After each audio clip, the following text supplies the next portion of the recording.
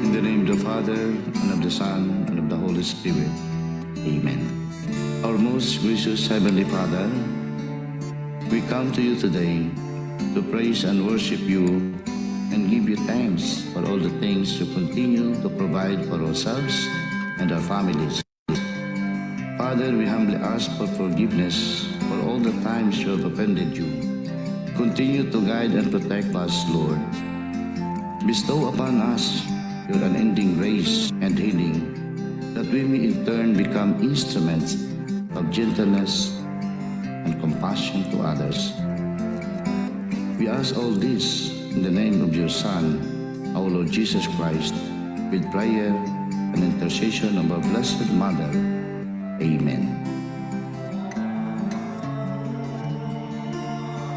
Bismillahirrahmanirrahim. Allahumma iyyaka na'bud wa iyyaka nasta'in. Allahumma hadina as-siratal mustaqim.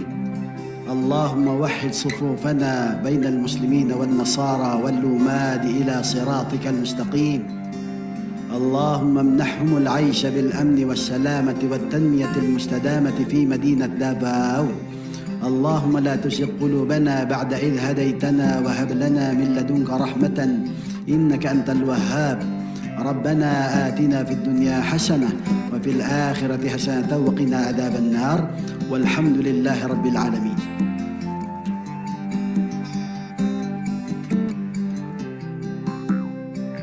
Amoy nen manama kami gimot tolangon, manotod kakaroson no, si koikaw kami dokul tolangon, way migtumpi to tano, si koikaw kami bohoy to pagpianan tolangon na maotaw, pusako kapusong no, kana akong to pabulos koy, o agbuyo koy ko, way bohoy kat pabor, kahalaan, kalinaw, to kanami, no pag-ugpo, way kasabok kakoy, oyot kalambo.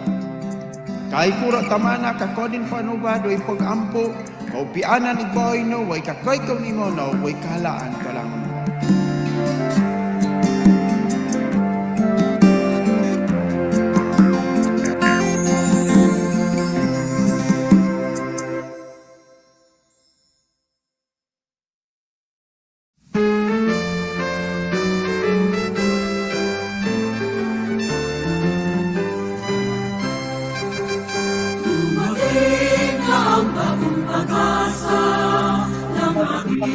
Bansang sinisinta, ang DOST ay sumilang na, lingkod ang bayan sa tuwina.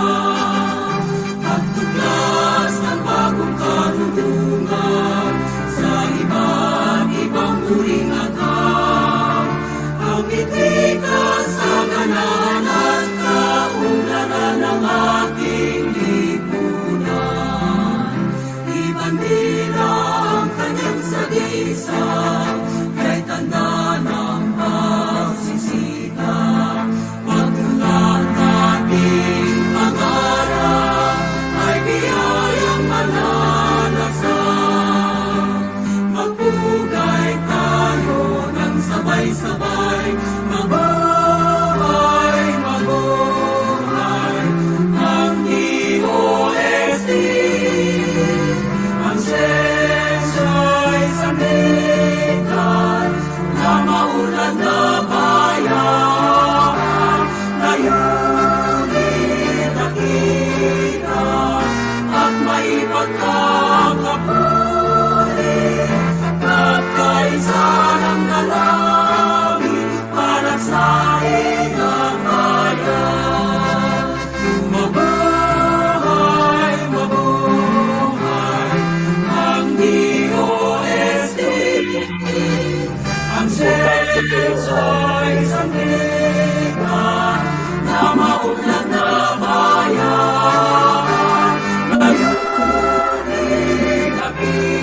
at maipagkakabuti.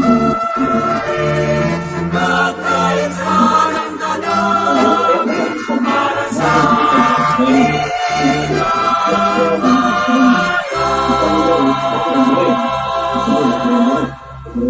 So, Same ba? Mga sa gamit rin pa. Oo, rin pa.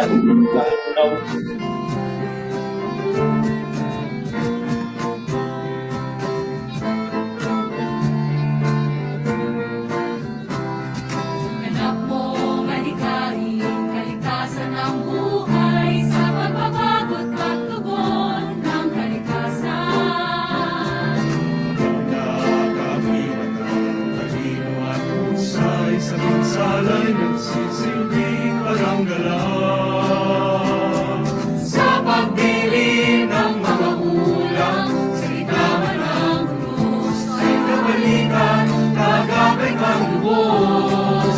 Sa pagtaas ng mga alon, at maging sa pagtiyon. Sa bawat panahon, mataas ang pag-asa ko. Ang paglilipon sa bayan na pinag-ilang, ay kahiyakang dulot ay kahandagan. Ang nakakibat ng talino at husay, sa pinsala'y nagsisilbing paranggalang. Sa madilim ng mga ulang, sa gitna man ng unos, ay kabalikan, kagapit ang lubos. Sa pagtaas ng mga alon, at maging sa tagtuyon. Sa bawat panahon, mataas ang pag-asa. Sa pagdilim ng mga ulang, sa gitna man ng unos, ay kabalikan, kagapit ang lubos. Sa pagtaas ng mga alon,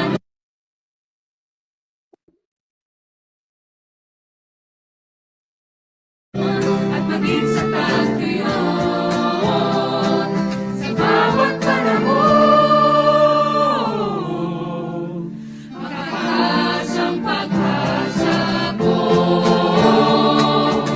Sa pagdilim ng mga ulang, sa gitna man ng unos, ay kabalikan, kagapay kang lubos.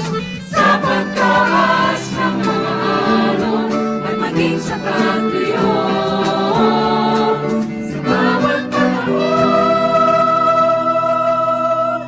mataas ang pag-asa ko.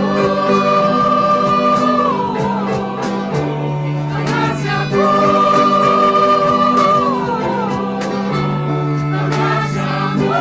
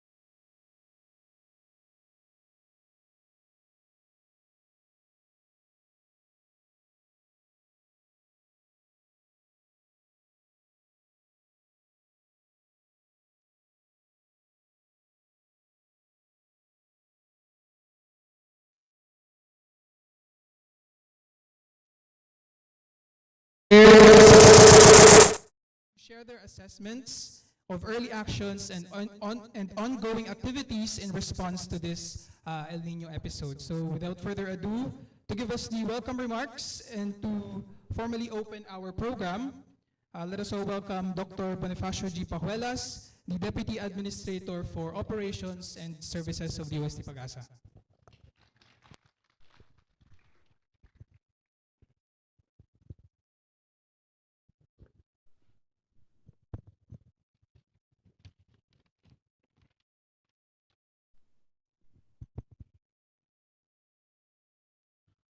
Our beloved DOST Secretary Renato Yusilidong Jr., dear partners and colleagues, good morning to all of us. On behalf of the men and women of DOST-PAGASA, we extend our warm greetings to all participants and stakeholders joining us in this important event organized by DOST-PAGASA with the support from the Food and Agriculture Organization of the United Nations and the European Civil Protection and Humanitarian Aid Operations, or ECHO. The latest El Nino advisory issued during the first week of this month emphasized the persistence of a strong and mature El Nino throughout this month of February. The global climate models forecast its continuation into the March, April, May 2024 season, with a transition to El Nino neutral conditions in the April, May, June 2024 season. This heightened El Nino brings the likelihood of less than normal rainfall conditions, posing risks such as dry spells and drought in several of our provinces, coinciding the period of warm and dry season in the country.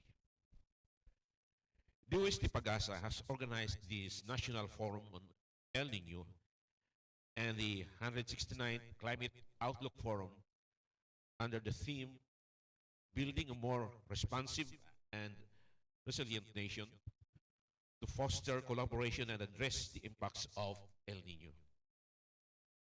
This event aims to enhance understanding, share forecasts, and create a platform for stakeholders to discuss assessments, early actions, and ongoing activities in response to this El Nino episode. We are honored to co-organize this forum with the United Nations Food and Agriculture Organization here in the Philippines, and generously supported by the European Civil Protection and Humanitarian Aid Operations. Together, let us work towards building a more responsive and resilient nation in the face of El Niño's challenges. So your participation and commitment are integral to our collective efforts. Thank you and good morning once more.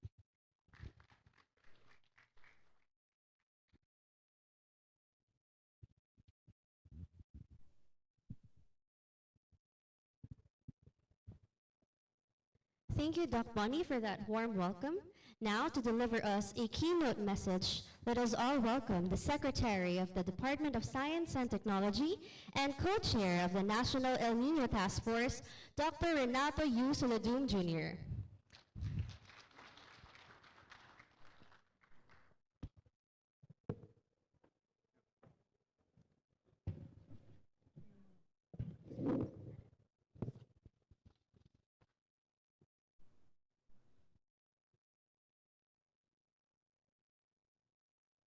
Good morning, everyone. Thank you for attending this forum, and let me recognize all the members of the National Disaster Risk Reduction Management Council, and of course, as already mentioned, the generous support of the EU ECHO and FAO. My keynote message will be accompanied by slides, so please bear with me as they open up my presentation so that you will actually remember what I will say. This event is such an important event that we need to frame how we view El Nino in the midst of all the other various natural hazards and global warming that we face. Now, essentially, The task force is an offshoot of a discussion on what we need to do immediately for this ongoing El Nino. The members are essentially those that would create the policies and actions that need to be done, but this would not mean that everyone would not be involved. Everyone would be involved. So this message is for everyone. I would like to start by saying there is no such thing as a natural disaster. There is nothing natural about losses in lives and damages to properties, livelihood, and businesses when we can prevent hazards from becoming disasters. To the members of the National Disaster Risk Reduction and Management Council, our colleagues from UN and EU organizations and other international groups, our partners in the private sector, our friends in the media, participants, fellow public servants, members of the academic and scientific community, and the Filipino public joining us online, it is my pleasure to greet all of you in this National El Nino Forum. A pleasant good morning. The current forecast of DOST-PAGASA suggests that the strong and mature El Nino may continue to affect the country in the coming months, where its impacts, such as dry spells and drought, will likely manifest in many areas of the country. It will also coincide with the warm and dry season of the country, which can further amplify the drier conditions. These highlight the need for communicating climate information and forecasts effectively and formulating precise mitigation strategies and interventions both at the local and national levels. Since last year, we have been implementing strategies to prepare and prevent El Nino from turning into a disaster. It is complex and compounding. The National Task Force on El Nino was reactivated and reconstituted to address the potential risks of El Nino. The task force provides systematic, holistic, and results-driven interventions to increase the resilience of communities and mitigate the impacts of El Nino. It also ensures appropriate interventions for key sectors, and these are implemented and ensures the readiness of the country, especially the provinces that are currently being affected by El Nino. This clearly demonstrates how the problem is interconnected and how we need a whole-of-government approach as we address it. In this forum, the National Action Plan and strategies prepared by various national government agencies with the support and partnership from various organizations will be discussed, highlighting the importance of science, technology, inclusiveness, and collaboration to improve the resilience of the country. Let me highlight 3 important points. Communicating the science of El Nino. As a scientist and public official, it is imperative to communicate the science accurately. The right science will encourage the right behavior, it will prompt the right action, and hopefully at the right time. It is the role of the Department of Science and Technology and PAGASA to provide you reliable and credible scientific information based on the best available science. This evidence, hopefully, will help shape your resilience plans, your preparedness plans. This we cannot do alone.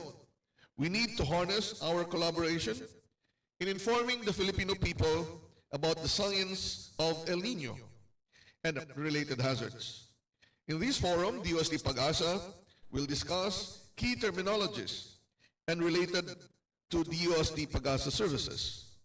You can ask them questions, even hard ones if you want, so we can better contextualize in each sector.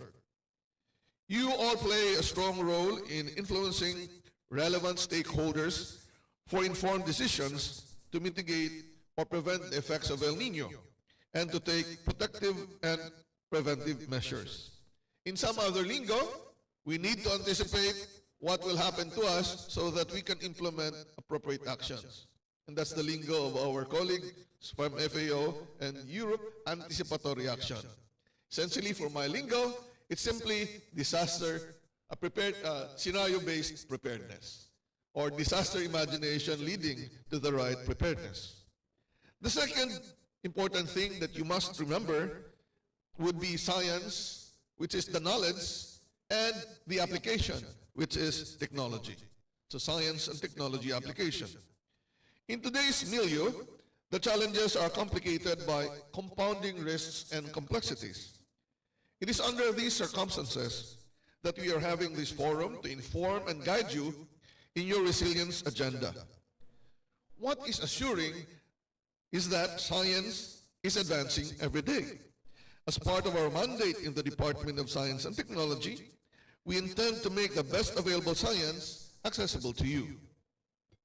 For instance, the DOST through PAGASA, with the funding support of the Green Climate Fund, is implementing the impact-based forecasting and early warning system so that you can have anticipatory action.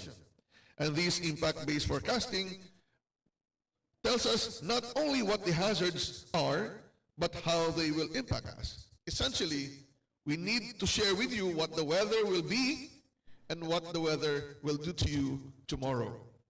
In fact, impact-based forecasting is actually not simply a project, but actually the strategy of PAGASA that is being followed so that we can actually have better anticipatory action in the very near future for all areas in the country.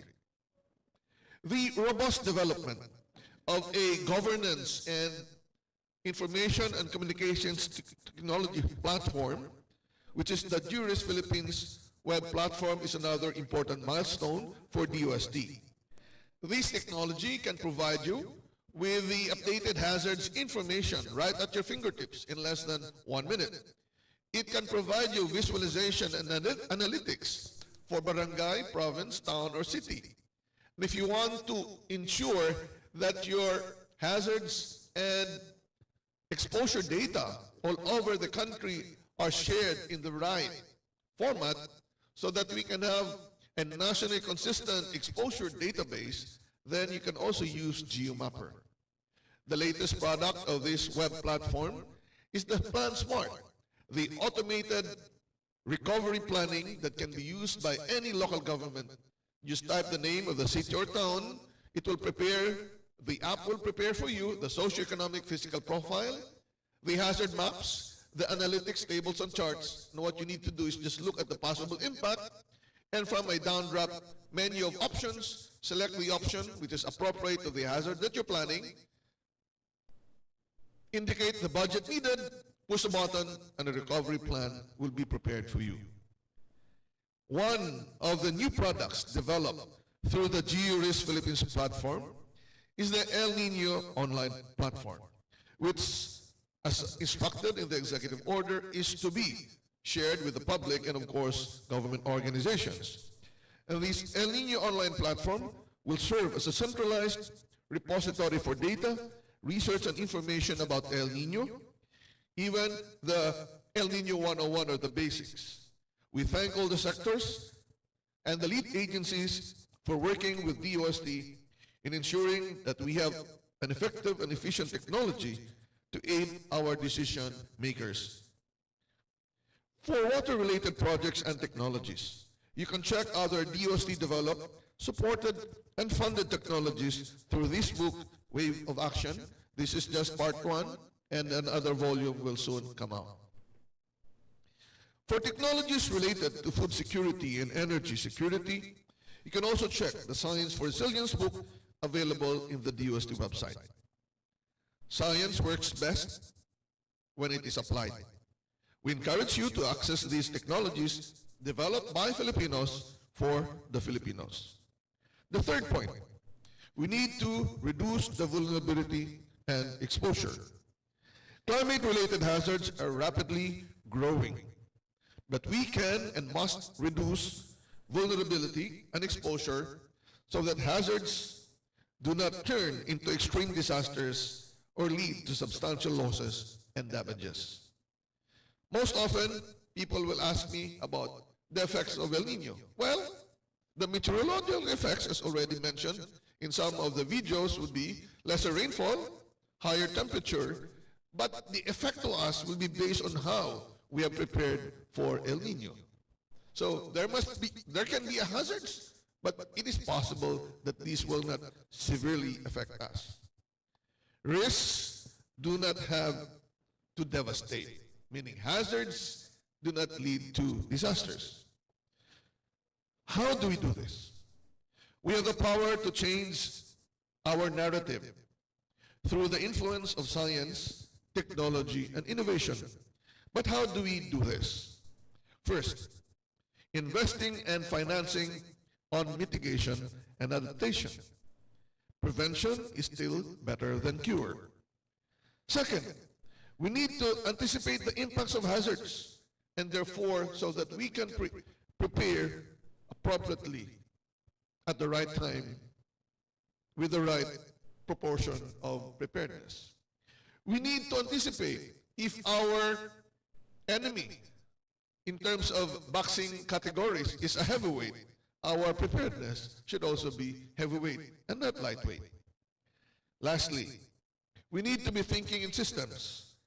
While we are addressing present risks and avoiding future risks, we need to think about achieving the Sustainable Development Goals, which are all interconnected to disaster resilience. Fourth, scaling up governance across levels must be done. Risks are local, therefore, all efforts must also be localized, even if we have a national action plan.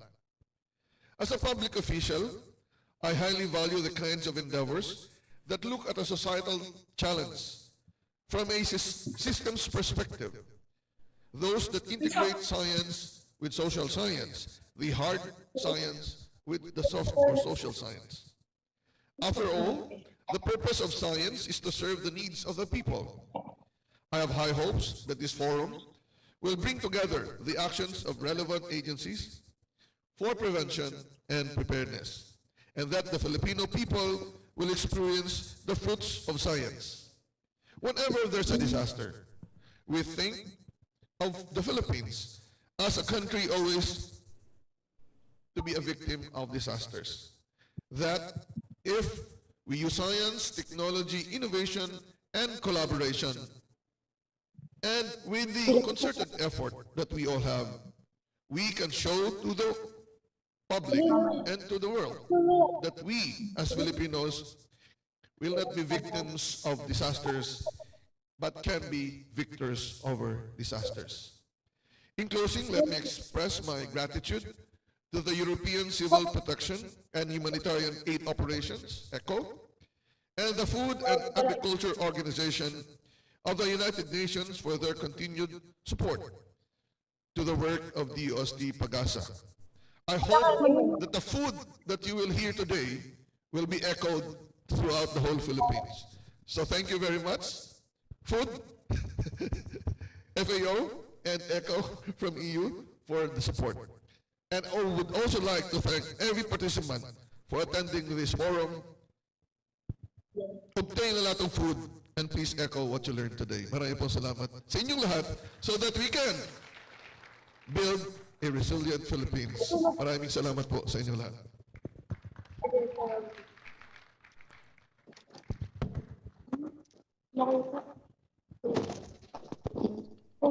All right, so thank you very much, Dr. Solidum. Before we proceed, may we request for our Zoom participants to kindly mute their accounts, please. Okay po.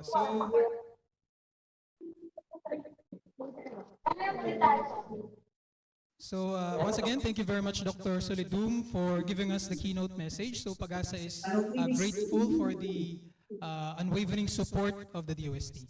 So before we proceed with our next resource speaker, allow me to give you just a brief background of her affiliation. Okay po? So the European Commission's Civil Protection and Humanitarian AIDS Operations, or ECHO, was created in 1992 as an expression of the European solidarity with the people in need across the world. So the department first started as the EU's Humanitarian Aid Office, and they have been providing humanitarian assistance for over 30 years with the help of their field network and humanitarian partners. So this event would not have been possible without the support of our generous partners, the ECHO and FAO.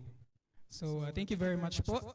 And to give us a message of support, let us all hear from Ms. Arlene Aquino, the Program Officer of ECHO.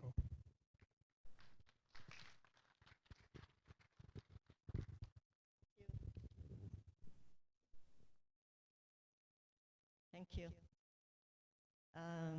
Secretary Renato Solidum Jr., I always admire Secretary Sweet every time he speaks. No? I'm a fan, actually. Lagi akong masaya sa mga speeches ni Secretary.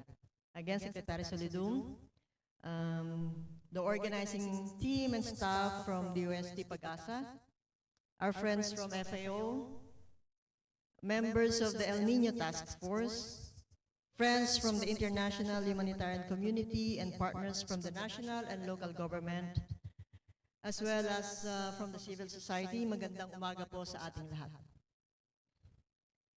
Today's National Forum on El Nino and Climate Outlook is timely. Our chosen theme of building a more responsive and resilient nations is important given the country's high vulnerability to climate-induced hazards. Among these is the prevailing strong El Nino, which PAGASA has reported to continue until the second quarter of the year. The severe dry conditions already being experienced in several parts of the country will affect many, and its impact more felt by vulnerable populations in rural areas. Galing lang po ako last week sa Samar, and this is already very evident. Kitang-kita na po natin doon yung mga tuyong palayan at yung mga naaapektuhang livelihood ng ating mga kababayan doon. Thanks to the preparedness measures carried out under the El Nino National Action Plan and with the organization of Task Force El Nino as early as March last year, various efforts are being coordinated to help mitigate its adverse impacts on water and food security, energy, health, and public safety. Sabi nga po sa introduction kanina, we are a humanitarian donor. No? Globally, the European Union, through us, the Civil Protection and Humanitarian Aid Operation, or what we know here as ECHO, is one of the biggest humanitarian donors in the world and providing humanitarian aid for various emergencies around the world. We deliver this through UN agencies such as FAO, international organizations including the Red Cross, NGOs, and other humanitarian partners. Now in the Philippines, what we do, our normal work is to provide funding for emergencies. And then after that, we have the needs, so we provided support. But again, we can also invest more meaningfully if we do the investment prior to the disasters. Kaya nga ni Secretary, scenario-based preparedness. No. And this is on scale for anticipatory action, including through social protection in South Asia and Southeast Asia, but especially here before a disaster strikes or unfolds. By providing various interventions, such as cash-based assistance, early warning equipment, safe storage for fishing, for at-risk communities. So again, for our emergency response, we replace their lost bangka, their lost livelihood equipment. Papalitan namin yan after bagyo, after baha. Pero siguro mas maganda rin na i-save itong mga bangka na to even before the baha, even before the flood happens. So that's where we are now. In the Philippines, the EU has been supporting the government's efforts to pilot innovative approaches to improve how it responds to disaster. We have provided resources to FAO for policy program support, to test anticipatory actions for floods and typhoons in Region 5, Region 8, Region 12, and in Barm. We have also funded FAO's collaboration with the DSWD on a pilot project called Building on Social Protection for Anticipatory Action and Response in Emergencies and Disaster, or Be Spared. So nakikita na natin itong acronym na to. This is launched just last year. In light of drought hazard currently being experienced in 55% of the country based on PAGASA's forecast, the EU, FAO, and DSWD will address the potential impact on agriculture, drought to rice and corn farming communities in Cotabato and Isabela provinces. These include cash-based assistance, as well as provisions of livelihood tools and personal protective equipment under the DSWD's Risk Resilience Program. As one of the leading donors of humanitarian aid in the world, the EU is committed to support humanitarian activities, including in anticipatory actions.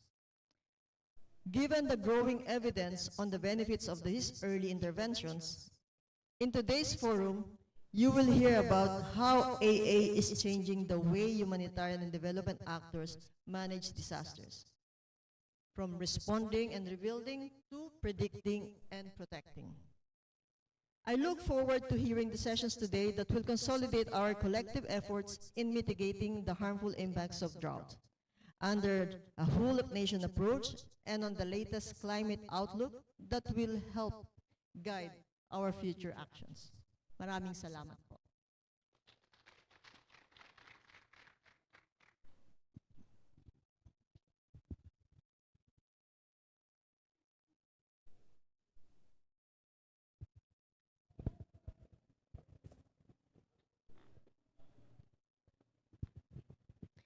Thank you very much, Ma'am Arlene. So we are truly grateful for ECHO's and FAO's support in the conduct of this forum. And of course, thank you also to our participants for joining us here.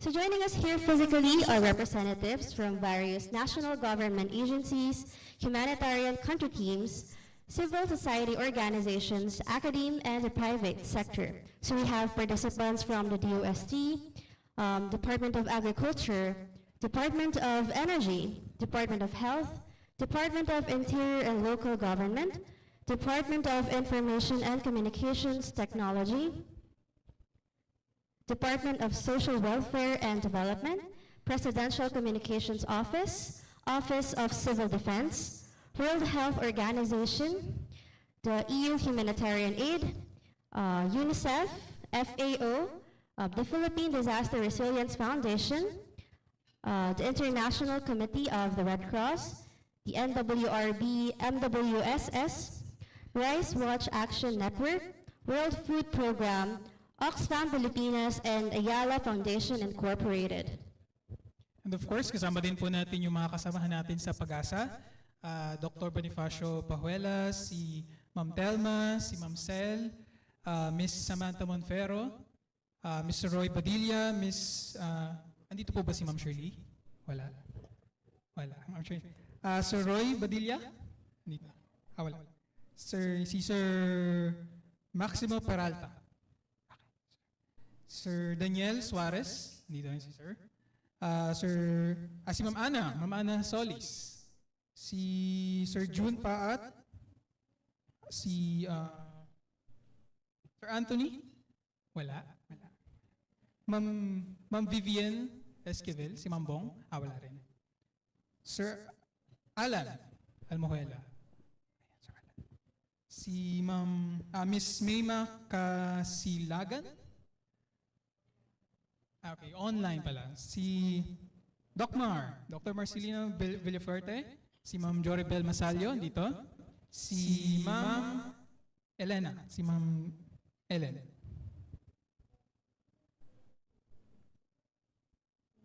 Sino pa ba? I'm sorry. Si Sir Ramil, andito po ba? Ramil Tupin? Online. So online po sila. Si Miss Van Therese Sabeliano, Mr. Francis D. Francisco, at si Ma'am Rhea Tan. Okay. So sa Zoom meeting din po natin, kasama rin po natin ang iba't ibang DRRM offices and LGUs. And we also have the 89.5 FM Sanyog Kawayan Radio, Laguna Wise, DepEd, World Health Organization, Grand Line Construction Services, Judge Feliciano Belmonte Senior High School, SN Aboitiz Power, World Vision Development Foundation, the United Nations Entity for Gender Equality and Empowerment of Women, or UN Women, and the Office of Provincial Agriculturist, Forest Management Bureau, International Committee of the Red Cross, and the Rizal Technical University, Philippine Red Cross, and ABS-CBN Corporation. Alright, so before we proceed po sa ating presentation, may we request our participants here sa venue to come in front for a photo op session po. At para naman po sa ating participants sa Zoom, kindly open po your cameras. So everyone, please proceed in front po.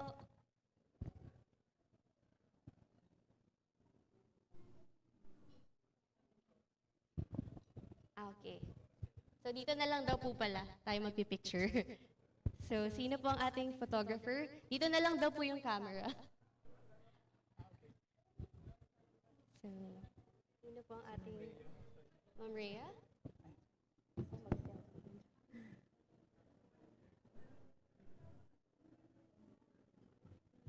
Apo. Okay. Tatayo na lang daw ba? Tatayo. Okay. So from here na lang po ang ating photographer. So, yan. So dito po muna sa ating participants sa ating venue. So may I request everyone to please stand po. Opo, in place na lang po. Sorry.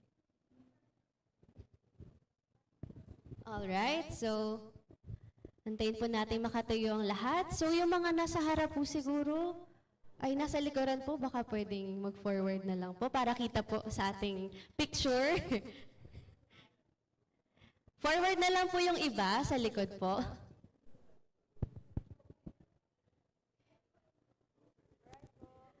Alright, so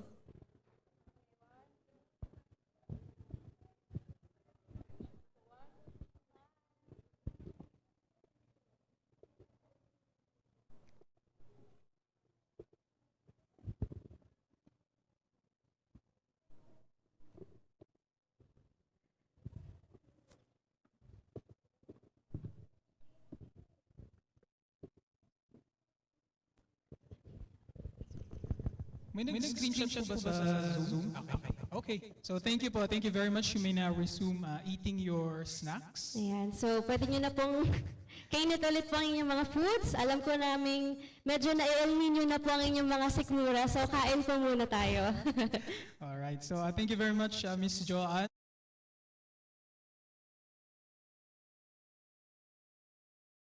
Is the Assistant Weather Services Chief of the Weather Division, and he will be discussing yung ating weather, today's weather update. So let us all welcome Mr. Christopher F. Perez, the Assistant Weather Services Chief of Weather Division.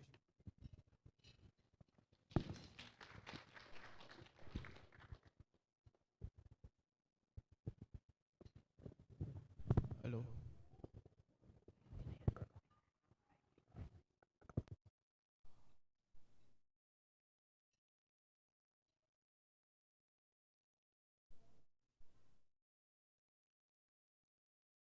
Okay, so magandang umaga po sa kanilang lahat. Dito po yung latest weather update natin, no?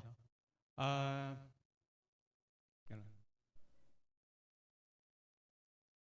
So yung latest satellite imagery natin, although hindi natin gaano makikita dito dahil siguro sa ilaw, basically yung amihan po nakaka-apekto sa nakararaming bahagi ng ating bansa. The Luzon and the Visayas area. And then dito po sa may bandang baba, sa southeastern part ng Mindanao, meron tayong makikita ang kumpul ng kaulapan that is associated with a trough of a low pressure. Now, the potential low ay nasa labas po ng ating air responsibility at maliit naman ang tsansa na maging bagyo in the next 24 hours. Mamaya ipapakita natin yung scenario regarding that particular low pressure and the amihan over the next 3 to 5 days. So sa forecast natin ngayong araw, dahil nga malakas ang, or hindi naman kalakasan, but prevalent ang amihan, ito pong nasa eastern section ng Luzon, from the Cagayan up to the Quezon province, inasa natin maulap ngayong araw, may mga mahinang pag-ulan. Dito naman sa Metro Manila and the rest of Luzon is generally fair weather tayo with chances of isolated light rains only. Now, sa Visayas and Mindanao area, dito sa may bandang Davao region, because of the trough of the low pressure, inaasahan po natin na magiging maulap and then some scattered rain showers and thunderstorms. No? So sa mga kababayan po natin sa may bandang Mindanao area, lalo-lalo sa Davao region, we advise them to monitor any possible localized thunderstorm or rainfall advisories to be issued by our Mindanao PRSD. Now, the rest of Mindanao, then Visayas and the Palawan area, basically fair weather po tayo, apart from some isolated light rains or some isolated thunderstorms. Now, in terms of temperature, makikita naman natin talagang bandang south ay mataas talaga yung maximum temperature natin dahil hindi ganun ka lakas yung amihan sa area nila. But dito nga sa Luzon area, mapapansin natin bagyang may kalamigan na naman yung early morning temperature natin. And then in terms of sea condition, although may amihan tayo but we don't have any gale warning, but we're expecting na itong northern at saka eastern seaboard of the country to experience rough to moderate to rough sea conditions. The rest, light to moderate except for some kung may offshore na thunderstorm, posibleng magkaroon ng occasional na rough sea condition. Now, kanina nabanggit natin may trough tayo ng low outside the PAR and then may prevailing amihan tayo. Yung nakikita po nating animation ngayon si Global Spectral Model, one of the numerical weather prediction models being used by PAGASA. So makikita natin, no? The arrow indicates the direction from where the wind is coming from.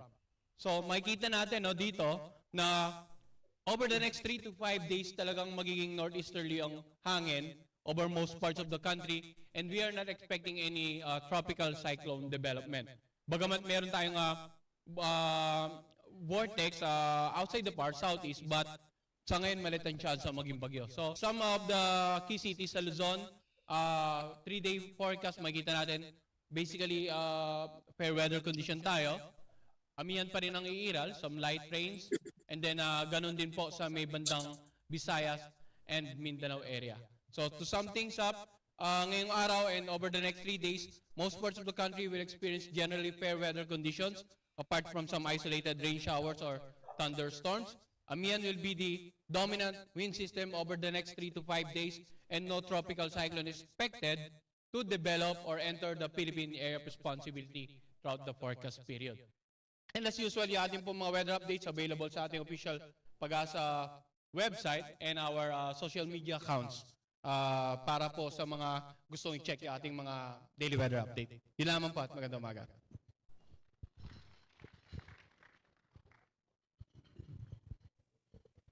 Thank you for that weather update, Sir Chris. So our next speaker po is a weather facilities specialist 2 of the Hydrometeorology Division of DOST-PAGASA. So to give us the latest ZAM status and updates, let us all welcome Mr. Edgar de la Cruz.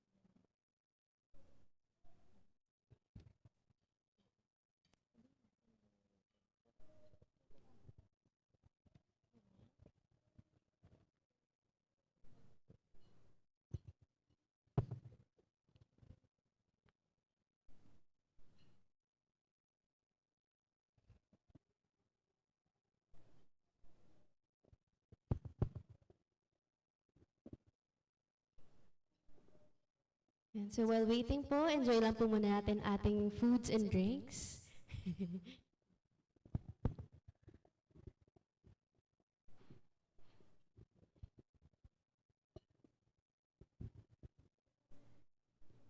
So once again, let's welcome Sir Edgar de la Cruz. Here's the microphone po, sir. Good morning. Dam update po tayo as of July. Dadali lang pa. What July yan? Ano nangyari? Dapat dito ka nakaharap. Dito nyo po itutok sa parang yung remote, dito nyo papunta. Okay. Ba't July yun? Ba't July 2023? Ha? Ba't July yan? Yung February.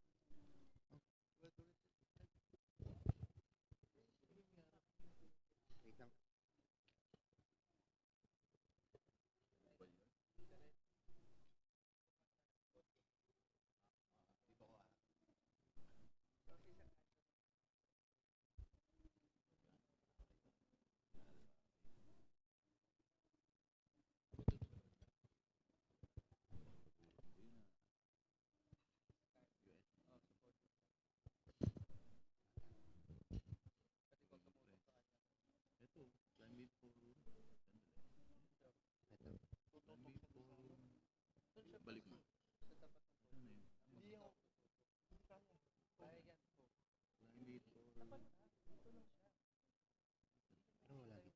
Kanina, nandyan.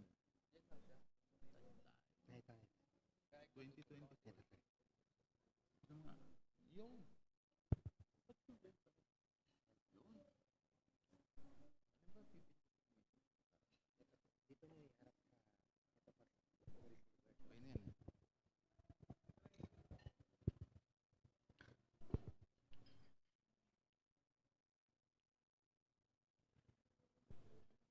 Good morning po ulit. Medyo nagka-problem. Iba pala yung nakopya nila. Ano ba? Ayaw. Sandali lang po. Medyo...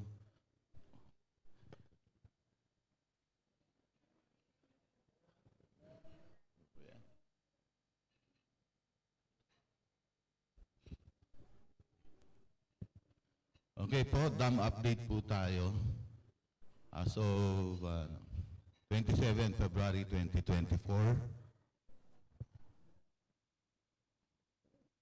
Okay tayo.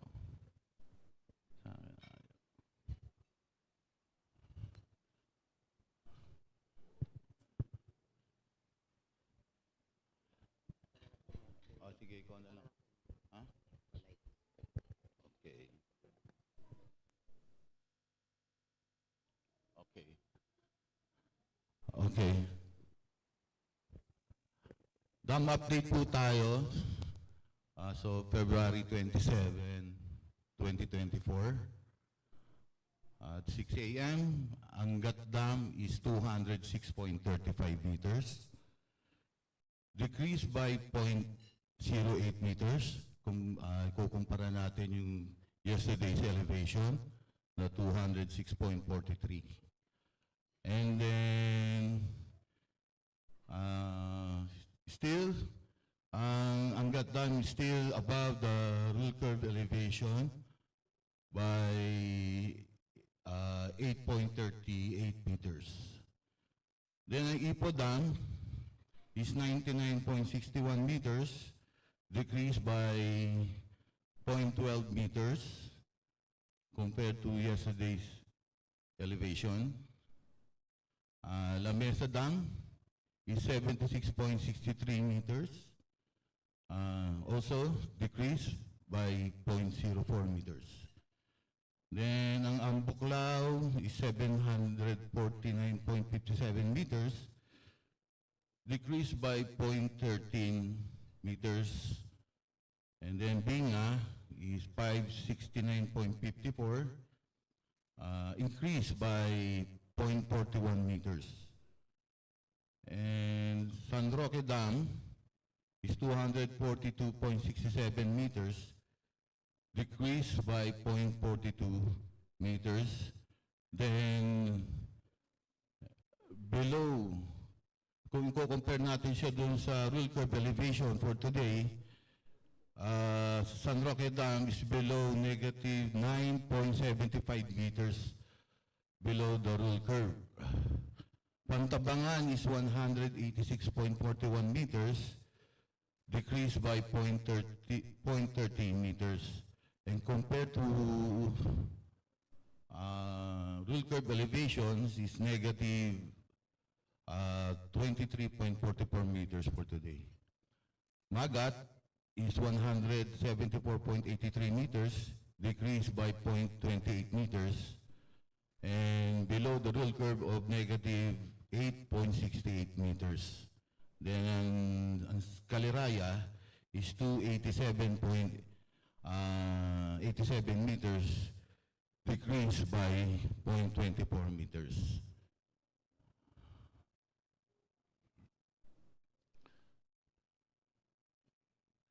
Okay. Ito po yung hydrograph ng San Roque Dam. Kung titingnan po natin siya, yung last quarter ng 2023 up to January, first quarter of 2024, makikita po natin yung hydrograph versus hydrograph. Makikita po natin na halos wala pong ulan. Kaya ang San Roque Dam is continuously declining. And at current level, water level is 242.67 meters. Kung iano natin siya sa low water level, meron na lang siyang 17.60 meters above the low water elevation. At makikita po natin sa baba, kung i-compare natin yung elevation niya this year, noong January, compare last year noong 2023, below siya ng 8 meters. At makikita natin this day, February 27 versus February 27, 2024 versus February 27, 2024. Yun po yung difference niya, mga almost around 8 meters. Then kung makikita niyo kung ano yung ibig sabihin ng 14.5 meters by average, kinuha po namin yung average from year 2006 up to 2023. Below average po yung elevation ng San Roque Dam.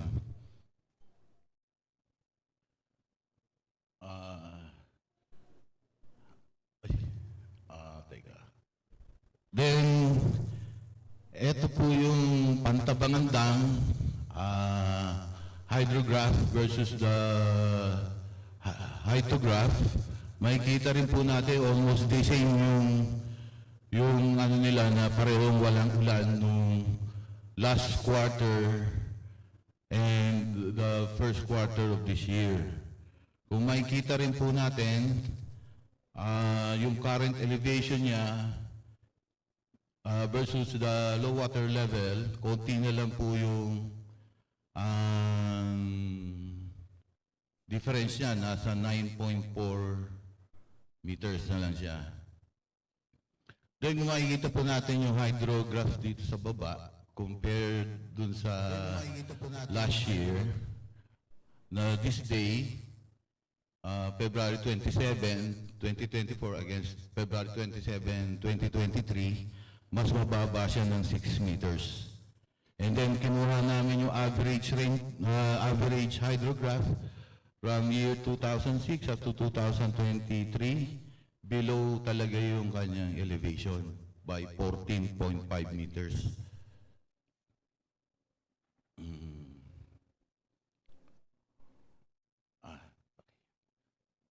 Okay. At ito naman po yung sa Angat Dam. Makikita po natin yung hydrograph niya versus the hydrograph. Makikita niyo po yung last December up to January, meron siyang pag-angat ng elevation above the normal high. At ang naka-apekto niyan yung northeast monsoon and the shear line. Kung makikita po natin, above rule curve siya, yung makikita mo yung broken line na kulay green, above rule curve siya by 8.4 meters. Masasabi natin na normal ang elevation ngayon ng Angat kasi above rule curve siya ng 8.4 meters. Then itong nakikita natin na graph dito,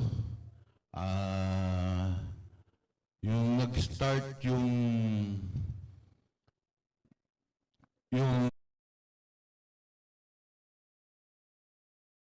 from 27 of February 2024 versus the February 27, 2020 siya ng 3.7 meters. Pero nung in-average namin yung elevation from 2006 to 2023, above average siya ng 1.5 meters. So masasabi natin na maganda yung elevation na Angat Dam.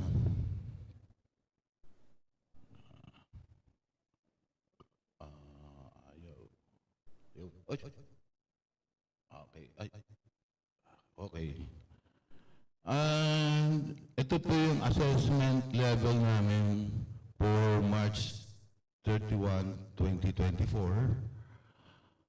Angat Dam with an allocation of 84 cubic meter per second.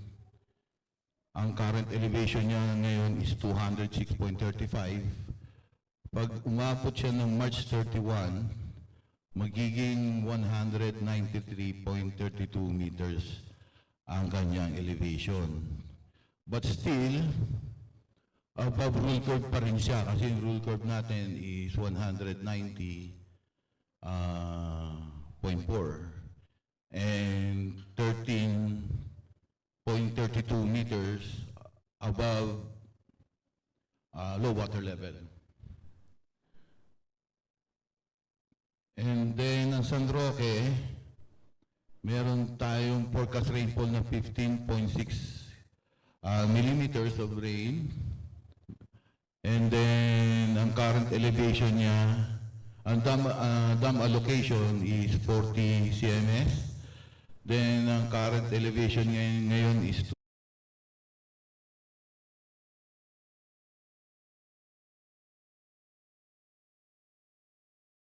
228.24 meters. Bababa rin siya. And then, kung ibabangga natin sa rule curve, talagang malaki yung difference niya. Rule curve, talagang malaki yung difference niya. Mga almost 35 meters ang kanyang layo do sa rule curve. And then, but still, above the low water level by 3.24 meters. Pantabangan Dam, forecast basin rainfall of 47.5, and then the current elevation is 186.41. Bababa din yung elevation ng Pantabangan by 178.38 meters. Kung iano natin uli siya sa rule curve, masyadong na rin, malayo na rin siya doon sa rule curve, mga 28 meters more or less. Then kung ano natin siya sa low water level, meron pa siya natitira na 1.38 meters before reaching low water level. And then ang Magat Dam is a forecast rainfall of 24.4 millimeters, and the current elevation today is 174.83. Ito yung medyo maganda dahil aakyat siya. Then iano natin siya sa low water level, meron pa siyang 17 meters above the 160 low water level. Then masasabi natin na all the dams, major dams, within the operating level. Thank you for the listening for me.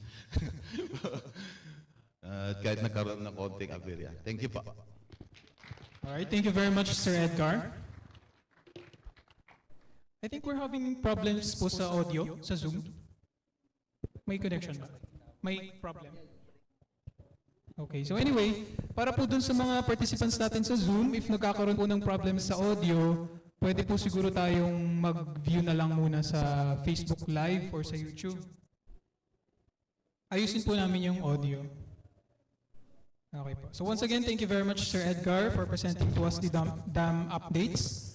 So PAGASA, through the HMD or the Hydrometeorology Division, is continuously monitoring yung status po ng ating dams dito sa Pilipinas. So patuloy lang po tayong mag-antabay mga updates na inilalabas ng ating ahensya. So our next speaker is a weather specialist one of the Climate Monitoring and Prediction Section ng Climatology and Agrometeorology Division. And to give us a review doon sa ongoing 2023-2024 El Nino, let us all welcome Ms. Crystal and Valerie M. Villasica.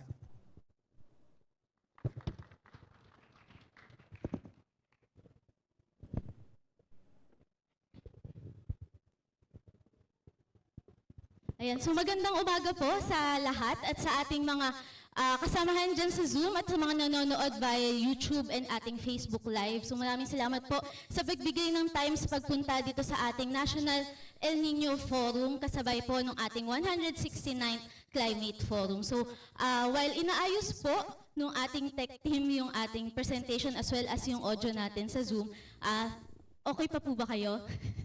Kinlaim ko na po yung hosting. I'm sorry, Jerem and Joanne. So habang inaantay lang po natin sila, so ayan. So kasi meron daw pong konting difficulty sa audio natin sa Zoom. So okay pa po kayo? Nilalamig po ba kayo? Nilalamig daw po sila. Baka po pwede natin pa-adjust ng konti yung ating aircon. Ayan, so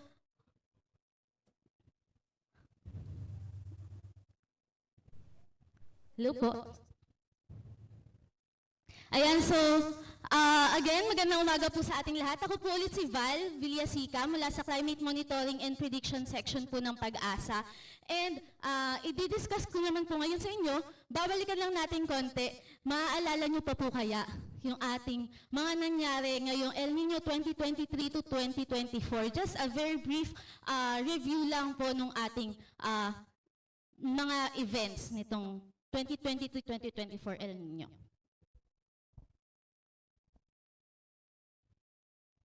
And so, nag-start po itong makakita tayo ng warming sa Eastern Equatorial Pacific in the late January 2023. So, as you can see, ito po yung ating sea surface yung ating La Nina, sa may most ng Equatorial Pacific, nakikita natin nag-emerge itong positive SST anomalies natin dito sa may eastern na area ng ating dagat Pasipiko. So pagdating naman po ng February, makikita natin mas nag-enhance pa itong SST anomalies na na-observe natin dyan sa eastern Pacific Ocean. And pagdating po ng March, base sa mga model output at sa probability forecast ng ating ENSO, nakita natin na ang probability niya ay tumataas na at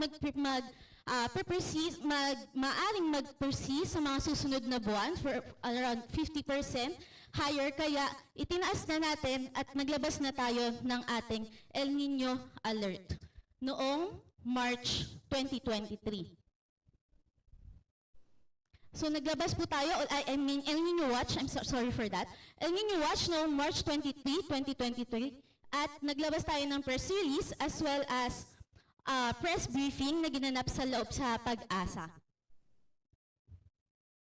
Yan, so ito po yung ating nilabas na mga publication materials sa ating social media page. And then by April po, nakita natin na continuous pa din ang warming at tumaas pa ang probability ng pag-persist ng ating SST anomalies na more than 0.5 degrees Celsius up to 70% and tumataas pa po yan. So makita natin yan dito sa right na image. Kaya itinaas pa din po natin yung ating ENSO alert base po dun sa ating PAGASA ENSO alert and warning system na criteria. Itinaas na natin siya to El Nino alert. So nilabas po natin yan noong May 2023. Noong May 2023, ito na po yung ating, again, mga publication materials na ipinakita natin sa ating Facebook page, and naglabas din po tayo nito ng ating monthly climate assessment and outlook kung saan nakalagay na meron tayong El Nino alert.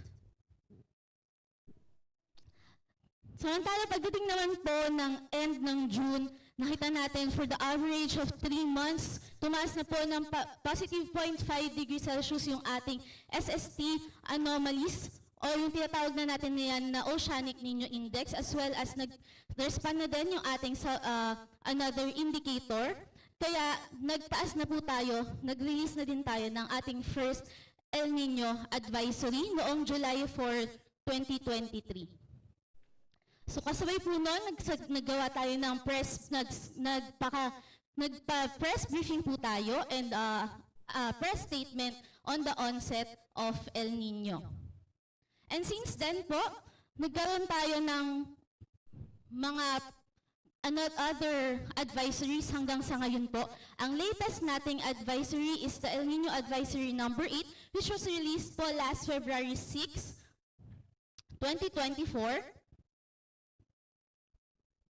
Yan. So makikita po natin sa ating nirelease na El Nino Advisory na number 8, ang ating pong latest na SSTA doon, o yung ating pinagbabasihan ng ating oceanic indicator, ay mayroon na po siyang value na around less than 2 degrees Celsius na po siya. Medyo bumaba, pero still on the El Nino threshold pa siya. And ang ating atmospheric indicator, o yung ating tinatawag na Southern Oscillation Index, tumaas naman siya, but still near pa din po siya, hindi naman po siya umabot sa ating La Nina threshold and still in the neutral threshold. But ang ating pong statement, still El Nino. So ang nilabas po nating El Nino Advisory number 8, ang ating pong statement doon is a strong and mature El Nino is expected to continue through February 2024. So the majority of global climate models natin nagsasuggest that El Nino will likely persist until the March, April, May 2024 season. So and might transition to ENSO neutral conditions, and that is expected in the April, May, June 2024 season. So, ito makikita po natin dito, ito yung naging progress o yung evolution ng tinatawag nating temperatura dito sa may dagat Pasifiko. So makita nyo, yan pong binibilugan ng ating cursor. Diyan po nagsimula yung ating warming, and yung Philippines po is over dito sa may left, so makita na natin yung warming is nag-propagate po siya papunta dito. Kaya po tayo nag-raise ng El Nino Advisory. So this is the monthly sea surface temperature anomaly from January 2023 up to January 2024. So just some significant impacts na napansin na ating nakita nitong mga nakaraang buwan. So alam naman natin si El Nino maaaring magdala ng merong 2 extreme events. It's either above normal temperature, o extreme po tayo ng, above normal rainfall rather, and maaari natin yung maranasan kasabayan ng ating habagat. And makikita natin during Tropical Storm Dodong, nagkaroon tayo ng combined effects with the southwest monsoon. So nakapagtala tayo ng mga flooding incidents and ng mga rain-induced landslides, kasabay din, as well as dahil din sa ating mga low-pressure areas. So makita natin meron sa may mga bandang Eastern Visayas, sa may Cotabato, as well as sa may Davao region. So sabi nga natin, even if may flooding and rain-induced landslides, nakikita natin yan during karamihan po ay kasabay ng habagat, but not entirely. Di naman po natin sinasara yung chances na maranasan pa din yan during non-habagat season. So for the other significant impacts na nakita natin, ito nakaraan lang po na kinaglabas si Department of Agriculture ng damage and losses nila sa kanilang bulletin number 3 na makikita natin yung mga naging epekto nitong ating El Nino sa farmers at sa kanilang mga areas at sa kanilang mga commodities. As well as itong mga nakaraang buwan, na kapag may mga nabalita po na mga forest fire over sa may sa Benguet and sa may bandang Ilocos Norte. Yan. So yan po ay ilan lamang sa mga significant events na nakita na ating naitala ngayong mga nakaraang buwan. So with the below normal rainfall na conditions na nararanasan sa ating bansa, ito po yung ating with extended po yan, if several months na tuloy-tuloy. Ito naman yung mga provinces na naapektuhan ng ating dry condition and dry spell and drought. Mula po noon tayo nag-release ng ating El Nino Alert noong June 2023. So makikita po natin ang progress niyan dumadami. Pagdating natin dito sa last 3 months, last December 2023, meron na tayong total of 28 provinces. Yung isa po doon is under the drought, while 24 provinces are under ng dry spell, and 3 provinces po yung under ng dry condition. And then pagdating po natin ng January 2024, nag-increase po yan to 43 provinces kung saan yung drought natin from 1 province naging 14 provinces po iyan. And then dry spell natin, although bumaba, 10 provinces pa din po iyan. And mas dumami naman po yung naka-experience ng dry condition with 17 provinces. So right now po, ito yung ating assessment for as of February 25. So at the end of the month, kapag kompleto na po yung ating rainfall data, mag-a-assess po ulit tayo. So this is just for the end of February 25, 2024. Meron tayong currently 10 provinces that are under the dry condition and 17 provinces under the dry spell and 24 provinces under the drought condition. So that is a total of 51 provinces for right now. So makikita nyo po yung mapa dito. Yan po yung coverage ng ating mga provinces na currently nakakaranas nitong ating tinatawag na meteorological dry spell and drought conditions. So next, so dito po, pinapakita lang natin yung mga rainfall, yung percent normal ng total na rainfall na naranasan ng ating bansa. Nitong mga nakaraang buwan, mula po nung nag-release tayo ng ating El Nino Watch. Ayan, so kagaya po na sinasabi natin kanina, most ng ating provinces ay nakaranas ng above normal rainfall temperature nung kasagsagan po nung habagat. While nung nag-start na po mga bandang October hanggang ngayon po ngayong February, more on way below normal to below normal rainfall conditions na yung nararanasan ng karamihan sa ating mga probinsya. In terms of temperature naman po, makikita natin na mostly is near to above mean average surface temperature na ang nararanasan natin. Relative po ito dun sa ating climatology na 1991 to 2020 na temperature. So that mapapansin po natin during July, August. Yan. So matataas po yung ating mga na-record na temperature, especially din po nitong December 2023.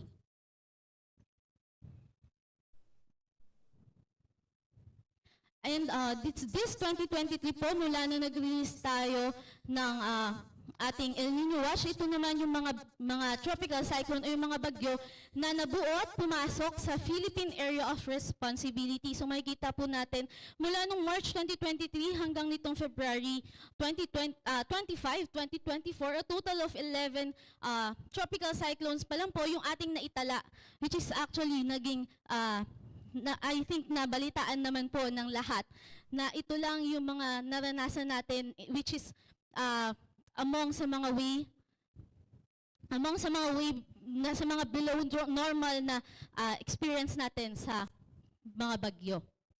So we experience lesser tropical cyclone occurrences. So just to summarize yung ating mga actions na tinake dito sa PAGASA for when we issued the PAGASA issued El Nino Watch no March 2023, and then the followed by the El Nino Alert and the El Nino Advisory number 1 up to number 8.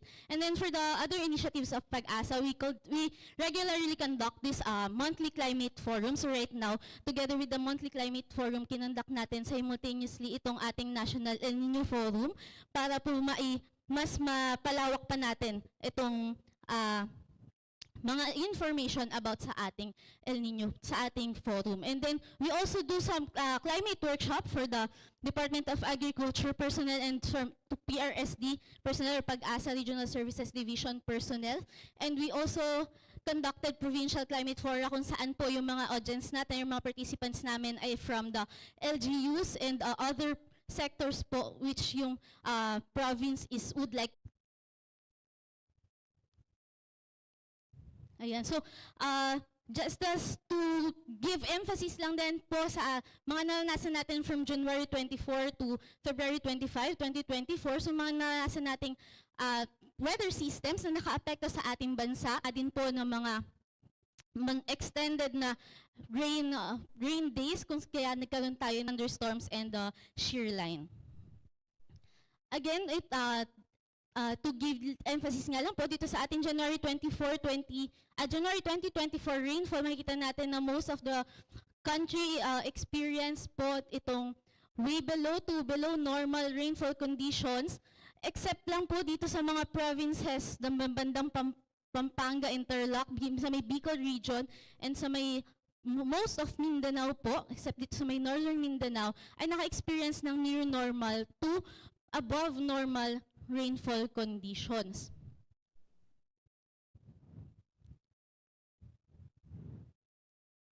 Well, nito naman pong February, mula ng February 1 to 25, ito po yung ating latest na normal, latest na actual rainfall observed. So most parts of the country again experience way below rainfall conditions, to below normal rainfall conditions, except lang mostly dito nga pa din sa may bandang Mindanao kung saan near normal to above normal na po yung kanilang naitalang mga pag-ulan. In terms of temperature po, ngayong February, mula February 1 to 25, ang ating highest temperature na na-record ay noong February 6 sa NAIA, Pasay City with 34.3 degrees Celsius, while noong February 24 naman po sa Science Garden with 34.3 degrees Celsius. Ang ating namang lowest temperature nitong pong sa Metro Manila stations lamang po ito ay 21.2 degrees Celsius sa may Science Garden noong Feb 10 at 23.1 degrees Celsius sa NAIA, Pasay City noong Feb 6. Well, for the other stations naman po, for the extremes, for the all stations natin, ang highest nating recorded ay sa Zamboanga City with 37.1 degrees Celsius noong pong February 15. While ang ating lowest naman po is sa BSU La Trinidad with 11.3 degrees Celsius and po sa may Baguio City with 12 degrees Celsius noong Feb 12. And meron po tayong mga new record in terms of maximum temperature. So we have surpassed the old record po natin na 36.7 degrees Celsius na surpass po siya dito sa may bandang San Jose, Occidental Mindoro with 36.8 noong February 22. And sa may Zamboanga City po, with yung historical record niya ay 36.2. Ngayon po, na-surpass natin siya with new record of 37.1 degrees Celsius noong February 15. Yan. So to summarize lang po itong ating nangyari ngayong January and February. So ang ating ENSO alert system status currently is El Nino Advisory number 8. And in terms of rainfall, ang naranasan natin ay way below to below normal rainfall conditions sa most parts ng ating country, except nga lang po dito sa may bandang Pampanga, Tarlac, Bicol region, and the rest of Mindanao kung saan near normal to above normal rainfall yung ating naranasan. Well, in terms of temperature naman itong January, means above near average to warmer than average surface air temperatures on most parts of the country.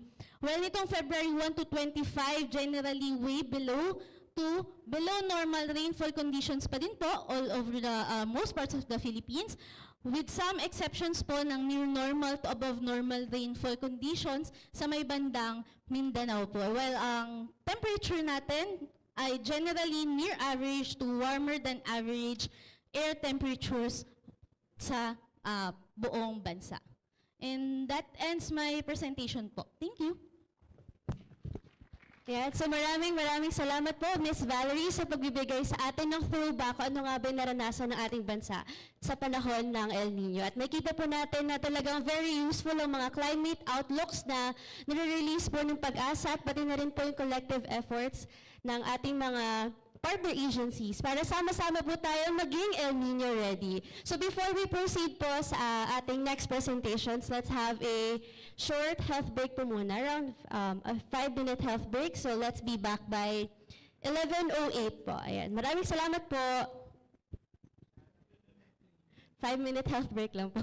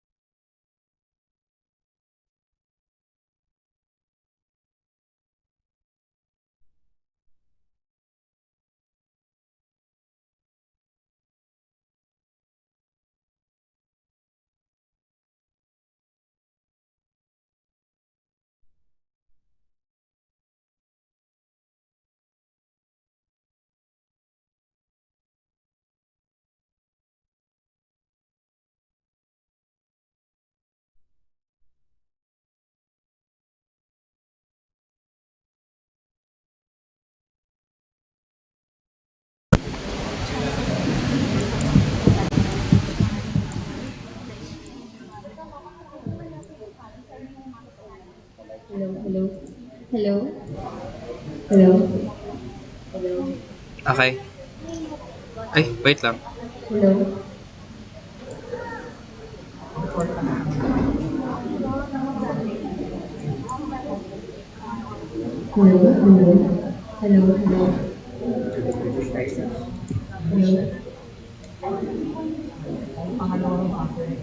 Hello?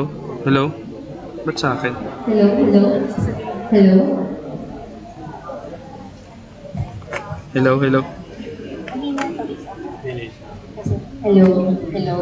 Ba dito?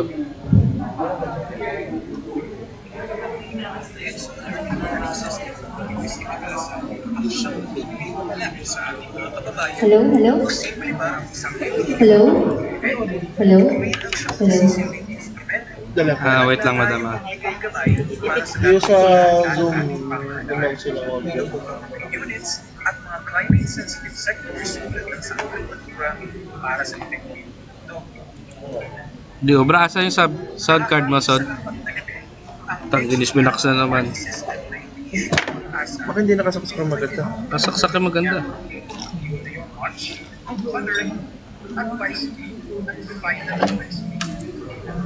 Ang El Nino o La Nina Watch ay in-issue kapag ang oceanic at atmospheric indicators ng Central at Eastern Equatorial Pacific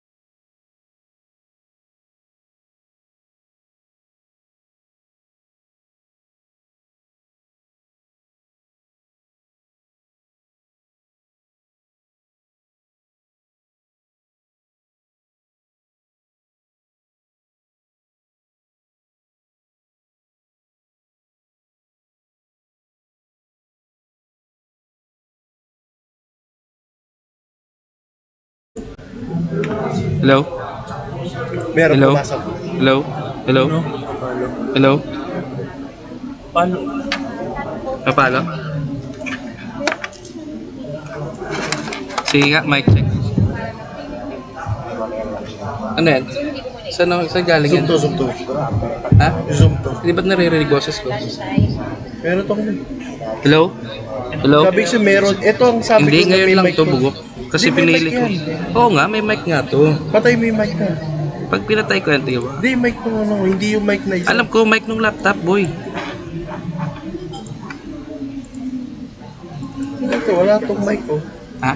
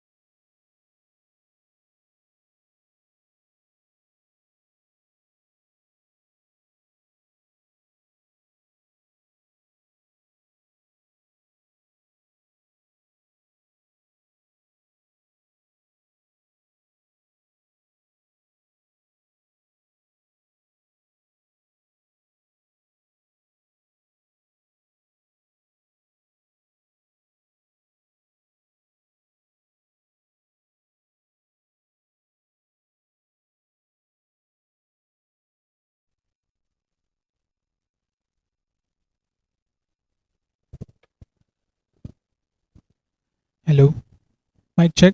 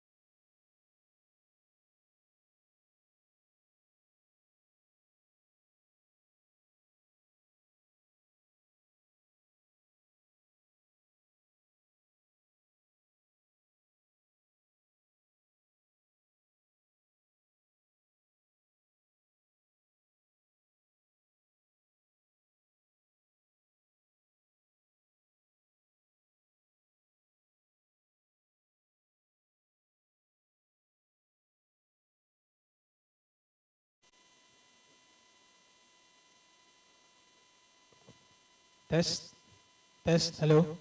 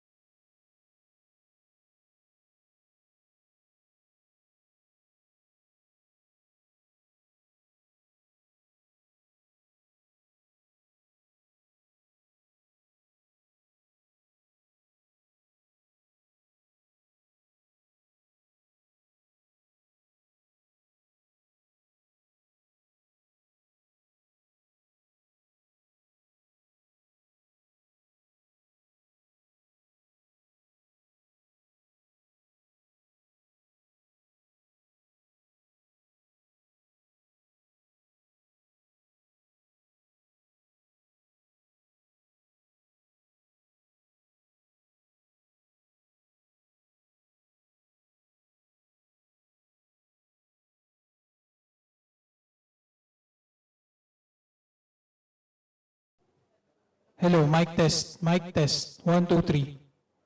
1, 2, 3. Ayan. Okay. So, para po sa participants namin sa Zoom, nandito pa rin po kami. Sorry. Inaayos lang po yung audio. Ayan, clear na daw. Clear po sa ngayon. Okay na.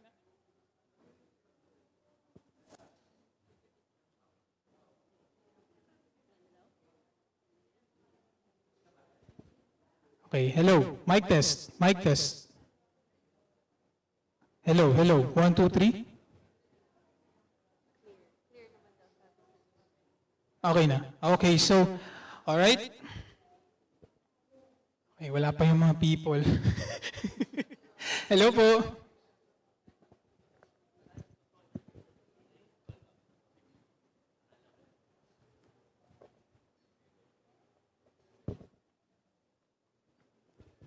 Hello?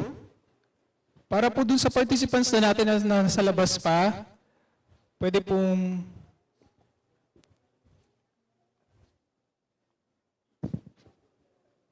Okay, so I think we can now proceed sa next presentation.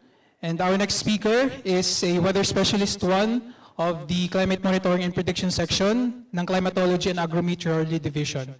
And to give us the subseasonal to seasonal forecast, let us all welcome Mr. Joey H. Figuracion, weather specialist 1 ng CLIMS.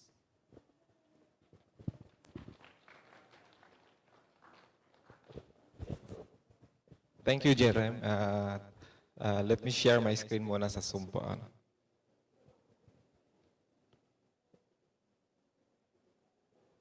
Okay, yung i-present ko po is actually sinasabi natin na sinasabi nila 2 linggong pag-ibig kasi mamahalin mo siya sa loob ng 2 linggo. Although hindi na magma-matter yung period kasi every 3 times a week naman namin siyang ina-update. So infinity yung pagmamahal niyo dito. So dahil ang aking i-present po is more of the ayun niya. Mahina.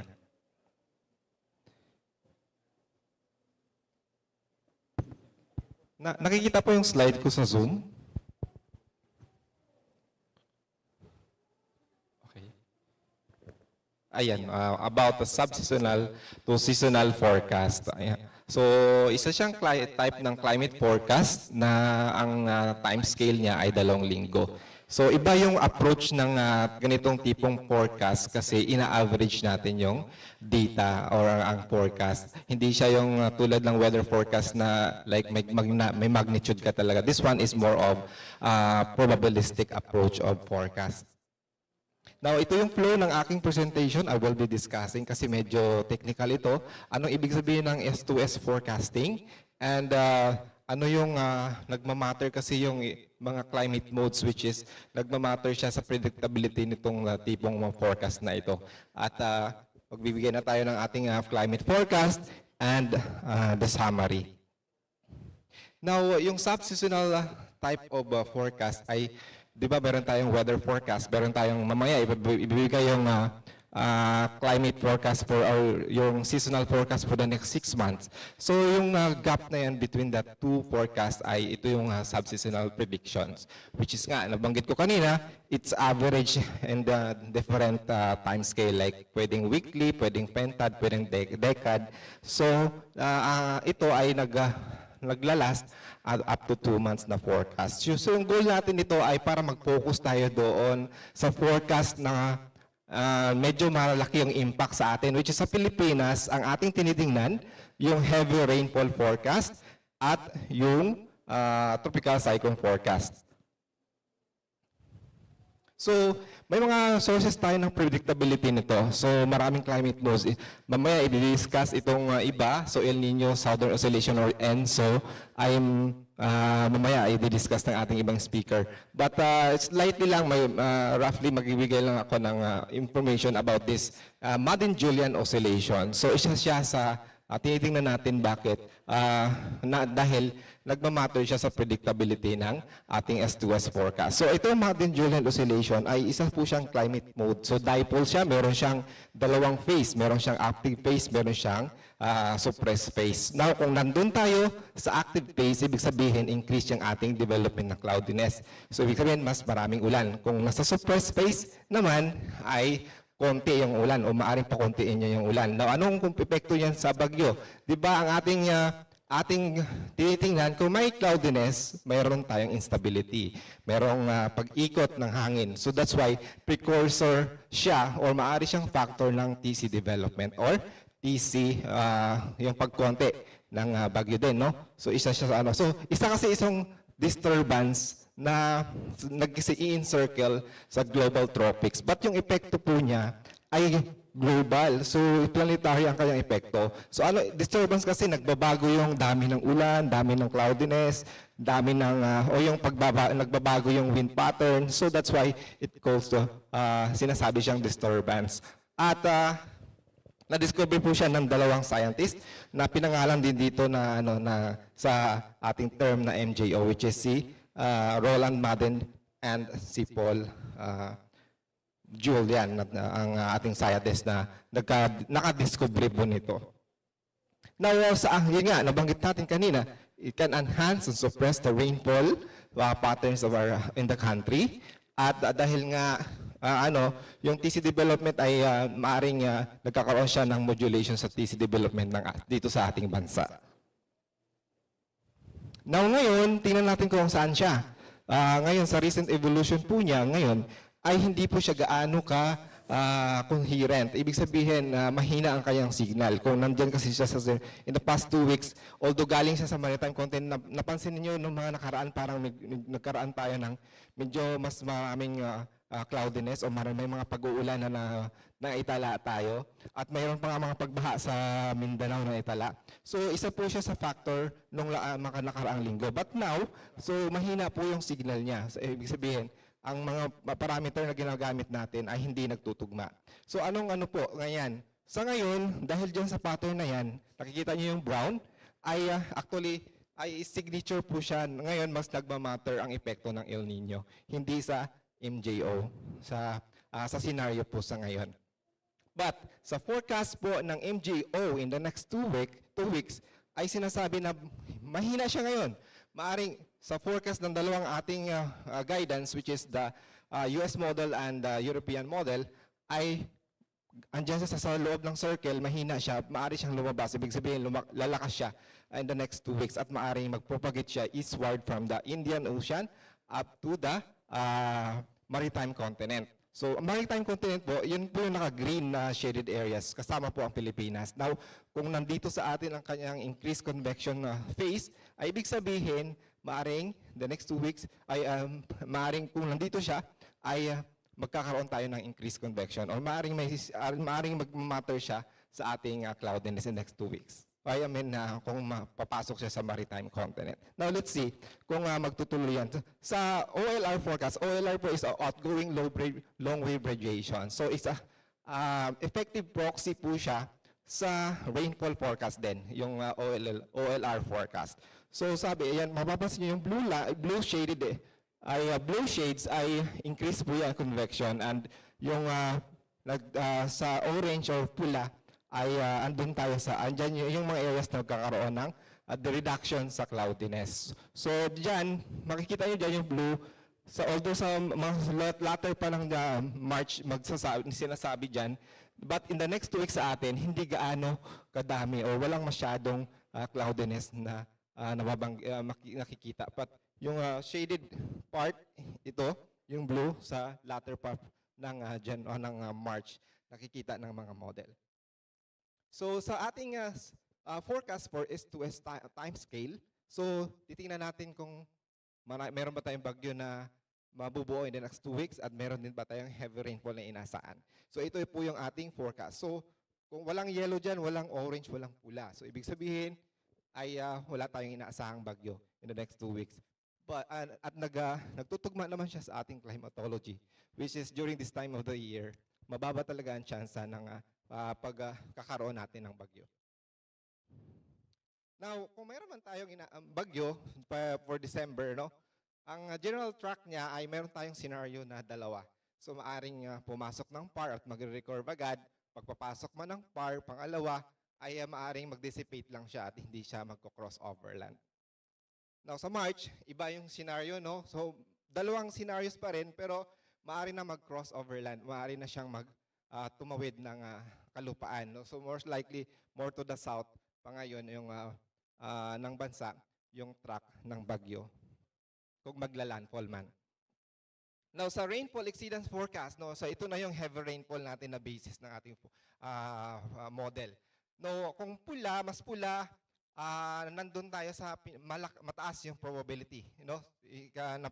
Nabagit nyo ko kanina na in terms of probability po tayo pagdating sa S2S forecast. Now, mapapansin nyo, yung more to the east lang ng Mindanao ang nagkakaroon ng malaking probability na maaari mag-exceed ng 25 mm ng rainfall. So sa ibang threshold like more than 50 mm, 100 mm ay nakapapansin nyo dyan ay hindi na gaano kalaki. But sa Mindanao, meron pa rin, sa eastern side ng Mindanao, meron pa rin napapansin natin na medyo mataas ng probability na nasa mag-exceed ng 50 mm of rainfall. Sa week 2, so mas lessen yung probability na magkaroon ng threshold na ganito from more than 25 mm, more than 50 mm or ano, at konti na lang din yung area na meron tayong nakikitang may significant na ulan. Now, ito yung ating forecast in general, in summary. For the next 2 weeks, walang bagyo na inaasahan. At kung sa forecast naman, tatanungin natin, normal ba yan? So actually, mas dry na tayo than usual in the next 2 weeks. So yan lang po ang ating, pag mapunta po kayo sa aming website, ito po yung mga product na yan. Punta po kayo doon sa Tropical Cyclone tab. At meron dyan po yan, TC Threat Potential Forecast. So i-click nyo lang po yan. Dyan nyo po makikita yung probability ng forecast ng TC Genesis o pamumuo ng bagyo. And for the next 2 weeks po na time scale. And yung rainfall naman na sa 2 linggo ay yan po, dyan sa may climate tab. Tapos pindutin nyo po yung climate prediction at yung subseasonal forecast. Okay? So kung may mga tanong po ang ating mga participants po from the Zoom, maaari nyo pong ilagay sa chat box po. At atin pong sagutin yan mamaya sa ating open forum. So maraming salamat sa pakikinig. Magandang umaga po. Ayan, so maraming salamat po, Sir Joey, sa paghahatid sa atin ng ating sub-seasonal to seasonal forecast for the next 2 weeks. So once again po, para sa ating participants sa Zoom and sa Facebook and YouTube, if may questions po kayo, kindly put them in the chat box at i-acknowledge po natin yan later sa ating question and answer portion or open forum. So for this program po, magkakaroon tayo ng 2 open forum. So one for the AM session and one for the afternoon session. So to present to us the climate outlook for the next 6 months, let us all welcome the Assistant Weather Services Chief of the Climate Monitoring and Prediction Section of DOST-PAGASA, Ma'am Annalisa S. Solis. Let's give her a round of applause.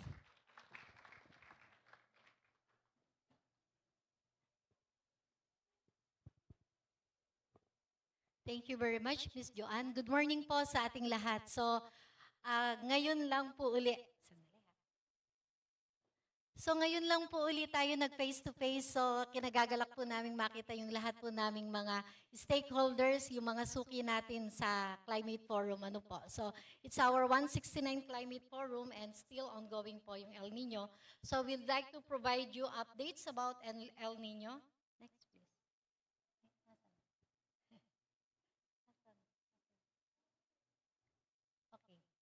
So I'll give you about ENSO update, climate outlook, and then yung summary natin. So yung outlook natin is for March to August. So we have previously provided you or present to you yung ating climate review wherein at present ay 14 14 provinces pa po yung nakakaapekto o yung naaapektuhan ng dry spell. So titingnan po natin ngayon kung madadagdagan ba yung ating mga updates, yung madadagdagan yung mga areas na maaapektuhan ng dry spell and meteorological drought conditions in the next couple of months, covering March to August. Nasaan siya? Next, please. So parang ayaw niya. Okay. Next, please. Next na lang. Okay. So this is the present El Nino condition at the tropical Pacific. So minomonitor po natin yung oceanic at saka po yung atmospheric indicator in terms of sea surface temperature anomaly and yung pong tinatawag na all outgoing long wave radiation or OLR. So dito po sa kaliwa, nakikita natin in terms of oceanic indicator, so makikita po natin yung malawak na pula. Ibig sabihin po, ganyan pa rin po kainit yung temperatura ng ibabaw ng dagat. So a typical El Nino. And then kung nakikita po natin yung sa central at eastern equatorial Pacific, yung kalawak ng mainit na karagatan. So ibig sabihin po, nakikita natin dyan, a strong and mature El Nino is going or happening at the tropical Pacific. And then dito naman po nakikita natin in terms of negative OLR anomalies. So yung negative OLR anomalies po naman, yung kulay blue, yung tinatawag na enhanced convection and precipitation. So ito po ay nakikita malapit po sa dateline. So yung positive OLR anomalies naman po ay nakikita natin or suppressed convection evident around Indonesia and the Philippines. So meaning po, nakatutok po sa atin yung negative, positive OLR or outgoing long wave radiation, kokoonte ang kaulapan, kokoonte ang convective activity, that is why kokoonte ang ulan or wala pong nagpapaulan sa atin halos. Kaya ganyan po nakatutok malapit o sa ating bansa, yung tinatawag na OLR. So a typical El Nino condition, a strong and mature enough. So kapag sinabi po natin strong and mature, so na-reach na po yung peak ng pag-init ng temperatura ng dagat.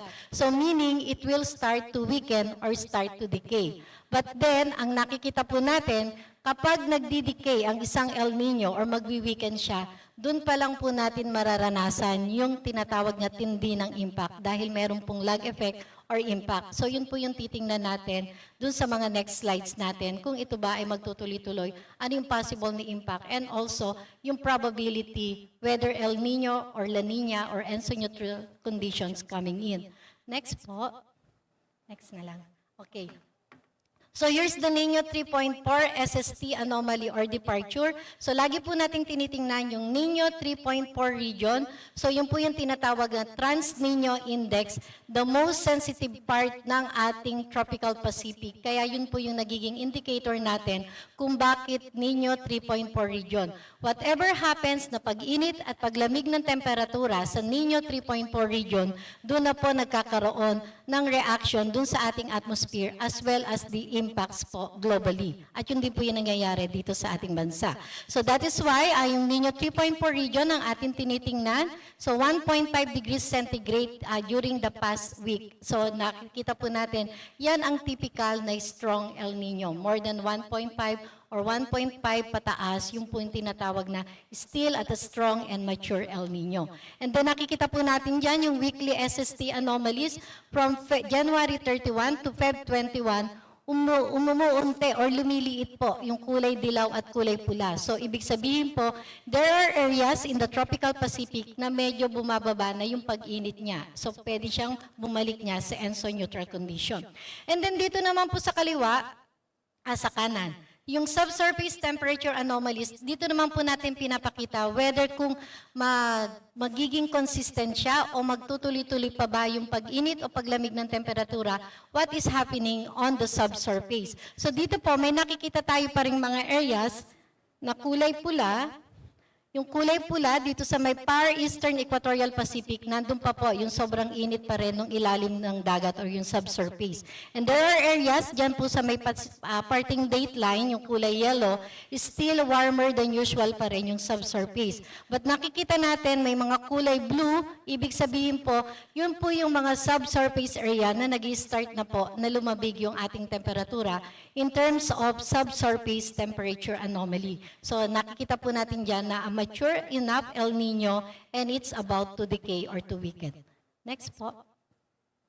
And base po dyan sa mga recent conditions and observations natin with global producing centers, so nagpapalabas din po yung tinatawag nating mga global indicators. At isa dito, yung sa US, yung tinatawag nating official NOAA ENSO prediction in terms of probability. So dito po, yung kulay red bar ay sinasabi po yung probability ng pagkakaroon ng El Nino, ENSO neutral, yung kulay gray, and then yung blue bar po, yung probability of having La Nina. So dito nakikita po natin, until March, April, May, higher probability of having El Nino to continue. And then pagdating po ng April, May, June, nakikita natin na mas mataas yung probability of having ENSO neutral condition, yung kulay gray. So ibig sabihin po, maaari pong maging ENSO neutral condition pagdating ng April, May, June season. So seasonal po kasi yung pagmamonitor natin dahil it would take time to warm or to cool yung ating tinatawag na sea surface temperature dahil napakalawak ng dagat. Kaya po, ang monitoring and prediction natin ay 3 buwan, seasonal. Hindi po siya kayang magbabago agad ng 1 buwan or 1 linggo. That is why seasonal yung ginagawa po nating monitoring as well as with the global producing centers. And then dito nakikita po natin ay unti-unting nag-i-increase yung probability of having La Nina, more than 50% during June, July, August. Ang tanong, using Pag-asa ENSO Alert and Warning System, kapag po 55% probability of having El Nino or La Nina to occur, mag-i-issue po ang Pag-asa ng El Nino Watch or La Nina Watch. So dito po titingnan natin which is consistent dun sa probabilistic forecast natin. So baka po next month, we will issue an El Nino advisory together with La Nina Watch since in the next 6 months, possibility of more than 55% that La Nina might occur. But then, andito pa, isa pa yung sinasabi natin dito, historically po, during pre-developing La Nina, ay maaari pong meron pa rin tayong possible na below normal rainfall conditions. So that is why, napaka-critical po nung May and June natin for La Nina, for El Nino to decay and La Nina to be developed. So, lahat na po ng mga chaotic climate na maaaring possible, which is critical sa May and June. Dahil baka madelay pa yung ating tag-ulan. So, yun po yung tinitingnan natin. We need to monitor Pag-asa and also yung ating po mga partners. Kailangan po natin i-monitor ano yung magiging possible implication nito dito sa atin. And dito, in terms of ENSO strength, as of 08 February, so increasing probability of La Nina in June, July, August, at least a weak La Nina. And then dito po sa in terms of El Nino, until March, April, May, is still higher probability of more than 75%, at least nasa weak El Nino strength siya. So yan po yung in terms of probabilistic forecast. Next po. Pero bago mag-La Nina, andyan pa rin po yung ENSO neutral condition. So kailangan naman hindi agad siya from positive 5 na SST anomaly, magne-negative 5 SST anomaly. Dahil yun po yung indicator natin whether kung merong El Nino or La Nina. So mano-normalize pa rin po muna siya. So kanina is yung in terms of probability. Ngayon dito, ipinapakita naman po yung forecast in terms of sea surface temperature anomaly. Gaano mas lalamig o gaano mas iinit yung temperatura natin ng ibabaw ng dagat.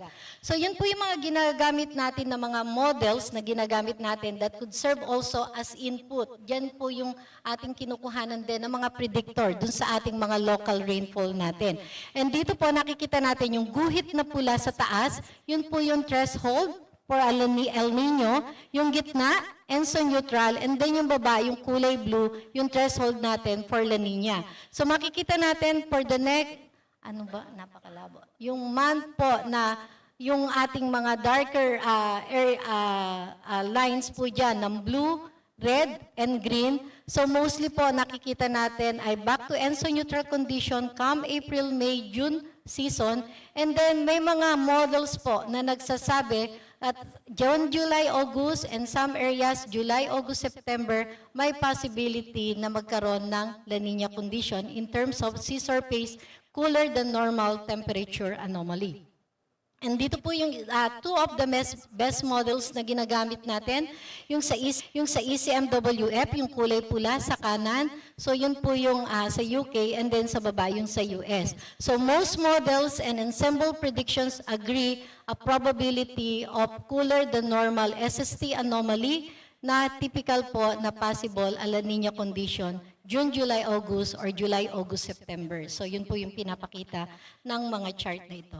Next po.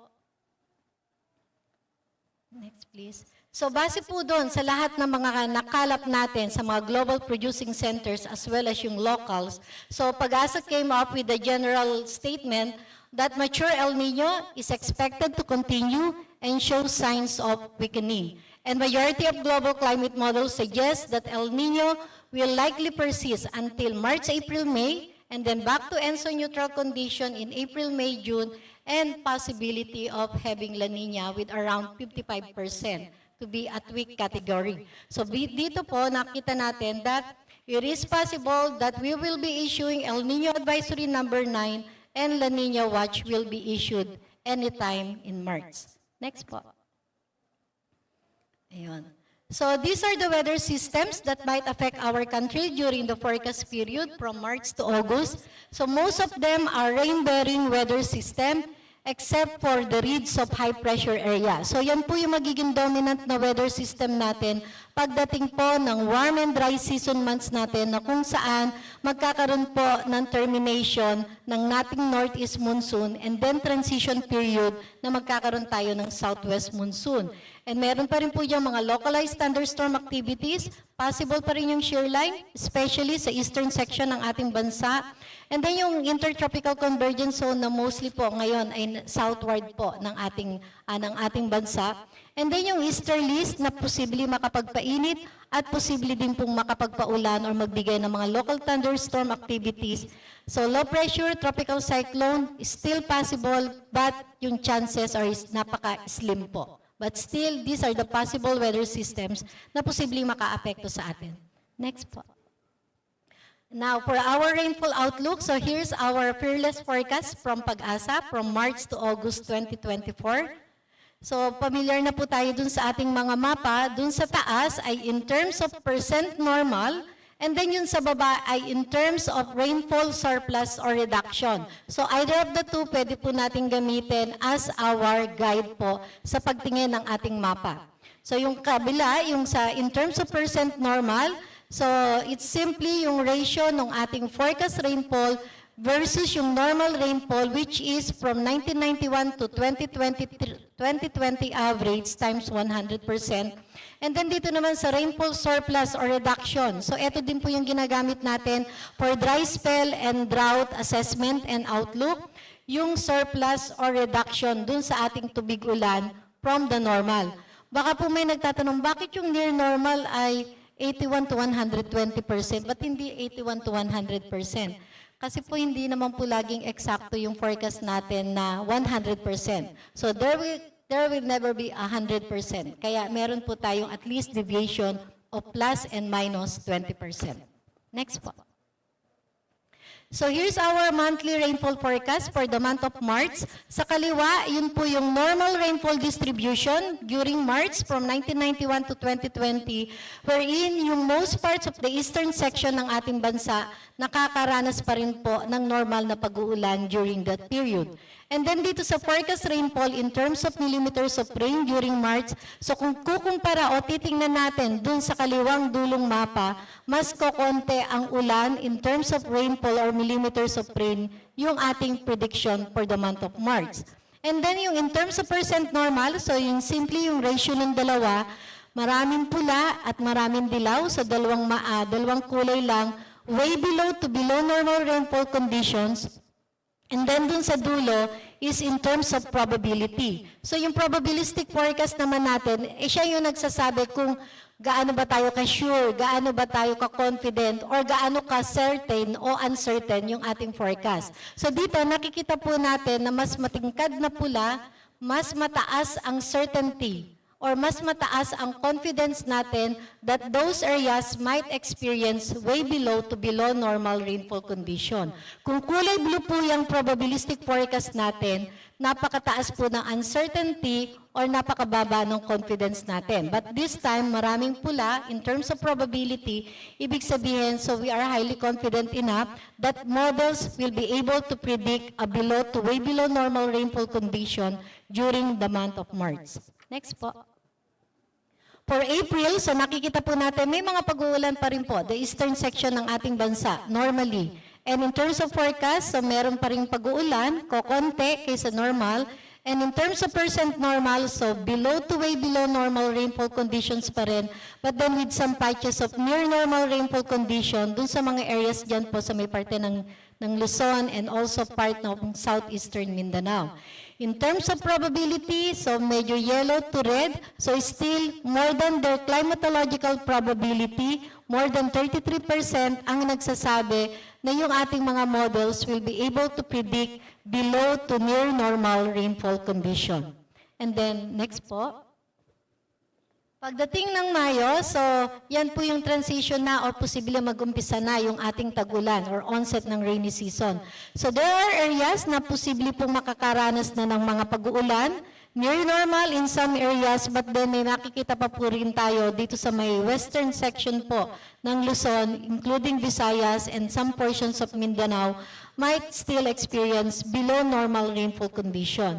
And in terms of probability, medyo hindi matingkad na kulay pula yung nakikita nating below normal.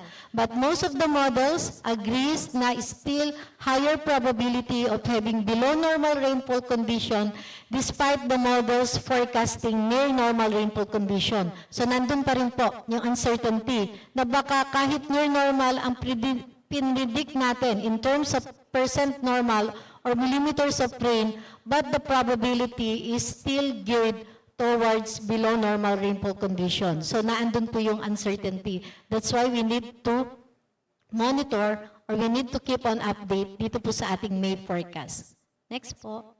And for the month of June, so nakita po natin, yan na yung normal rainfall distribution during the months of June. And then dito sa kanan, yung kasunod na mapa is yung forecast rainfall in terms of millimeter. So mapapansin po natin na meron ng maraming mga pag-uulan. So nandiyan na rin po yung habagat and also yung possible na tropical cyclone activity and yung pong tinatawag na mga active phase po. Nung pinakita kanina ni Sir Joey na sub-seasonal to seasonal forecast natin, maaaring yun ang mga contributory na rain-bearing weather systems.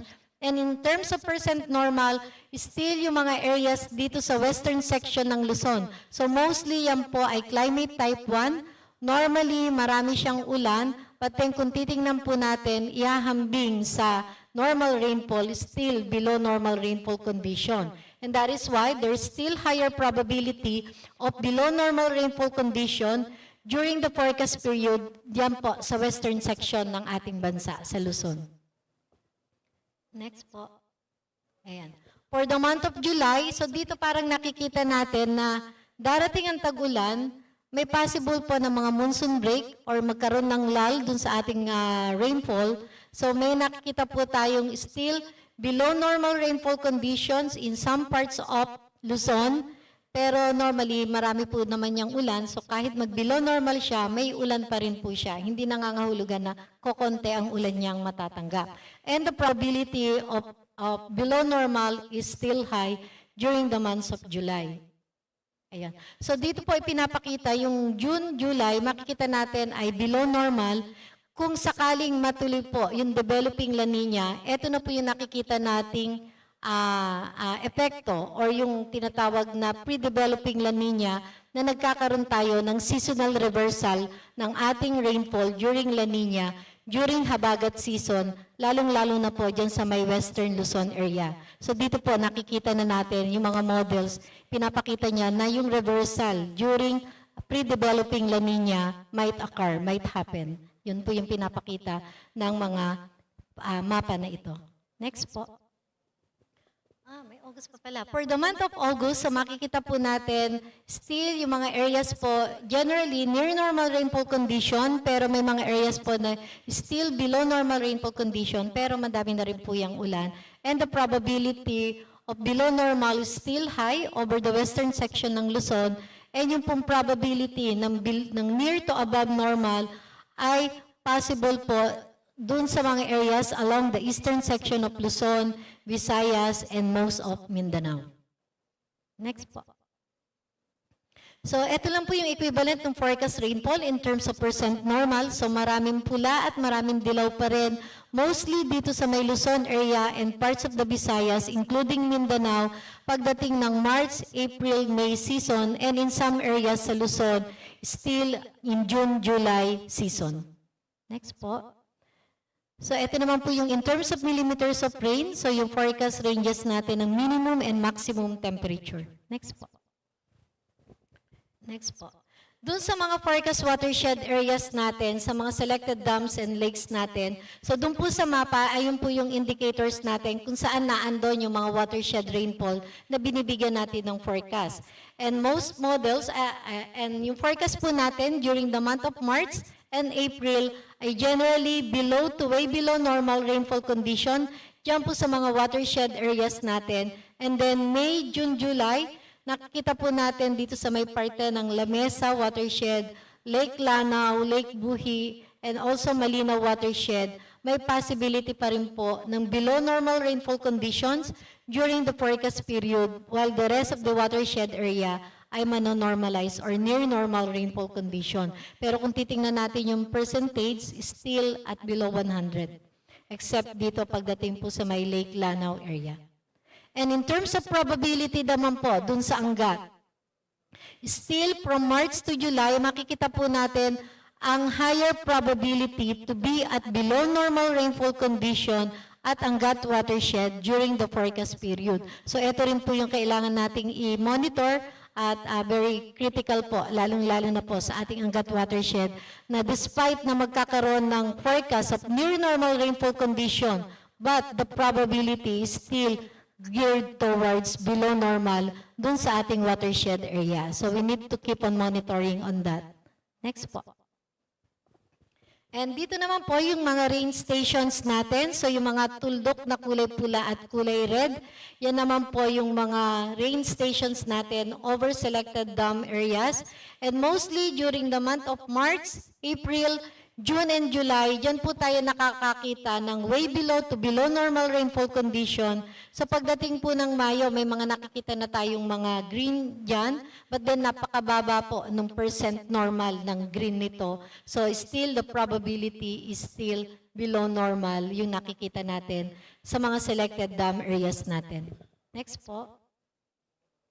And dun sa mga selected river basins naman natin, so nandyan po yung mga legend, yung mga selected river basins natin sa Luzon, Visayas, and some in Mindanao. So mostly, generally, March, April, and May, may mga patches of below to way below normal rainfall condition, pero yung pong ating mga catchment area, diyan po sa may parte ng Mindanao, pagdating po ng May ay medyo near normal rainfall conditions.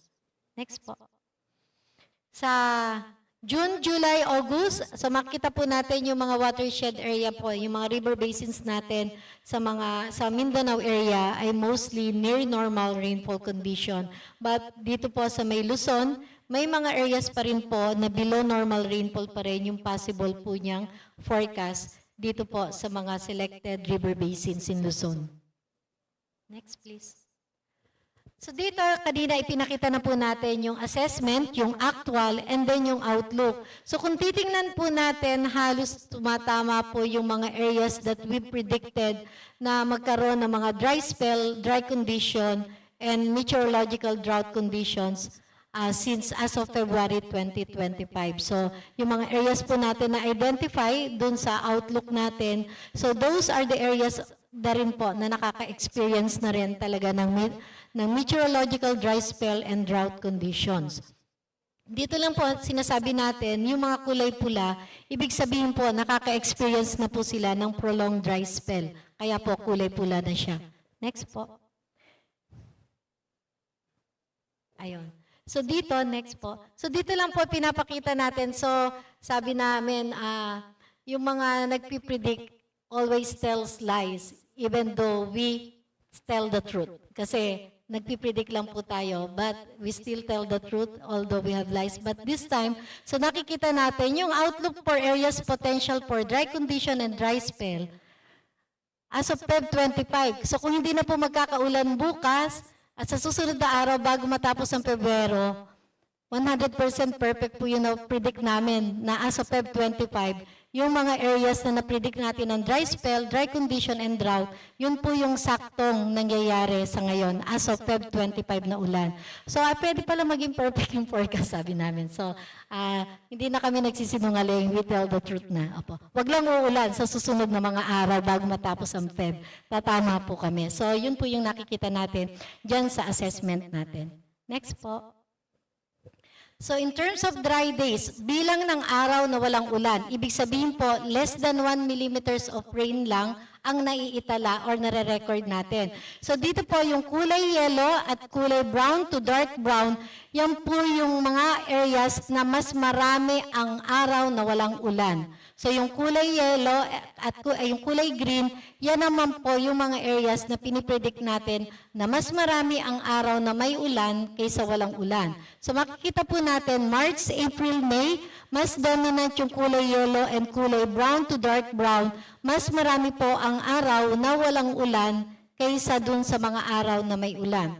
And then pagdating po ng June, July, August, so makikita pa rin natin, kokonti pa lang yung mga areas na kulay green. So yung pa lang po yung mga araw, mga areas na may ulan o madaming araw na may ulan, kaysa dun sa mga areas na marami pa ring yellow, na may mga kokonti pa rin yung araw na may ulan. So mas marami pa rin yung araw na walang ulan, mostly dyan sa may Luzon area pagdating po ng June. And also, dominant po, March, April, May, mas marami yung araw na walang ulan. Next po. So dito naman po, ito yung tabular po, yung tables niyan. So yung mga kulay pula, ibig sabihin po, yun po yung anomaly, nung bilang ng araw na walang ulan. Ibig sabihin po, mas nadagdagan yung mga araw o bilang ng araw na walang ulan kung ikukumpara natin dun sa normal from 1991 to 2020. And mostly, these are areas dito sa may Luzon area. Next po. And also, dyan din po sa may Visayas and Mindanao, lalong-lalo na po during the months of March and April. Mas nadagdagan yung araw ay yung mga lugar na walang ulan kaysa dun sa normal nilang araw na meron silang ulan. Ayun, medyo nakakalito. Ayun, so dry days. Next po. Temperature. So yung mean temperature forecast po natin is simply yung average ng minimum at maximum temperature. So yun po yung mean natin. So yung kulay pula dyan at yung walang shade po dyan ay slightly warmer to warmer than usual yung average temperature. While yung kulay blue naman po ay slightly cooler to cooler than usual yung ating temperature. So makikita po natin, March, April, May, mas marami po during the months of May, June, July, sa parte ng Luzon area na mas mainit yung temperatura kaysa karaniwan. So in terms of minimum and maximum temperature, average po siya. Next please. So dito naman po yung forecast ranges of extreme temperature. Ano ba yung pinakamababang temperatura or ano ba yung pinakamataas na temperatura na posibleng maranasan at least in an instant, hindi po in the average, na posibleng maranasan ng ating lugar. So Northern Luzon, Lowland, Mountainous Luzon, Metro Manila, Lowland Visayas, Lowland Mindanao, Mountainous Mindanao, base po dun sa istasyon ng Pag-asa. And dito, makikita po natin, in terms of minimum temperature, we could still experience at least 12.1 degrees centigrade yan po sa mountainous areas of Luzon. So, may mga namomonitor pa rin po tayo na ganyan, yung possible na temperatura pa rin dyan sa may mountainous areas, particularly Baguio, Car area, sa may Benguet, and sa Car region po.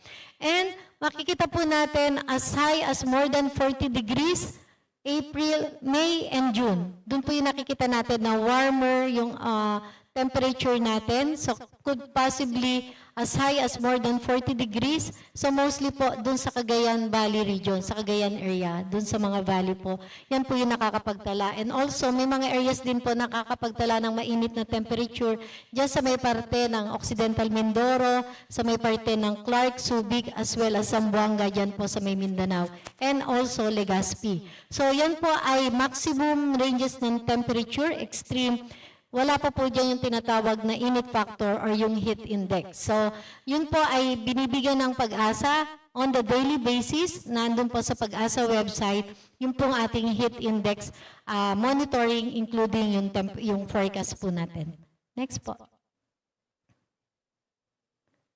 Bagyo. So, still slim chance ng pagkakaroon ng bagyo ng March, April, 0 or 1, May at June, 1 or 2, which might trigger the onset of rains possible, and then July, August, 2 or 3. So, nandyan pa rin naman po yung ating mga bagyo. It's either based sa climatological tracks ng ating bagyo, either papasok lang siya sa Philippine Area of Responsibility, maaaring mag-recurve siya, posibleng hindi pa rin siya makapagpaulan. Or depende sa timing, kung nagkakaroon tayo ng habagat or southwest monsoon, so pwedeng ma-enhance nung bagyong yun, yung ating southwest monsoon, na posibleng siya yung makapagbigay ng pag-uulan sa atin during the forecast period. So around 6 to 9 thesis from March to August yung ating forecast in terms of frequency. Next po. And then for the summary, ayun, summary na po. So, ENSO alert and warning system natin, El Nino Advisory number 8, so posible po kayo may mag-issue ng El Nino Advisory number 9 next month, coincided with La Nina Watch. So, tingnan pa rin po natin yung probability ng La Nina, kung talagang ito po ay mamimit yung ating criteria for our ENSO alert and warning system para maitaas to La Nina Watch. And in terms of forecast rainfall conditions, so from March to April, nakita po natin mas maraming dilaw at kulay pula, below to way below normal rainfall conditions from March to April, at dyan din po natin nakikita yung peak ng tinatawag nating El Nino. So since yung pong ating outlook ng dry spell, drought outlook natin, ay ginagawa po or ipinapalabas natin at the end of the month. But as early as now, as of Feb 25, meron po tayong mga initial assessment or yung outlook natin. Yung March and April, still yung peak ng epekto ng ating El Nino in terms of warmer than usual temperature, pagdating lalo na ng Mayo, and in terms of rainfall reduction, yung March-April pa rin po. So maaaring madagdagan or mabawasan, pero as of now, as of Feb 25, nadagdagan po yung dry spell and drought areas natin pagdating po ng April. So, tatapusin natin itong Feb, kung titingnan natin kung yun ba ay magiging 42 provinces or still 41 provinces, depende po dun sa magiging karagdagang ulan dito sa 4 remaining days po ng ating February. But for now, as of Feb 25, possible po na April, yung 41 areas that might experience meteorological drought ay maging 42. And then madadagdagan din yung mga dry spell areas and dry condition areas. So initially po, yun yung ating outlook in terms of dry spell and drought, pero ipapalabas po natin yun once kumpleto na po yung buong February natin. Kasi baka hinahanap nyo po natin dito para at least yung update natin, isa na lang po by the end of February. Ayun. So temperature, below average pa rin po, and then yung tropical cyclone, around 6 to 9 tropical cyclone. So next po. Ayun, so yung tentative schedule po ng ating next climate forum ay 170th. So this will be coincided with World Meteorological Day and National Met Day celebration ng DOST-PAGASA. So, ini-invite po natin yung ating mga stakeholders. So, magiging isa sa mga big event din po itong March. So, baka ma-invite din po uli namin kayo face-to-face kung sakali dito po sa National Met Day celebration and coincided dun sa 170th Climate Forum natin. So, yun lang po and maraming salamat po.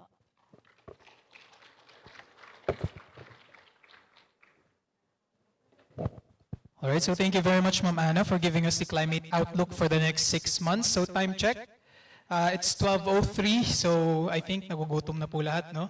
Pero before we proceed po sa ating lunch, i-open na po namin yung open forum para sa inyong mga questions. So don't miss the chance na andito po si DOST Secretary Renato Solidum para sagutin ng inyong mga questions. Okay, so meron po ba tayong questions dito sa ating venue? Wala? Meron? Wala. So gutom na. Anyway, so what's for lunch? Ano nga bang ulam natin? Hindi ko rin alam. Hindi ko rin po alam. Yes, sir. Pupuntahan ko po kayo tapos ano. Meron po, ma'am. Maybe we can accommodate po mga up to 2 questions dito. Good afternoon. Magandang tanghali pala po. I'm Mark Alcantara from Ayala Foundation. Ask ko lang po kung for emergency response, parang for areas na may state of calamity because of El Nino, I think sa Occidental Mindoro, if I'm not mistaken. Ano po yung usual na recommendation po for emergency response for those areas na related na connected po sa El Nino?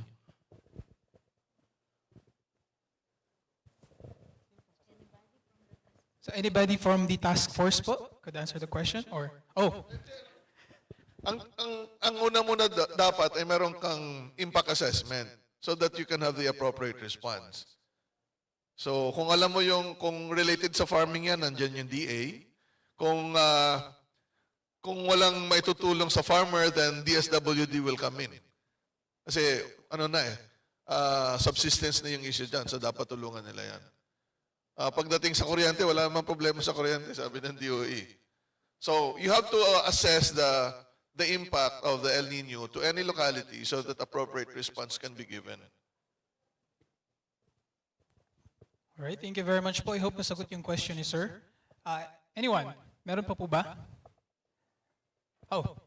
Ma'am. Magandang tanghali po. Maggie Olvido from Department of Energy. Tatanungin ko lang po based dun po sa kaninang presentation regarding the dam updates po. No?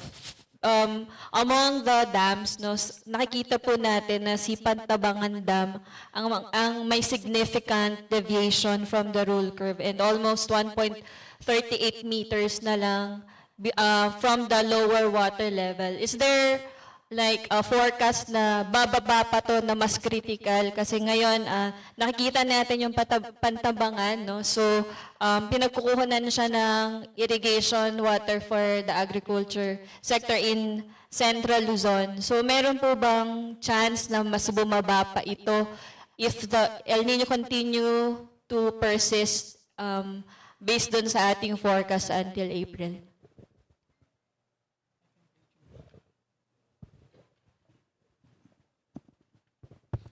Yes, ma'am. Yes, ma'am. Bababa po siya. Pero yung pinakita natin kanina, magiging 1.38 meters na lang siya against the low water level. Pwede pang bumaba pa yan dyan. Lalo na kung hahaba pa talaga yung walang ulan. Dadaan yung April, talagang pwedeng sumadsad. Pwedeng mas mababa pa sa low water level ang magiging level ng Pantabangan.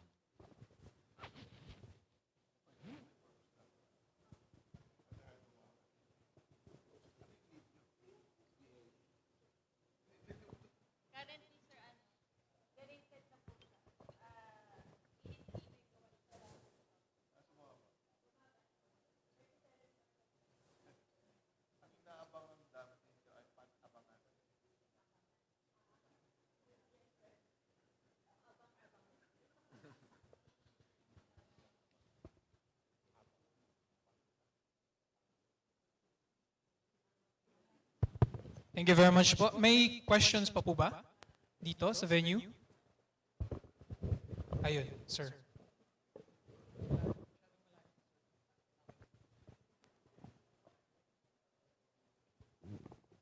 Magandang tanghali po, Benji Durango, PTB4. Tanungin ko lang po with the forecast na shinare sa atin kanina. sa pagkakaintindi ko para mga June, July, August pa yung dating nung below normal na ulan.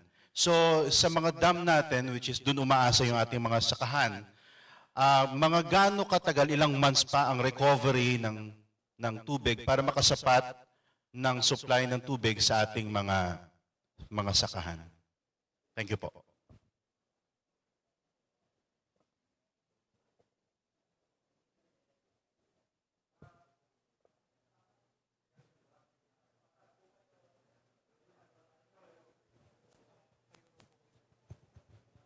Hello.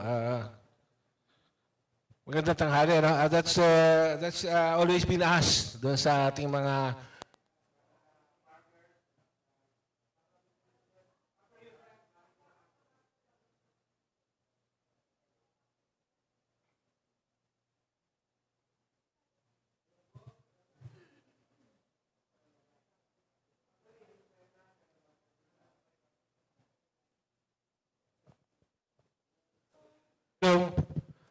doon sa pinakitang trend natin, hindi lang sa Pantabangan, ano, sa lahat ng mga dams na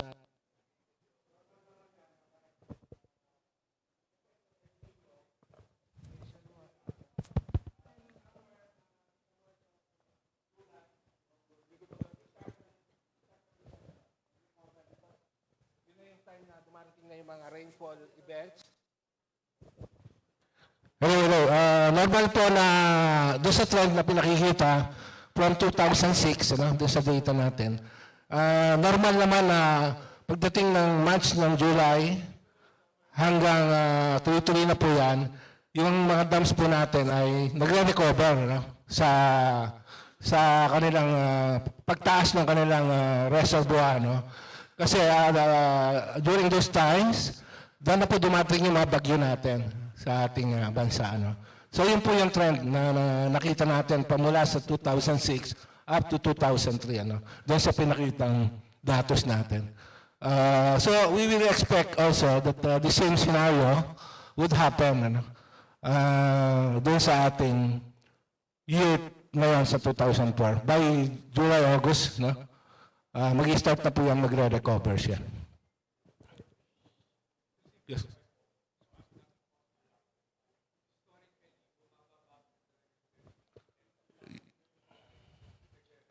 Yes, sir. In fact, may El Nino tayo ngayon, so we are also expecting na depende doon sa mangyayaring El Nino kung ma-adjust pa siya ng konti. Pero by historical record, July, August, tataas, mag-i-stand po siya hanggang magtuloy-tuloy na po siya.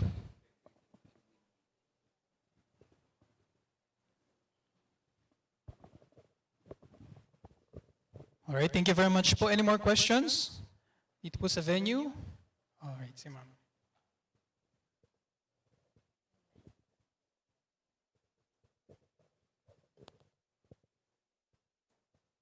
Magandang tanghali po. Anyone from the task force, I understand ang Department of Agriculture po, nagsabi na may cloud seeding operations ongoing sa Cagayan Valley region. Aside from Cagayan Valley, may mga lugar pa po ba na nirecommend na natin na magkaroon ng cloud seeding operations? Thank you.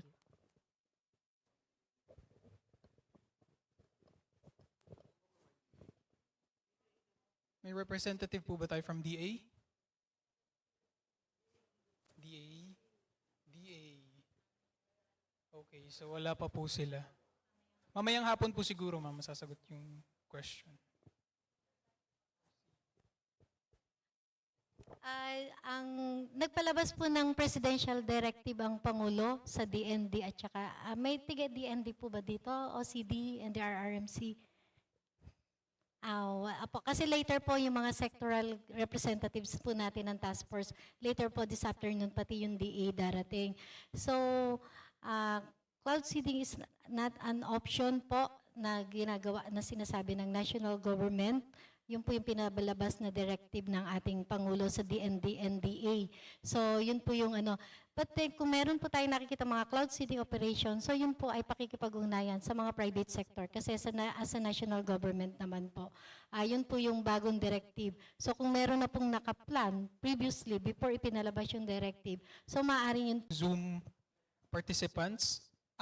Okay. So dito muna po pala sa venue.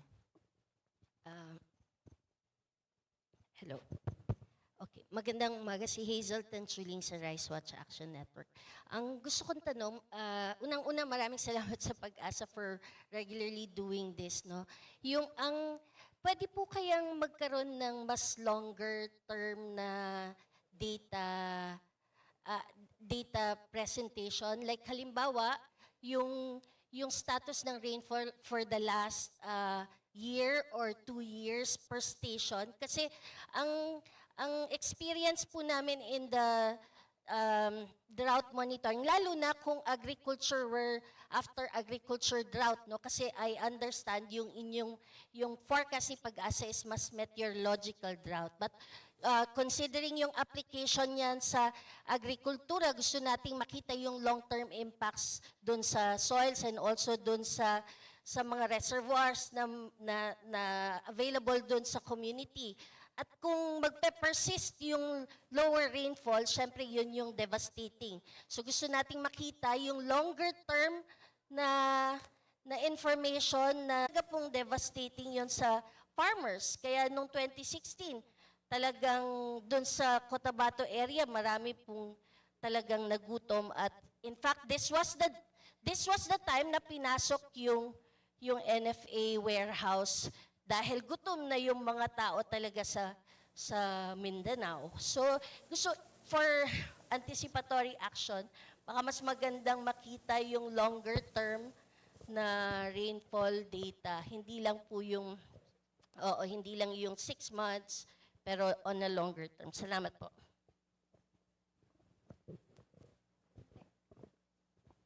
Actually, yung past na climate forum natin, pinapakita natin yung historical. Like for example, from La Niña to El Nino, pinapakita natin 1 year. So parang kanina yung presentation ni Val, January 23 to January 2024. So 1 year po yon. So if you want going back to La Niña siya, ahead 2022, meron tayong gano'n na mga data. So, hindi lang na isama siguro, pero previous forums, this was already been shared. So, pwedeng i-share sa inyo, Ma'am Hazel. Mas para po siguro sa local governments, so parang easily nakikita siya maybe sa website na Sa pwedeng website. pagbatayan ng there is, kanilang actions, decisions. There is a plan that we're going to place that in the online platform later on so that you can access previous events as well. Salamat po.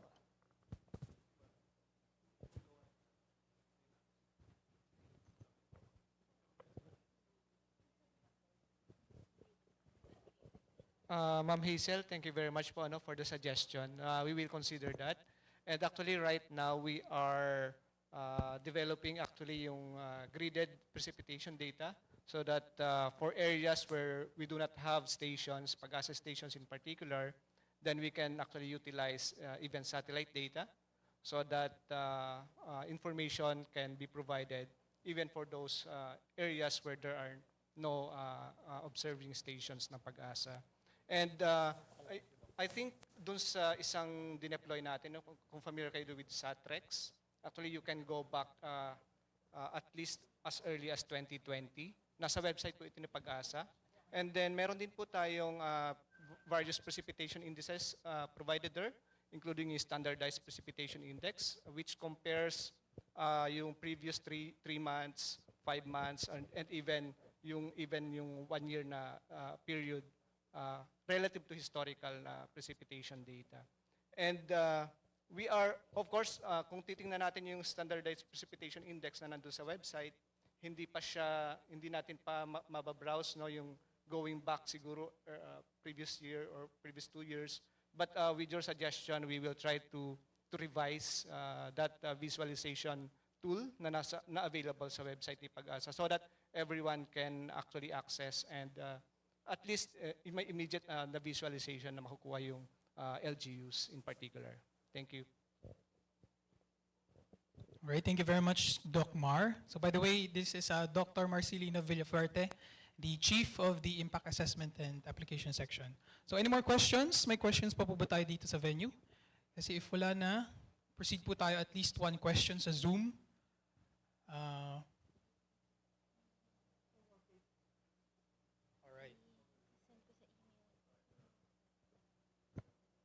Question number 1 from Sir Richard Michael Uy. This is via Zoom. So ang question niya po is, does this mean that the assessment is a projection of increase for water level since yung date is as of March 31, 2024? Yes, sir. Ang assessment namin up to March 31, 2024.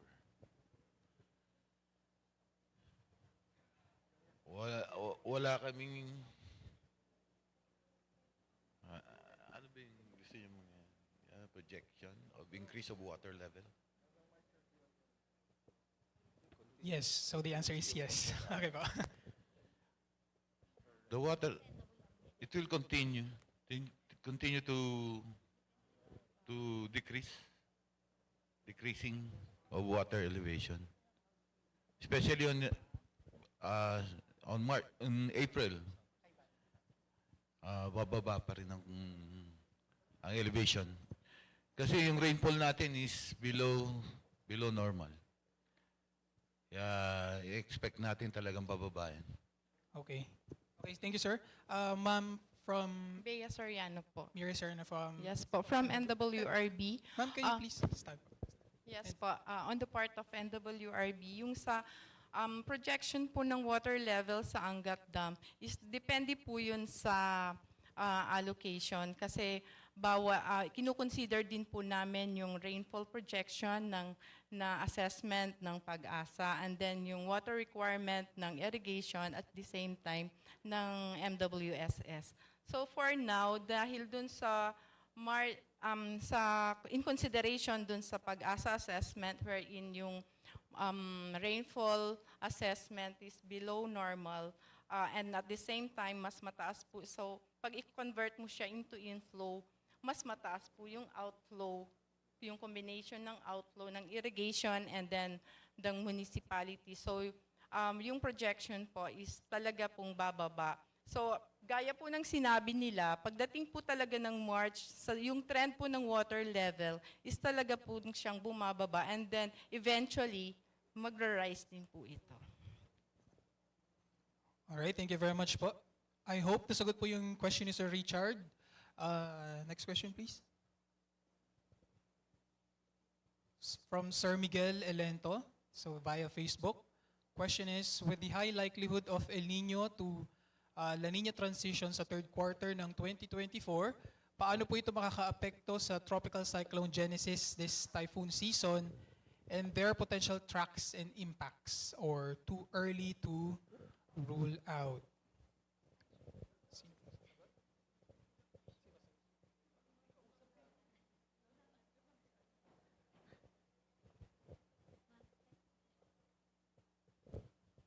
Usually pag La Nina is mas mainit yung karagatan near the Philippine Sea. So may high likelihood na mas marami ang bagyo pag La Nina.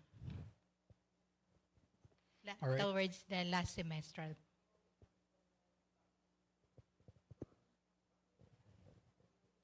So yung tracks usually pag La Nina, napo-form siya malapit sa sa Philippine Sea or sa Philippine Area of Responsibility. So mostly ay affected tayo or may landfalling tayo. But sabi nga, still too early to rule out, but yun ang usually impact pag La Nina condition. So question number 3 from Sensha na Teknopa, from Facebook. So what will happen if PAGASA becomes slack of its responsibility regarding the El Nino phenomenon. So what are the importance of oceanic and atmospheric indicators? Slack off.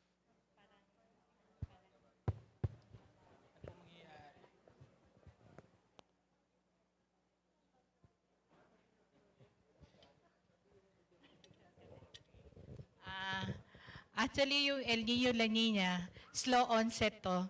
So sabi mo nga dyan, malaki ang indicators natin is global, yung oceanic and atmospheric indicators. So, si PAGASA, maasahan nyo na patuloy na tinitingnan itong mga indicators na to if there is an El Nino o La Nina.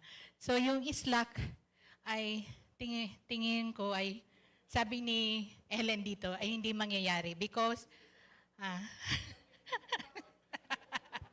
mananagot kami kay Secretary, ay malaki ang skill in terms of indicators ng oceanic and atmospheric indicators pagdating sa El Nino La Nina. So, mataas yung skill pagdating sa pagbibigay natin ng babala in terms. Kaya nag-ano na tayo ng El Nino. Yeah. Yes. So, yun nga, inaano din ni Sir na if we can monitor, if we go towards from El Nino, going to La Nina, right? Nung nakaraan, nagawa tayo. Yun yung tingnan natin kung paano per barangay. Yung epekto ng El Nino, yung meteorological effect, mababa ang tubig, iinit ang panahon. So base doon, titingnan ngayon ng barangay, ano yung maging epekto ng kakulangan ng pag-ulan sa kanilang water supply. Siyempre dapat kung posibleng mabawasan ang supply ng tubig, dapat magtipid. No? Siguro yung pagtitipid, maraming pamamaraan. Sa mga may sasakyan, huwag gumamit ng hose, kundi tabo at balde. Siyempre, yung mga pagdidilig, i-time nyo. Pagdilig ng halaman, huwag naman sa kalagitnaan ng araw. Yung talagang kailangan yung tubig. No? Siguro, sa later part of the day or early morning. So yun po. No? And then, siyempre, elektrisidad, wala namang problema sa kuryente. Pero mas maganda na rin, hindi tayo walda sa paggamit ng kuryente kasi who knows, mas kailangan ng ibang mga lugar ang kuryente. Lalo na pag may industrial areas na malapit, ang konsumo lalo na sa tag-init, talagang magkakaroon ng mataas ang demand. Now, pagdating sa sakahan, dapat yung local government ay tingnan din ang kalagayan ng mga magsasaka para makapag-coordinate mismo sa DSWD in case na kailangan ng assistance or the Department of Agriculture. So, suma total, we need to look at the situation of the effect of El Nino on the rainfall and the heat. No? Then pagdating sa rainfall, ano yung mas appropriate na response? Ito yung tinatawag na anticipatory action. No? Anong pwedeng gawin para maibsan ang epekto? So yung effect ng El Nino will not prevent it, but the effect, the impact on us, can be prevented or minimized. Now, pagdating sa init, yan, kailangan ng ating mga kasamahan na nagtatrabaho sa labas na parating hydrated o umiinom ng tubig para hindi naman siya ma-heat stroke kasi minsan delikado. Sa local government naman, i-report ng mga barangay yung mga pipes na may leak. Kailangan pong makumpuni. Saka hindi masyadong nababanggit yung ating sewerage, no, yung mga toilet system dapat maayos. Ang nagkakaroon ng increase ng sakit sa tubig, kung ang water pressure ay humina, yung tubig na madumi sa labas ay pwedeng pumasok sa pipe. Kasi mas mahina na ang pressure sa pipe. Kaya dapat maayos din ang sewerage system ng barangay. So, in the long term, dapat po ganyan para sa mga susunod na El Nino episode, hindi naman po mawawala yan, ay mas ready po ang mga barangay. Alright, thank you very much, Secretary. I think last two questions na po tayo sa Zoom. Ayan. So this question is from Sir Dave Deray, LDRMO. Oh yes. Okay, so yung response po dito sa question ni Sir ay same lang nung kanina. Siguro, hindi. Dagdagan ko lang. Yung lahat ng risk reduction natin would be effective if our planning is really optimized. So, ang critical sa barangay is to plan for any hazards like El Nino or other hazards.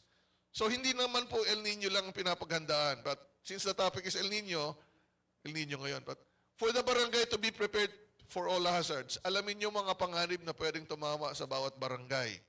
Binanggit ko na kanina, pero hindi itong topic, yung GeoRes Philippines may Hazard Hunter platform na kung saan lahat ng mga panganib ay pwede niyong makita doon. And with the integration din ng El Nino information through the El Nino Southern Oscillation. But DOST has been integrating all the hazards info na magagamit ng barangay for preparedness. So, plan, importante. Information, importante. Alamin nila po yan through PAGASA, FIVOX website, and other websites of the government. Pero papasok po pagdating sa El Nino, yung sa online platform. Alright. So I think nasa last question na po tayo before we proceed sa ating lunch. Ayan. From Colonel Alfredo Antonio ng Philippine Air Force.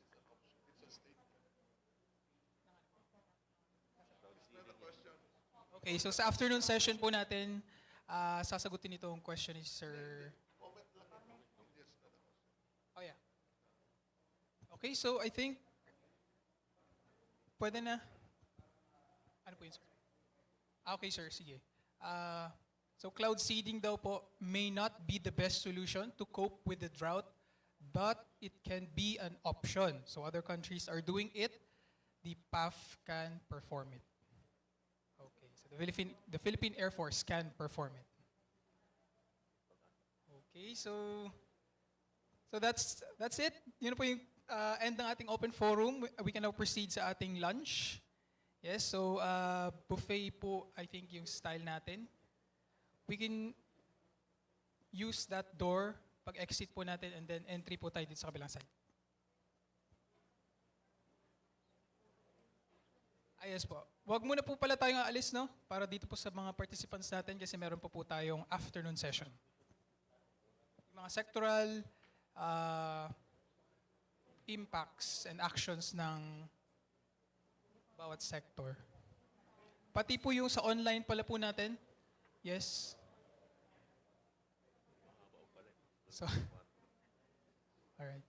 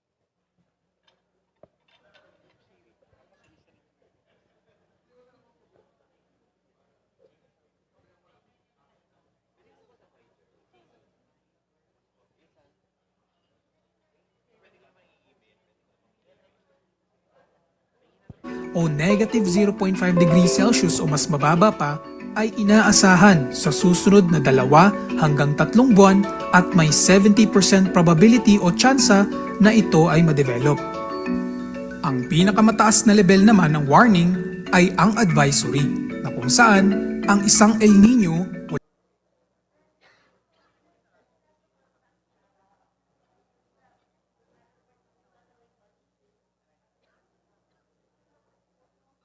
pagtapos na ang El Nino o La Niña event o kapag ang Central and Eastern Equatorial Pacific ay nasa neutral condition na. Ang ENSO Alert and Warning System ng Pag-asa ay maaaring ihalintulad sa isang runner na naghahanda sa pagtakbo. Kapag nagsimula na ang monitoring and assessment ng Pag-asa para sa isang El Nino o La Niña event, naglalabas ito ng mga sumusunod. Monthly Climate Assessment and Outlook o MCAO at Press Statement para sa kategoryang Watch. May kasamang Drought and Dry Spell Assessment naman kapag Alert at El Nino Advisories naman para sa kategoryang Advisory. Kapag naman natapos na ang El Nino o La Niña, ay nag-i-issue ang Pag-asa ng tinatawag na Final Advisory. Ano-ano nga ba ang dapat gawin kapag nagsimula ng mag-issue ang ahensya ng mga alerts and advisories? Una, ugaliing manood ng mga buwanang forum na isinasagawa ng ahensya para magbigay updates sa magiging lagay ng ating klima sa mga susunod na buwan. Pangalawa, makinig sa mga payo ng lokal na pamahalaan sa kung anong mga hakbang ang kanilang gagawin base sa abiso ng Pag-asa. At pangatlo, mag-imbak at magtipid ng tubig kapag may El Nino.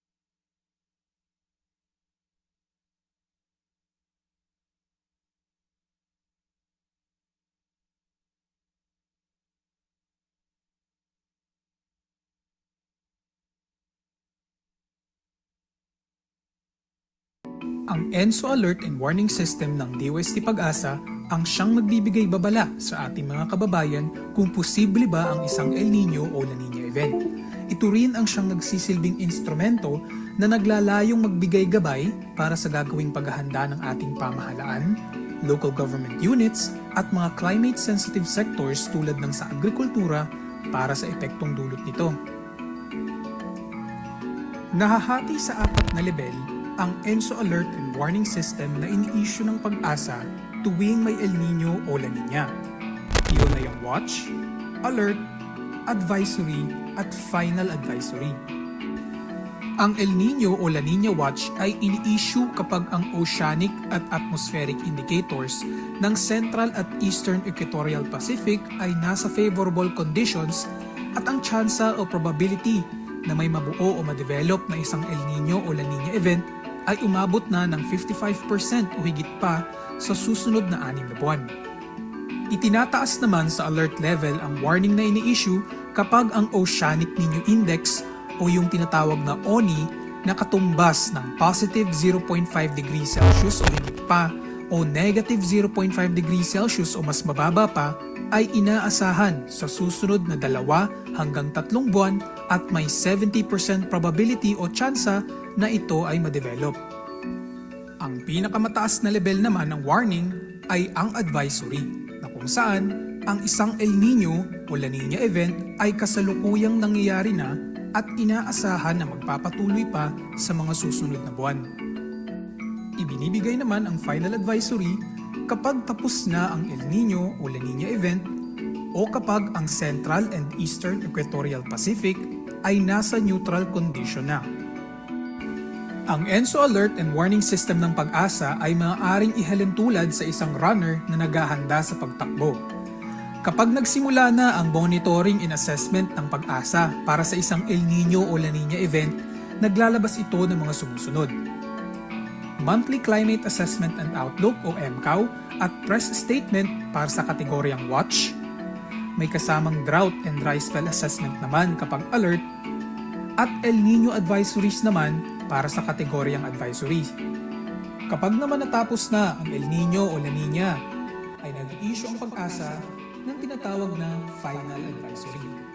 Ano-ano nga ba ang dapat gawin kapag nagsimula ng mag-issue ang ahensya ng mga alerts and advisories? Una, ugaliing manood ng mga buwanang forum na isinasagawa ng ahensya para magbigay updates sa magiging lagay ng ating klima sa mga susunod na buwan. Pangalawa, makinig sa mga payo ng lokal na pamahalaan sa kung anong mga hakbang ang kanilang gagawin base sa abiso ng Pag-asa. At pangatlo, mag-imbak at magtipid ng tubig kapag may El Nino.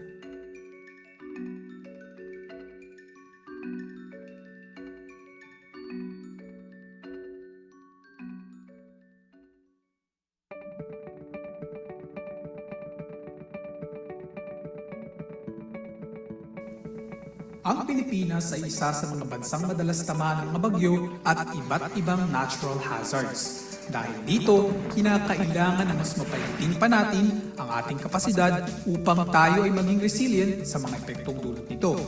Ang Pag-asa video na ito ay tutulungan tayo maintindihan ang kahulugan, katangian at iba't ibang epekto ng El Nino Southern Oscillation o ENSO. Ang El Nino Southern Oscillation o ENSO ay isang natural climate pattern na nangyayari tuwing nag-i-interact ang ating atmosphere at karagatan, partikular sa gitna at silanging bahagi ng Dagat Pasipiko o Pacific Ocean. Isang halimbawa ng interaction nito ay ang malawakang pag-init at paglamig ng temperatura ng ibabaw ng Tropical Pacific.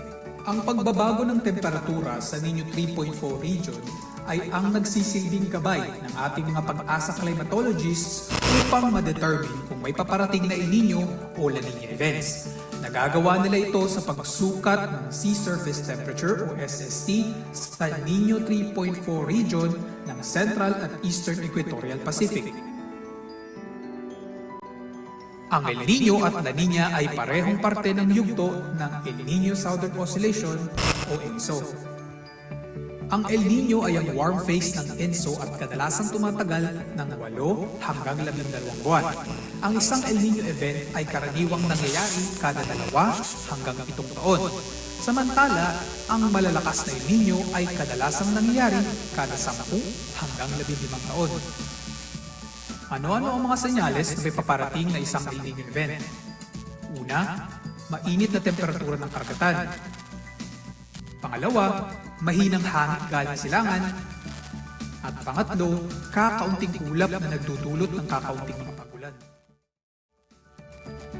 Ilan sa mga epekto ng El Nino ay ang mga sumusunod: pagkaantala ng panahon ng tagulan, mas mahabang panahon ng tagtuyot, mas mababang dami ng ulan kaysa normal, at mas kakaunting bilang ng mga bagyo na pumapasok sa loob ng Philippine Area of Responsibility o PAR.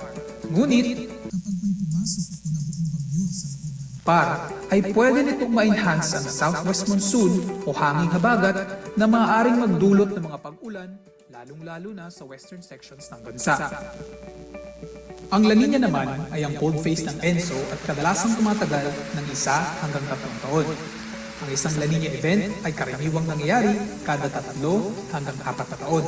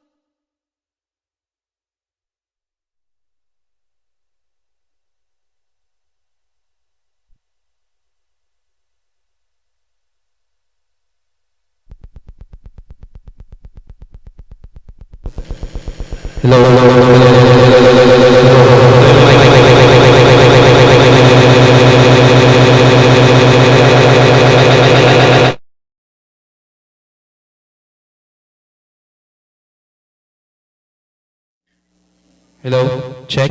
Mic check? Check? Oh, okay na. Hello, hello? So, yan yung palitan natin. Try natin ito palitan ito.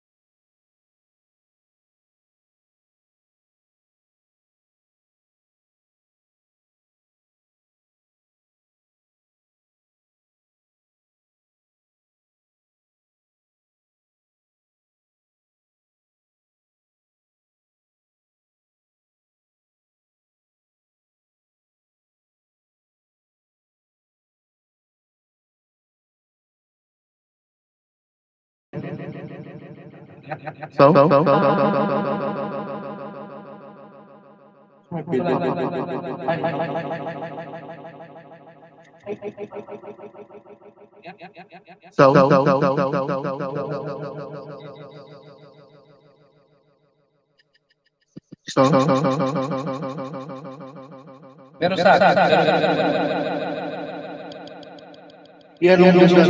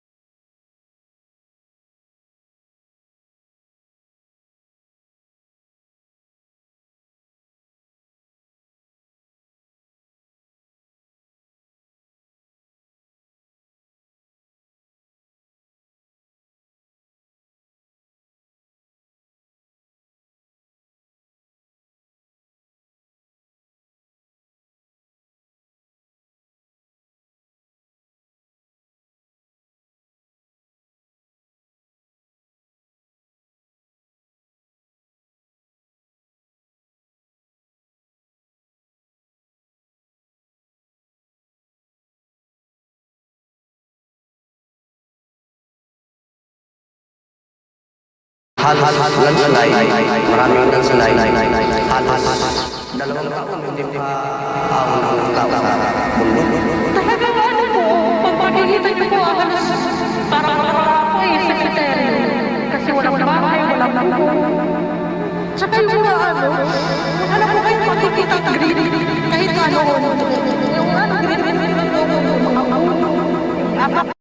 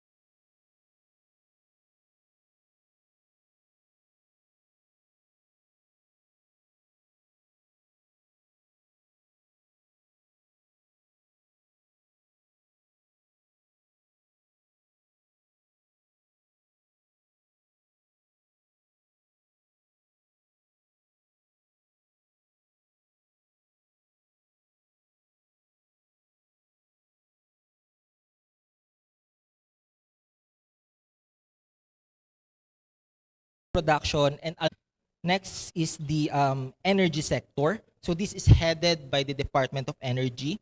So we want to ensure that during the occurrence of this El Nino phenomenon, power interruptions are minimized. No? So one of the objectives is, of course, to ensure adequate energy supply, power distribution, and promote energy conservation measures. Next is the area on health. So we want to make sure that outbreak of diseases is managed. No?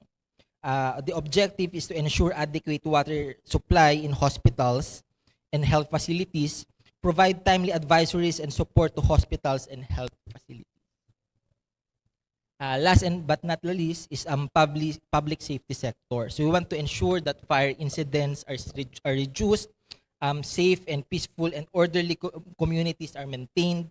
Objective po natin is to ensure readiness of firefighting equipment sa ating pong Bureau of Fire Protection, and of course protect and safeguard key facilities and ensure orderly communities.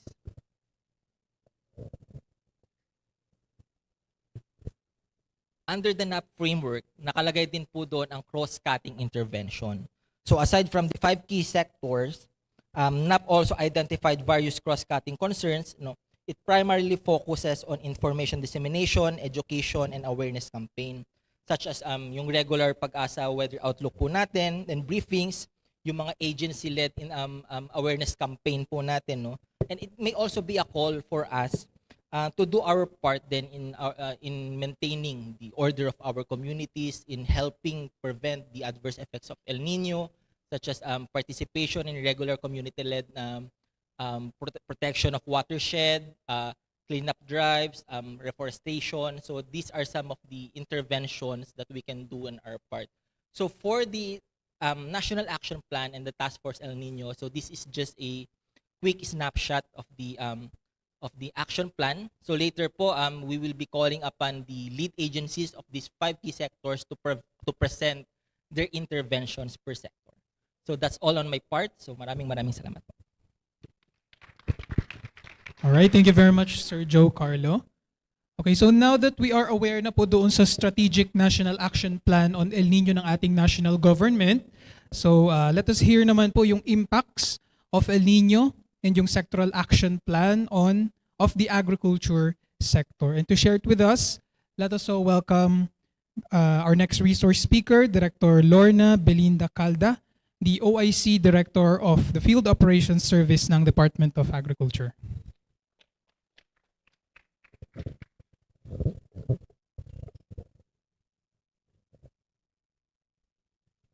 Magandang hapon po sa ating lahat.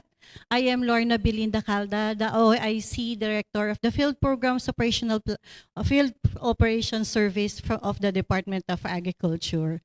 So next slide please. So impact of El Nino to the agriculture and fisheries sector. So during the El Nino, the following are the climate next slide please. During El Nino, the following are the climate indicators. It may cause above normal temperature, less rainfall, and heavy rainfall. During above normal temperature, it will result to decline in soil moisture availability, higher occurrence of pests and diseases, higher incidence of heat stress, prevalence of vector-borne diseases, increased phytoplankton biomass, coral bleaching, fish kill, and seaweed diseases. And during less rainfall, it may cause drought or moisture stress.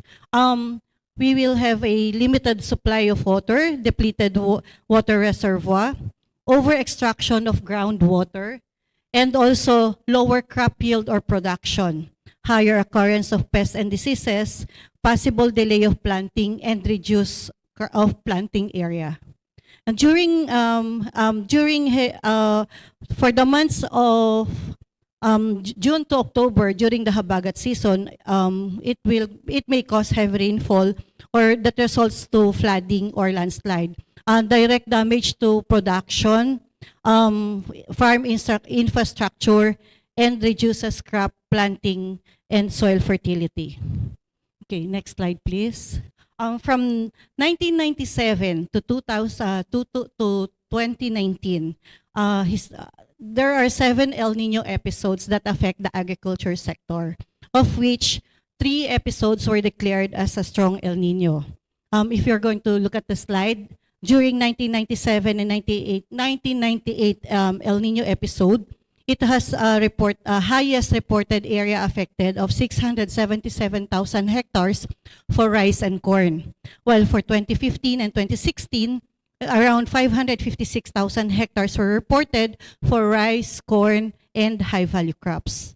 And for 2009 and 2010, around 555,000 hectares were reported affected by El Nino for rice, corn, and other crops. Next slide, please. So this slide shows that the frequently hit provinces by El Nino from 1997 to 2019. Based on El Nino episodes from 1997 to 2019, the following are the provinces frequently hit by the phenomenon. 7 occurrences or 7 episodes of El Nino hit the provinces of Occidental Mindoro, Quirino, Cagayan, and Isabela. 6 occurrences, Nueva Vizcaya, Masbate, Benguet, Ifugao, Kalinga, and Mountain Province. Then 5 episodes, Ilocos Norte, La Union, Pangasinan, Bulacan, Nueva Ecija, Pampanga, Laguna, Quezon, Camarines Sur, Bohol, Zamboanga City, Bukidnon, Davao del Sur, Davao Oriental, Cotabato, Apayao, Maguindanao, and Palawan. Then so on. To Apayao, Maguindanao, and Palawan. Then so on. Okay, next slide please. So, what are the activities undertaken during the ENSO timeline? On the early announcement of PAGASA that there is a possibility of El Nino, the department has already instructed its operating units to closely monitor the possible effects of El Nino to mitigate and position the interventions to lessen the effect of the El Nino. Also, in May, when the PAGASA announced that we are already in an El Nino alert status, the DA issued a special order number 577 and 634 series of 2023 for the constitution of the DA National El Nino team. Also, the department disseminated IEC materials through the Agricultural Training Institute and SMS broadcast about El Nino. And we still continue monitors. Next slide. Okay, so this is the task force El Nino for food security. So this is the food security framework. The impact of El Nino, increased food deprivation, key indicators, reduced food production, reduced farm income, increased food prices. The goal is to ensure availability of sufficient, stable, and affordable key food commodities. The outcome, adequate and stable supply of key food commodities ensured, income losses of affected farmers and fisher folk minimized, and access of consumers to affordable food commodities expanded. The objective is to provide ample support services for local food production and pursue supply augmentation measures as necessary. To provide social protection to affected farmers and fisher folk, including livelihood support and financial assistance. To facilitate efficient and unhampered transportation and distribution of food, to scale up the use of digital platforms for marketing, delivery, and payment of transactions. The agency members of the food security cluster are DTI, DSWD, DILG, DBM, NEDA, Department of Energy, DOLE, DOST-PAGASA, DOF, PCIC, and also other agencies under the Department of Agriculture. So next slide, please. So these are the committed support of the members of the food security. Okay. So next slide. So accomplishment report as of January 31, 2024. Under the preparedness and response measure for El Nino under the water management, improved and concreted around 798 kilometers of irrigation canal, and rehabilitated 40 units of small-scale irrigation systems that covers around 1,477 hectares of service area. Also, provision of irrigation network services such as pumps and engine sets, pisos, and shallow tube wells to save production in vulnerable areas and also to maximize production in the non-vulnerable areas. A total of 1,576 units of irrigation network services were distributed to ensure adequate supply of irrigation water during El Nino. Also for water management, one of the activity is the cloud seeding operation, which involves supplementing the water requirements of standing crops during the period of abnormally low rainfall. The DA Bureau of Soils and Water Management, in collaboration with relevant agencies such as PAGASA, DND Philippine Air Force, conduct cloud seeding upon the request of the DA regional field offices experiencing water shortages. The actions taken or updates on cloud seeding.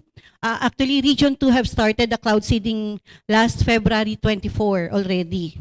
And also for Region 3, they have already conducted a joint assessment last February 13 if it is possible to conduct an a cloud seeding operation. And for Region 6, for possible conduct of cloud seeding operation targeting the province of Negros Occidental due to reported damage and losses on top of commodities area assessment is scheduled naman on March 4 to 8. Also for Region 7, ongoing bidding process for the procurement of hiring civil aircraft for the cloud seeding operation is being conducted. Okay. So one of the strategies also is the alternate wetting and drying and the quick turnaround. Alternate wetting and drying is a water-saving technology that rice farmers can apply to reduce their water use in irrigated fields. So on the other hand, quick turnaround is a strategy wherein all rice farmers after harvest shall quickly replant immediately without waiting for the months of the succeeding planting season. QTA is a strategy to catch up and take advantage of whatever remaining moisture is in the rice fields, while water dams and community reservoirs still hold few levels of water. So as of January 31, extended advocacy and dissemination on alternate wetting and drying or AWD reached 1,200,000 farmers. Moreover, the strategy has been utilized to over 162,000 hectares of rice areas. The target for the area for the QTA is around 26,644. So far, around 3,878 hectares already implemented the QTA in Upris, Maris, Mimaropa, and Region 12. So also is the Project LAWA. It is a support to food security of the SWD. LAWA means local adaptation of water access. Constructed 90 small farm reservoir through Project LAWA, benefiting farmers in Antique, Ifugao, and the Davao region, and Davao de Oro. Okay. So for livelihood support and financial assistance to affected farmers and fishers, promotion and provision of native livestock and poultry animals through the implementation of the Philippine Native Animal Development Program. Promotion of native animals through PNAD. Native animals are more adaptive to different environmental conditions. They have high tolerance to heat stress and inclement weather and better resistance to diseases. Under this activity, PNAD program total has already distributed a total of 56,169 native pigs to 297 groups and 470 individual farmers. Then provision of diversified alternative livelihood and technologies that are adaptive to climate change for fisherfolk. Provided 211 diversified alternative livelihoods and technologies that are adaptive to climate change for fisherfolk in CAR, Regions 5, 7, and 9. So these are activities po yung mga techno-demo, provision ng mga fishing gears and paraphernalia as their alternative livelihood. Okay, so also for livelihood support and financial assistance is the insurance. So insurance, for the insurance, available funds from the Philippine Crop Insurance Corporation to indemnify the affected farmers. From June to December 2023, a total of almost 1.6 million farmers, or 94.8% of their target, had been insured. While for January to June 2024, a total of 1.8 billion has been allocated to insure farmers and fisherfolk. For the Agriculture and Credit Policy Council, for credit support, available is 500 million pesos under the Survival and Recovery or the Sure Loan Program of the Department of the Agriculture Credit Policy Council, catering 20,000 borrowers for all calamities in 2024, including the El Nino. Next slide, please. Okay. Intensified price and supply monitoring of basic commodities and agriculture products.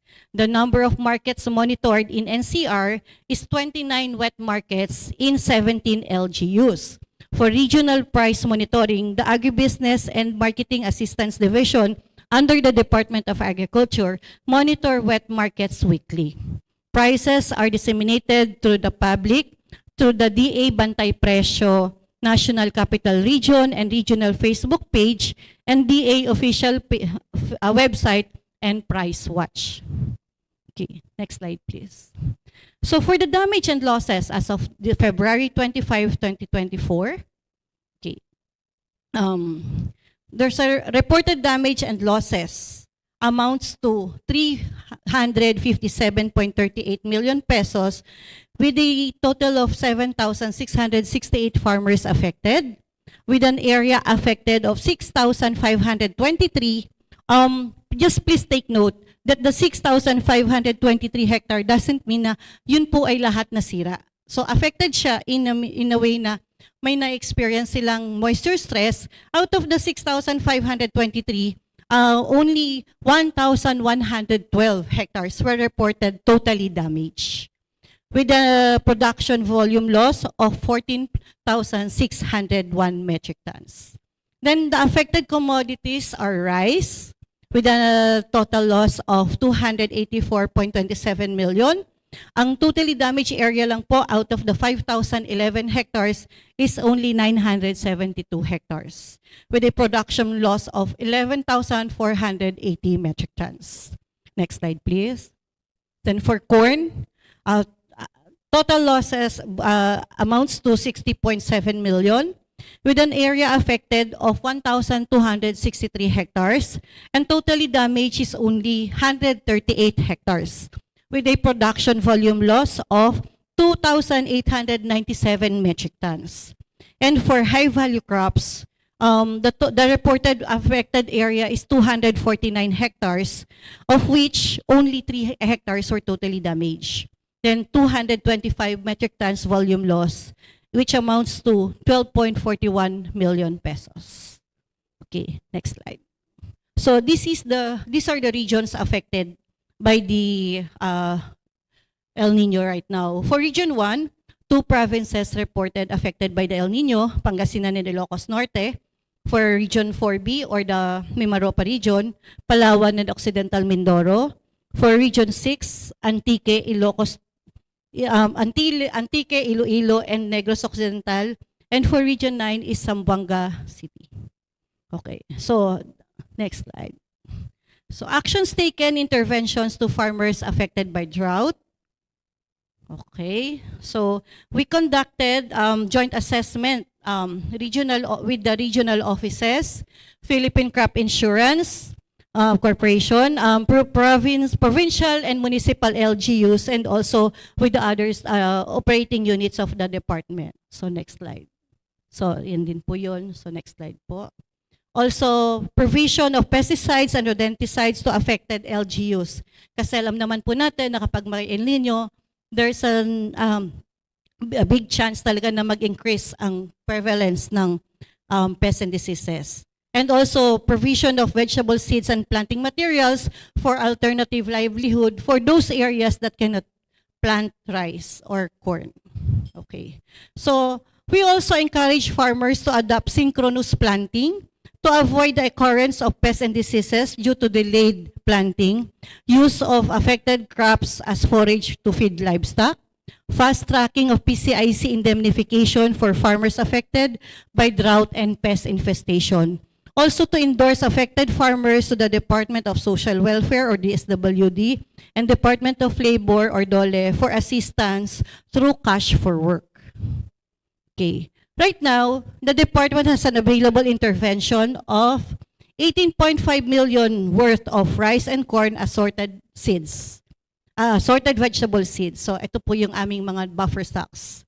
Then also the survival and recovery loan program from the department, from the Agriculture Credit Policy Council or ACPC with a loanable amount of 25,000 pesos payable in 3 years with 0 interest in areas declared under state of calamity. Also, we have the Quick Response Fund for the rehabilitation of affected areas. So these are some of the monitoring activities that the department conducted. So NIA has reported 277,000 hectares vulnerable rice areas. So vulnerable areas are usually situated in tail-end areas of the NIS, National Irrigation System, or the Communal Irrigation System that may or may not be planted with rice due to El Nino. So as of to date po, as of February 23 po, out of that area, 216,000 hectares were already planted po. Okay, so next slide. Ito po sample lang po ng mapping na ginagawa namin. So makikita niyo po yung mapa dito sa kaliwa.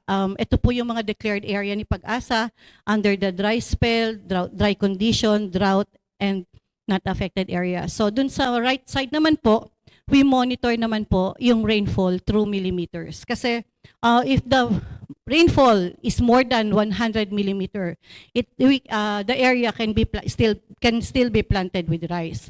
If the area is 100 to 50 millimeter, insufficient rainfall, need supplementary irrigation, additional irrigation system. And if it is less than 50 millimeter, it is not suitable to plant rice. It may up to crop shifting. Okay, so next slide. So that's for Visayas. And next slide, please. That's for Mindanao. Okay, next slide. Okay, so these are the actually, we just map po the affected areas or the reported, yung mga regions na nag-report ng damage for El Nino. So next slide. So as you can see, yung sa map po, dito sa, sorry, ito pala. Okay. Yan na lang po. Yung sa light blue area, yung under Ifugao, ito rin po yung mga target area for na mako-cover po ng cloud seeding. Then yung may mga blue dot naman po, yan naman po yung mga merong available small scale irrigation system. So, yan po yung mga sample na ginawa namin. Then, if you're going to look at the map sa bandang kanan, yung mga dark area naman po, yan po yung mga may mga areas reported na damage report na po ng El Nino. So, next slide. So, ayun din po. Yung mga red naman po, makikita nyo, yan po yung mga vulnerable rice areas. So, sa ngayon, may mga areas po na hindi pa po reported na damage. Okay, next slide po. So, that's all. Maraming salamat po.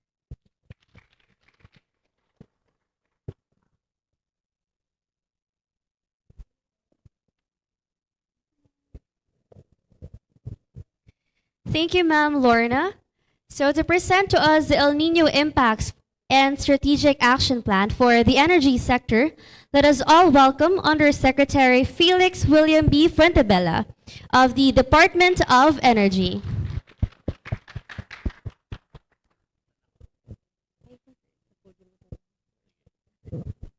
Salamat.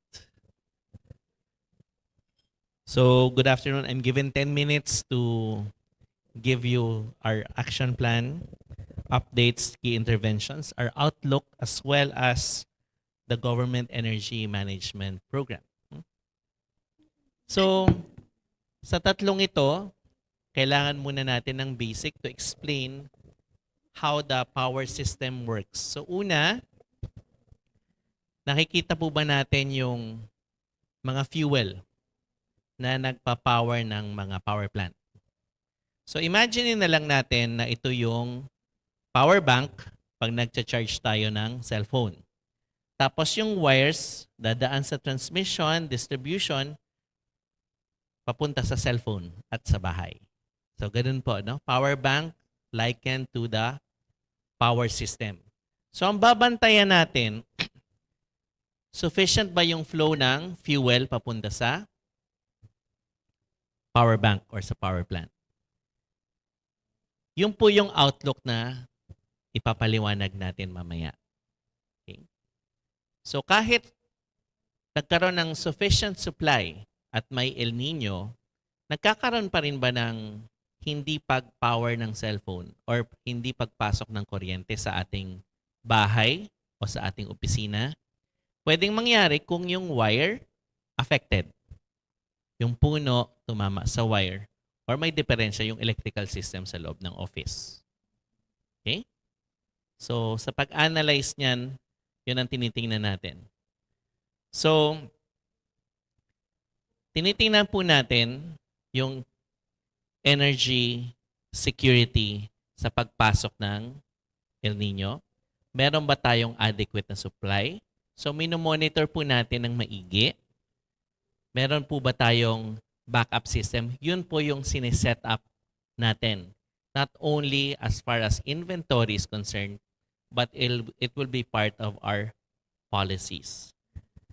Also, tinitingnan din po yung wire, kung tama yung pag-address natin sa right of way, at kung sapat din yung pagmamanage, pagmamaintain ng distributor ng kuryente, tulad ng Meralco at ng electric cooperatives. At syempre, energy efficient ba yung paggamit natin? So nagtatalo kami kanina halimbawa nung banquet supervisor kasi masyadong malamig yung aircon kanina. So yon hindi siya efficient. Ngayon, efficient na. So dapat siguruhin natin na tama din yung paggamit natin ng kuryente tulad ng pagpapaliwanag ng DNR kung tama din ba yung paggamit natin ng tubig. So, tinatanong din, pinagbawal na daw yung inflatable pools. Hindi siya pinagbawal, pero sinasabi natin, tamang paggamit ng tubig. So, yun po yung sinasabi ng slide na yon. So, to ensure, we look at the outlook based on assumptions kung ano yung magiging supply. Sa Luzon, Visayas, Mindanao grids, wala po tayong problema sa supply based on our assumptions. Bagamat ganun, meron pa rin tayong mga aksyon na kailangan gawin kasi pag masyadong mainit, yung hydro plants hindi gagana, meron bang pamalit? Meron naman. Pag masyadong mainit, pag nag-breakdown yung ibang planta tulad ng coal plants, ano ang dapat nating gawin? So all hands are on deck as far as that is concerned kasi kahit sapat yung kuryente natin for the El Nino months, sapat siya, pwede pa rin magkaroon ng eventualities. Pag nagkaroon ng issue sa wire, nakatutok ba yung mga linemen na madali siyang i-deploy kasama yung kanilang boom truck and other facilities? Okay. So, dito na tayo sa mga komplikadong linya. Yung zero dito, yan po yung pag-meet ng supply at demand. Yung bar graphs natin, yun yung sobrang kuryente or reserves. Pag na-breach yung red line, red alert tayo, ibig sabihin pwede magkaroon ng rotational power outage. Pag na-breach yung yellow line, ibig sabihin, walang rotational brownouts na mangyayari, pero bantay tayo sa yellow alert kasi pag may nag-breakdown na malaking planta, biggest plant doon sa Visayas, sa Mindanao, or sa Luzon, kasi iba-iba yung numbers dyan. No? Sa Visayas at Mindanao, 150 megawatts.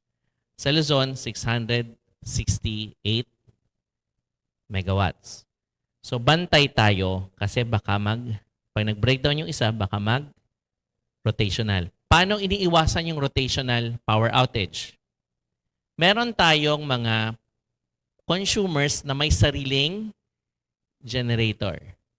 Ibig sabihin, may sariling power bank sa loob ng mall or building.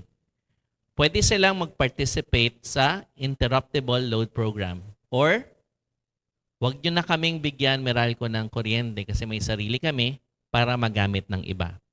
So we are encouraging and enlisting more participants sa ILP because meron siyang payment scheme under the Energy Regulatory Commission. So we will see, tutok tayo sa March, April, walang nabibreach na yellow line at saka red line. Clear? Okay. So ano yung assumptions natin? Yung assumptions natin, based on historical figures, may mga nasisirang planta or forced outage, no? Hindi nakita. Nilagay na po namin yun dun. Yun yung mga broken lines. So kahit nasira siya, historically, ganun yung data, per week, week 1 until week 52, no? Nakikita natin na walang breach yung yellow line. So no red alert, no yellow alert.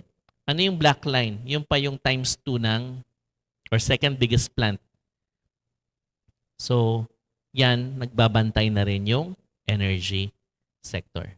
But again, even if there's a breach sa yellow line, no rotational power outage. Okay? So, sa Luzon grid, tinitingnan din natin yung importation or pagpasok ng kuryente from the Visayas.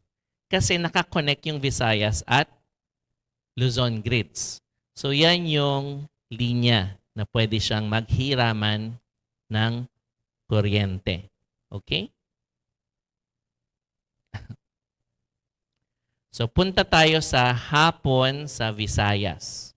Again, walang nabibreach na red and yellow. Pero bakit dumami yung mga lines na may diagonal shade? No? Yung lines na yan, importation either from the Visayas or from Mindanao. Kasi lately, na-connect na rin yung Visayas at Mindanao grids. So sa hapon, sa Visayas grid, 0 yellow alert, 0 red alert. So, yung Luzon, malaki yung system. 12 gigawatts. Yung demand more or less doon. No? Sa Visayas at Mindanao, 2.5 gigawatts. So makita rin natin yung economy both sa Visayas and Mindanao based on these figures. Pagdating naman sa gabi, wala pa ring nabibreach na yellow at red alert sa Visayas. Okay? So summary ko na nga kanina, di ba? Walang nakikitang issue sa Luzon, Visayas, Mindanao. Kasi pagdating sa Mindanao, sobra-sobra yung supply. Kaya sinasabi rin natin, sa Mindanao, magandang magtayo ng malaking mga industries. Halimbawa, kung maglo-launch ang DENR and DTI na malaking project dyan, either for mining or for other sectors, pwede siyang mag-click ng maigi. No? Ibig sabihin, mag-match sa Mindanao. So, kahit sa gabi, ganun din. So, ano yung mga ginagawa nating mga aksyon?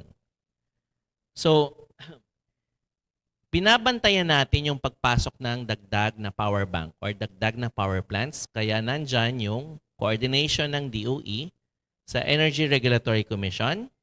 Sa NGCP kasi dun sila ko-connect yung planta sa transmission line at sa market operator.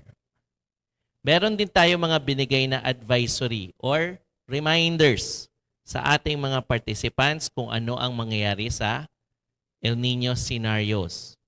Kaya yung mga taga-Department of Energy nakikinig at nakikipag-coordinate sa DOST na mga agencies tulad ng PAGASA.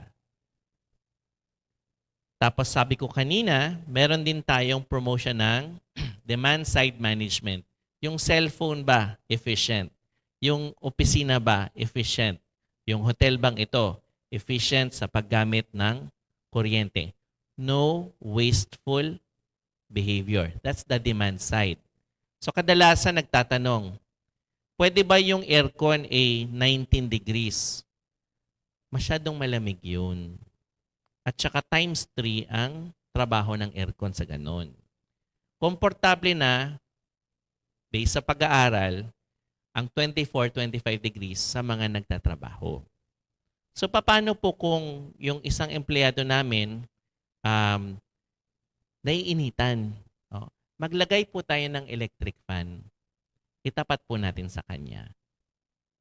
Pero dahil nakatapat sa kanya, huwag niyong i-number 3. Number 1 lang. Kasi baka mainis naman siya. Baka akala nangiinis tayo. Hindi po.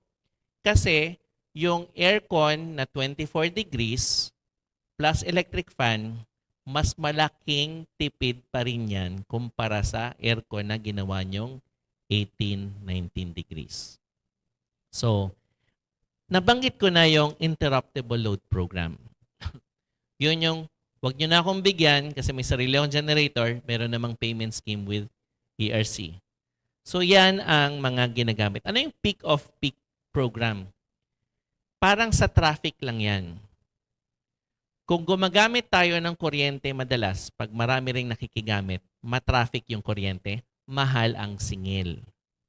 Pero kung nag-shift yung operation natin doon sa panahon na hindi malakas yung paggamit ng kuryente, mababa ang singil.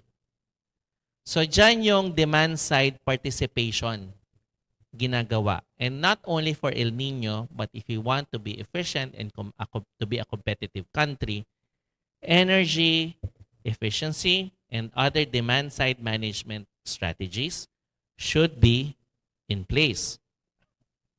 So, tinitingnan din natin yung mga mapa na binibigay ng DOST para ma-cascade or mabigay din sa electric co-ops kung paano yung paghahanda nila. So, nandiyan yung pag-provide natin ng inventory kung nasaan yung mga hydro power plants. Kasi, makikita na doon or nabibigyan na sila ng warning or abiso na pwedeng bumaba yung water level at pag mababa ang water level, mababa ang buga ng kuryente from the hydro plants. Nagkaroon din tayo ng pag-input sa El Nino online platform. Kasi ang platform na to, diretso sa computer ni Secretary Solidum at diretso sa computer ng decision makers natin tulad ni Pangulo. So dapat diretso din yung at tama yung pinapasok ng DOE na reports dyan. Siyempre, meron din kaming mga special na question sa FIVOLCS sa PAGASA, establishments, supermarket, supermart, grocery, para sa food. So yung mga facilities na yan, naka-inventaryo para merong special line or feeder para kung magkaroon ng rotational, kasi sabi natin pwede pa rin mangyari, kung magkaroon ng rotational na outage, itong mga to untouchable sa rotation. So ganyan yung mga paglista ng critical infrastructures at nagdedesenyo din tayo ng emergency backup. So yung DOE at DILG nakikipag-coordinate din para masiguro natin na yung health facilities ay natututukan ng DILG at ng DOE. Kasi yung mga sa national hospitals, DOH yung kausap namin doon. Sa mas mababa, provincial, municipal, birth centers, kausap na natin doon, local government units. So, yung inventaryo ng sarili nilang generating set dapat in place para merong doble-dobleng backup system.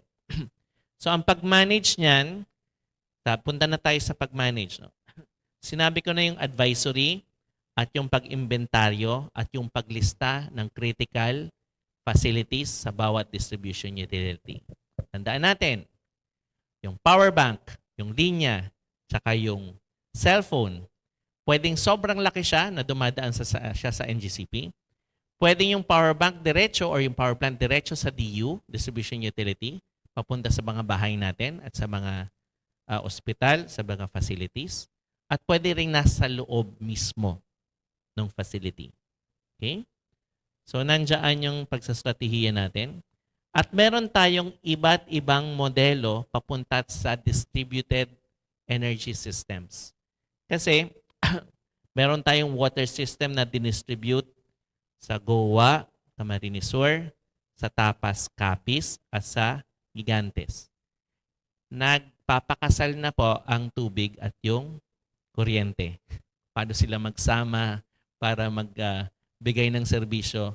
Meron na pong mga ganoong teknolohiya using renewable energy. Why? Because if we continue to use diesel, madagat po minsan ang pag-deliver niyan papunta sa mga isla.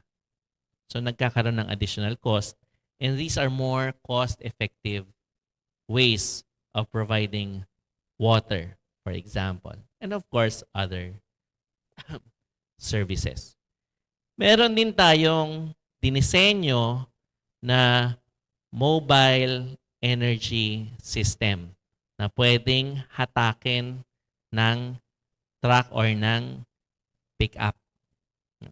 So ito ay nagko-cover parang yung stage na tinatapakan ko ng malamang 4 na parking area at nilalagay ito sa area na walang puno para hindi matakpan yung shade at magamit yung solar panels na side A, side B. Ibig sabihin yung ibabaw at yung ilalim ng solar panel nakakakuha ng energy from the sun. Pati ilalim, side A, side B. Okay. So yan yung mga teknolohiyang ini-introduce natin and to be rolled out so that we will have improving strategies as we move forward. Lobat yata itong. Walang yatang power to. Next. Yan. Okay. So I already mentioned energy efficiency. The President signed Administrative Order number 15 for government to lead the way in energy efficiency. Siyempre, administrative order siya. 2 pages lang naman. Pero madaling tandaan sa 5 letters. AI, accelerated implementation, i-audit, at i-institutionalize yung strategies at mag-inventaryo. AI. At BBM, i-address ang behavior, ayusin ang building design, at i-monitor ng maigi yung sukat ng paggamit natin ng kuryente at ng ating sinama na namin yung tubig. As one of the functions ng Energy Compliance Officer na required na i-appoint or i-designate doon sa building or office para compliant tayo sa administrative order na to. Para hindi tayo ma-shock na malaki yung bonus ng empleyado sa gobyerno kasi nagtipid sa kuryente. Kasi kung masayang din, wala ring bonus. Parang sa normal na Pilipino, sa bahay, kung asyong aksaya tayo, pulubi tayo. Kung asyong madiskarte tayo, mayaman tayo. So, ganun lang yung messaging yan. At yung detalye nalabas na nung one day after Valentine's Day, kasi 30 days lang binigay sa amin na maglabas ng implementing guidelines. So, nalabas na ng DOE yan. There is an online system to register and report for all government agencies, offices. Mag-inventory din ng energy consuming equipment, aircon. Madami bang ref sa DOST? Baka matakaw sila or something. Yung isang unit lang. Depende. Inventaryohin. Ano yung plano? Papalitan na ba siya ng energy efficient na ref? Yun. Mag-cooperate sa energy audit. At yung pagdisenyo ng building, retrofitting or new construction ng building should be energy efficient ang design. Tatlo lang naman ang tinitingnan. Diba? Building envelope, mechanical, at saka electrical system. So building envelope, yung bubong ba natin ay yero or solar panels? Mga ganun. Yung bintana ba natin ay may leak sa tabi? Kasi ang aircon po ay seloso. Selosa siya. Gusto niya, doon lang siya sa loob ng kwarto, wag siyang papalabasin. Ganun din sa pinto. Dapat secured. So yun lang po. Maraming salamat.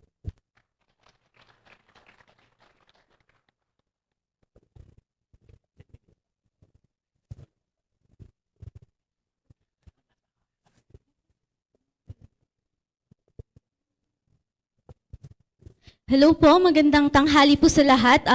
Due to important meetings po ng isa nating kasamahan from Director Lorna, we will entertain question po. One question lang po, I'm really sorry po. One question lang po here for the Department of Agriculture, and then we have one question na po from the Zoom. So, para lang po bago po makaalis si Director. Do you have questions po? Since wala pong nag-raise dito, I would like to ask lang po yung raise po yung natanggap nating question via Zoom. Let me just read na lang po, ma'am. So good afternoon, from Ma'am Athena Obera. So I would just like to ask regarding the quick turnaround or the QTA. Wouldn't this initiative cause a problem with the potential nutrient depletion to the soil? Okay, good afternoon. Regarding this sa quick turnaround, right now we are maximizing yung mga areas that can be maximized for food security reason. So, yung mga sa soil naman, there are also other measures na pwede naman gawin to replenish it. Thank you po. Thank you for the answer. And then we have another question po here from Dr. Marcelino Villaferte. Hi ma'am, good afternoon, and thank you very much for the very nice presentation. Ma'am, question lang regarding dun sa impacts ng El Nino. No? May mga damage reports po tayo na nare-receive sa DA. Ma'am, available po ba online yung reports na yon, or where can we request if not available online? Thank you po. Yes sir, all of these are available online once cleared na po by the management. And also, you can email us at drrmc@da.gov.ph for a copy of the reports po. And we also post it sa Facebook page po ng DRRM Opsen. So thank you po, Ma'am Director Lorna, and for the questions po from the participants. So Sir Jeremiah, and I think we can proceed na po to award the Certificate of Appreciation to Director Lorna. So may I request Director Lorna to please come on stage and call Ms. Telma Isinco and Ms. Cel Arroyo to award the certificate.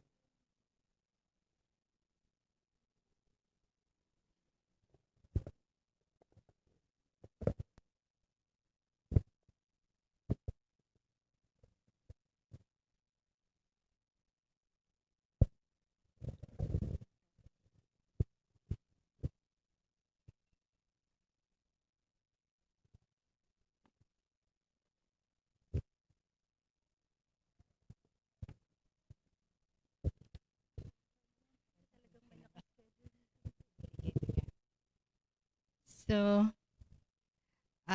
we want to give this certificate of appreciation given to Ms. Lorna Belinda D. L. Calda, OIC Director, Field Operation Service, Department of Agriculture.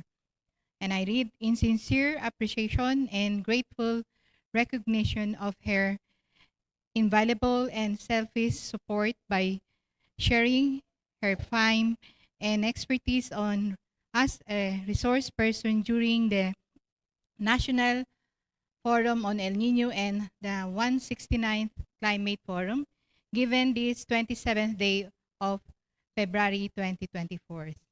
Signed, Nathaniel Servando.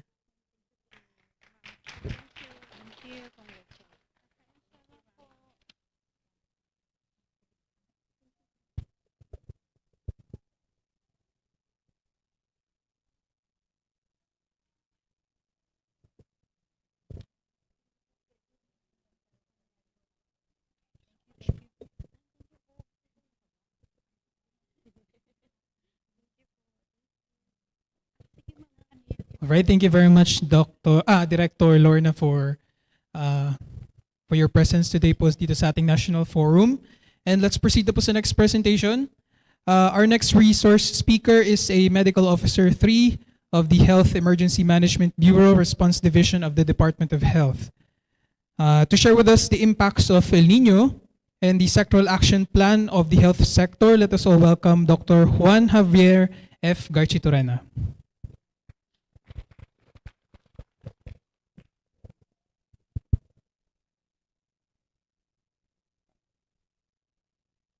So good afternoon, everyone. No? So I'm Doc JJ from DOH HEMB.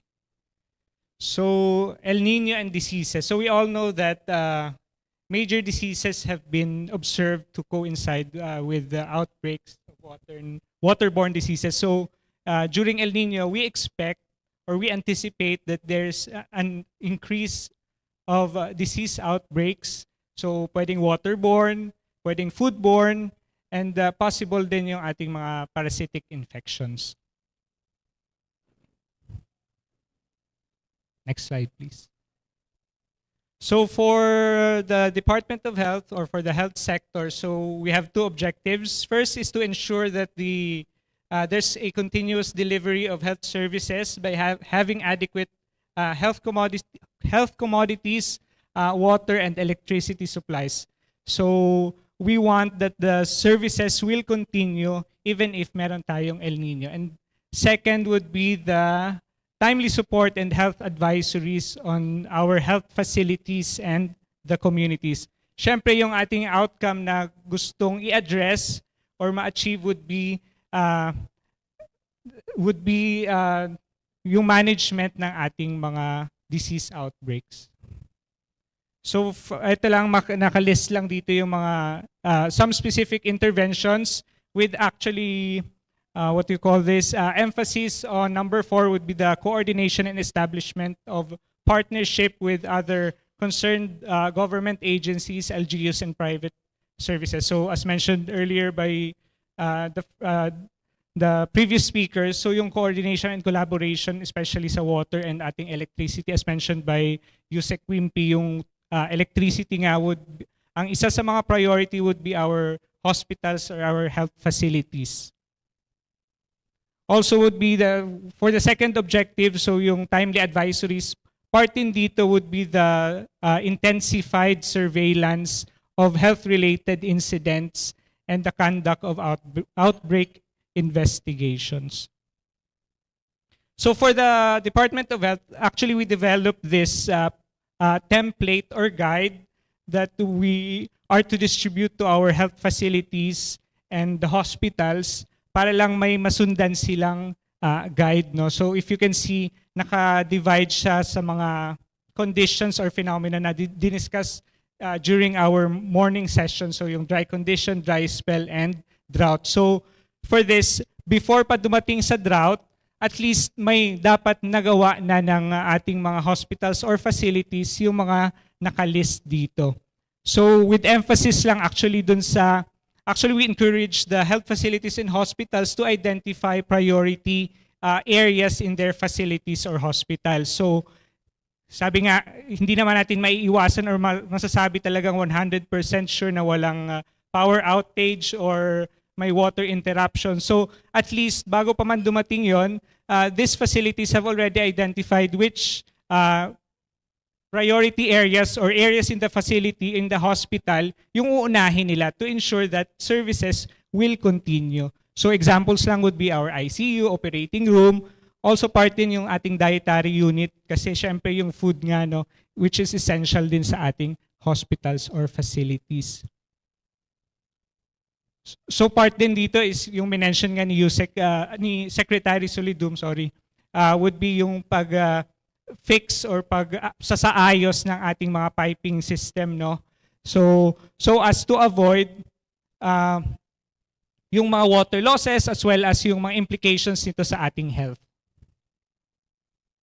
So same lang then with energy, we advise the hospitals and facilities to identify priority areas kasi in worst case na magkaroon ng power outage or power interruption, hindi naman natin pwedeng patakbuhin yung buong ospital talaga. So may mga sacrifice talaga. So pwedeng bawas sa admin office, mga ganon sa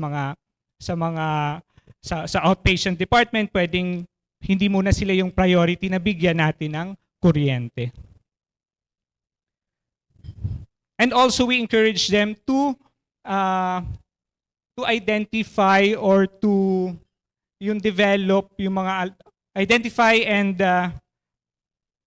transition to energy saving mga facilities or infrastructure sa kanilang hospital. And lastly, for so we anticipate the increase or influx of cases, mga infectious, and even yung mga heat-related illnesses. So dapat yung supply natin would be continuous para yung services natin would not be hampered. So for this part naman, we actually also develop an assessment tool that we have distributed already to the facilities under the DOH. So ito, we assess the level of their level of preparedness. So actually for some regions, may mga sumagot na rin na mga LGU hospitals and even private hospitals. But actually we are going to partner with DILG para makaskade din siya sa lahat talaga ng LGU hospitals and facilities para at least ma-assess natin yung level of preparedness nila when it comes to this phenomenon. So this would also serve as a guide in our prioritization and implementation of the different strategies. So actually sample lang to. So if you can see, tawag dito. So this is for NCR. Yung mga naka-green would be okay yung kanilang level of preparedness when it comes to their water, energy, management of diseases, and even food security. Tapos yung mga yellow would be intermediate, and the red one would require immediate intervention. So it doesn't necessarily mean na pag red, pangit yung services or wala ng services. Actually, ang ina-assess lang natin dito would be the level of preparedness. Kasi yung ating ginawang assessment tool, may scoring din po siya. Actually, yung bulk kasi ng score would, for example, for water, nandun sa at least the facility has a 3-day water reserve na pwedeng mag-supply dun sa facility in case magkaroon ng water interruption. So dito actually yung data na nakuha namin is still for validation, like itong mga pula, to check kung bakit sila naging pula or why did they answer na no dun sa why did they identify themselves or they assess their facility as having no 3-day water reserve or capacity for a 3-day water reserve. So dun din kasi magdedepende yung gagawin nating interventions. And lastly would be yung ating syempre IECs. So pinopromote pa rin natin that prevention is still better than cure. So continuous naman po yung pag-disseminate natin ng ating IECs from the national down to the local level.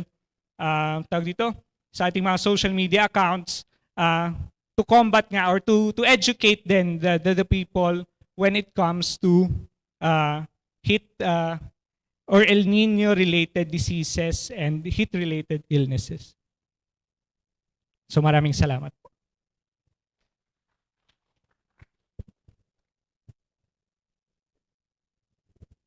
So thank you so much po, Dr. Juan. So kamusta na po ang ating participants dito sa ating venue? Okay pa po ba kayo? Konting stretching po muna tayo. Ayan. So, kumustahin din po natin ang ating participants sa Zoom. So, meron po tayong 255 participants sa ating Zoom. Isang hello naman po dyan. Hello. Ayan. So, ayan. Mukhang okay pa po sila. So, to proceed po. So, to give us the El Nino Impacts and Strategic Action Plan for the Public Safety Sector, let us all welcome Mr. Robin E. Lim of the DILG Central Office Disaster Coordinating Center.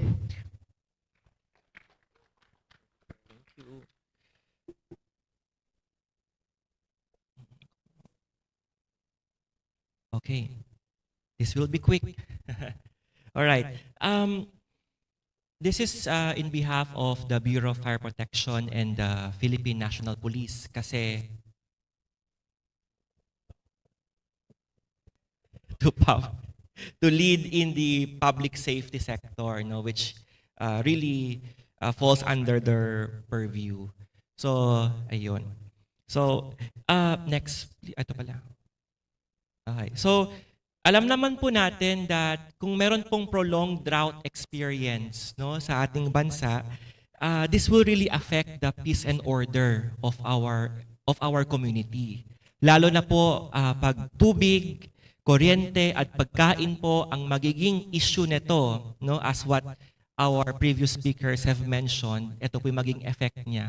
Kung ito hindi po natin na-control, eventually magkakaroon po tayo ng civil disturbance po. So hindi po it happened before last 2016 in Kidapawan po where nagkaroon po tayo ng civil unrest, no, na nag-trigger po ng mga ayun, as you can see in the photo po, kasi kulang na po tayo ng food, no, rice.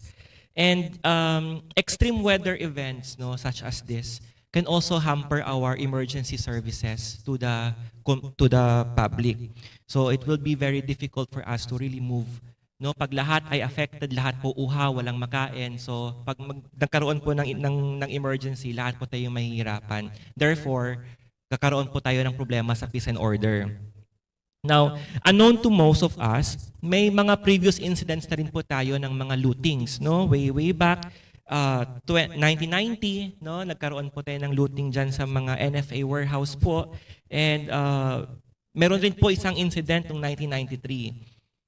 So, these are just some of the effects na we want to avoid later on, no, pag naging extreme na pong effect ng El Nino. And aside from the peace and order, ang ating Bureau of Fire Protection also attributes, no, to the increase of residential and grassland fires in Western Visayas last 2019 due to El Nino. So ito po yung mga binabantayan po natin na sana ma-reduce po natin later on, no, as the months goes along. Now, under the public safety sector, ano na po ba ang ginagawa ng sector na to, no? Tatayo po lahat. First dito po ang ating sa PNP, no? Sa PNP, habang hindi pa we don't anticipate yet yung mga civil unrest, but what the PNP and BFP are actually doing is more on the awareness campaign, no? Pinapaintindi po sa mga taong bayan kung ano po yung mga possible effects ng El Nino para pagdating po na magkaroon tayo ng shortage ng tubig, ng pagkain at ng kuryente, hindi na po bago ito sa mga residente natin. Hindi po sila mag-overreact. So, through awareness campaign po, ay mahihinder po natin yung mga civil unrest, no? And PNP is actually doing it through their community relation activities. In addition to this po, kasama rin po sa kanilang community organizing and mobilizing is really pag-partner po sa mga communities on the ground with NGOs, CSOs, and other organizations po to really help spread awareness po on the environmental effects that El Nino can bring. So dito po meron pong programa si PNP which is Kaligtasan at Kalikasan or Kaligkasan po, and PNP as force multiplier po to protect the environment.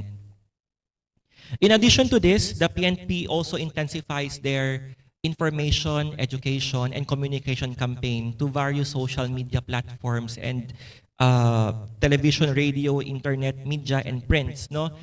This is one of their advocacy programs to really cater yung mga illegal environmental activities na ginagawa. Diyan po pwede pong i-report or kung may mga effects po ng El Nino or mga pwedeng gawin. So dito rin po nila sinasabi. So recently ang dami po nilang ginawang mga radio, mga local radios na po ito we are talking about doon na po sa mga sa region, sa province, sa city and municipal level. Of course, this is in partnership po with our local PAGASA po and other agencies on the ground.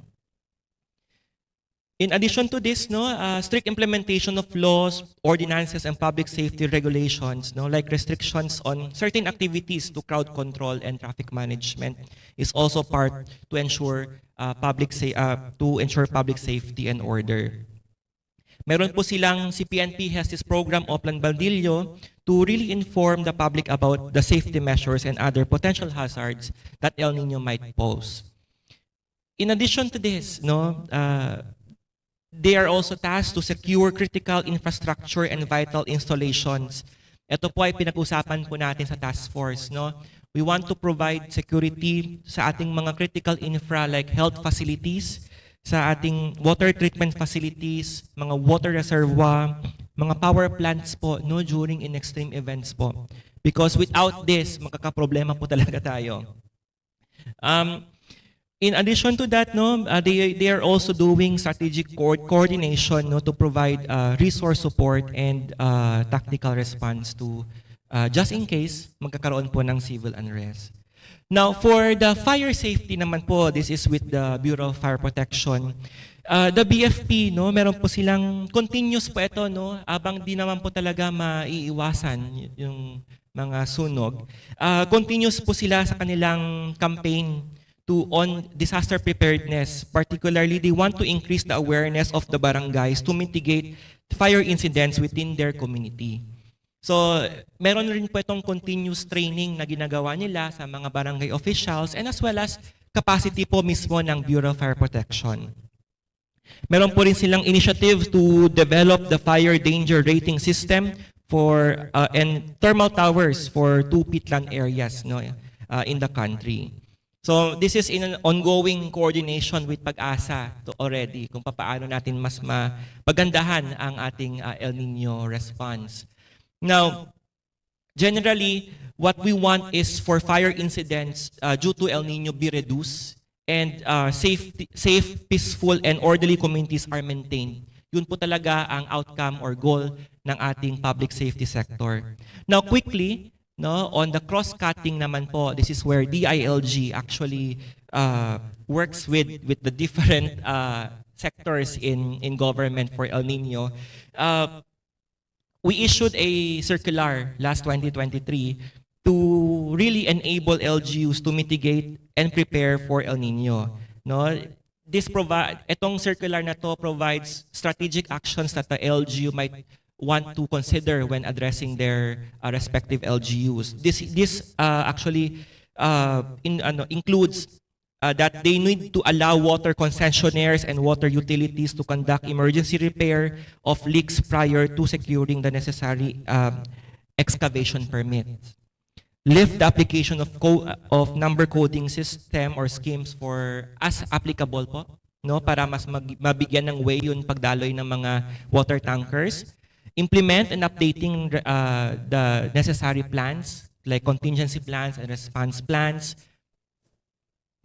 or have existing policies or ordinances enacted in any in curbing illegal connections and encouraging the prudent use of water, stockpile of relief goods, conduct massive IEC campaign, and implementation of the mitigating measures to control health consequences of the unusual drier conditions due to El Nino. Now, in addition to this, we also partnered with DOE and DOH, no, because we want to address specific concerns already, like the generator sets, no, and water supply in the area, in the hospitals. So we issued an advisory directing the LCEs to ensure the availability of generator sets in all hospitals and other health facilities in preparation for the imminent threat for the El Nino. Now, in support for the water supply, for the water sector naman, we reiterated to the local chief executives na wag pong to expedite all the repairs and rehabilitation of water facilities, no? Para pagdating ng mga April or May, wala na pong problema sa repair. So, and lastly, this is the recent one, the DILG directed the Bureau of Fire Protection to allocate the necessary resources such as fire engine and water tankers to support the critical requests of LGUs to deliver water supplies in areas with urgent need. So, yun po yun ayaw po natin marating, but we are ready, we are prepared. So, sa public safety naman po, we are doing the very best to really ensure public safety and peace and order during El Nino. So, yun lang po for the public safety. Thank you.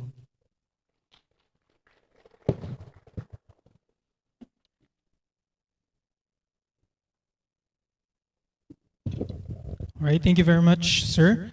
So nakapag-present na po yung mga sectoral plans ng ating agriculture sector, energy, health, and public safety. And yung last po natin for the key sectors ay yung ating water security. To be presented by Mr. Patrick James Deason of the Metropolitan Water Works and Sewerage System.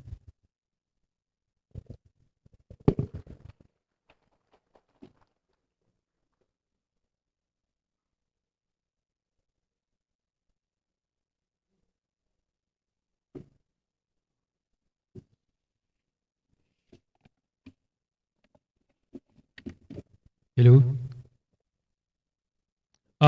Good afternoon, everyone. So I'll be presenting to you the water security po, no. So disclaimer lang po, no, hindi po to buong Pilipinas. So I'll just be presenting po yung initiatives and mitigating measures po, no, for the Metro Manila's water security. So ang main goal naman po natin for the water security, no, for to have an efficient allocation po no, ng water supply for the El Nino and to develop new or alternative water sources and intensify water conservation efforts.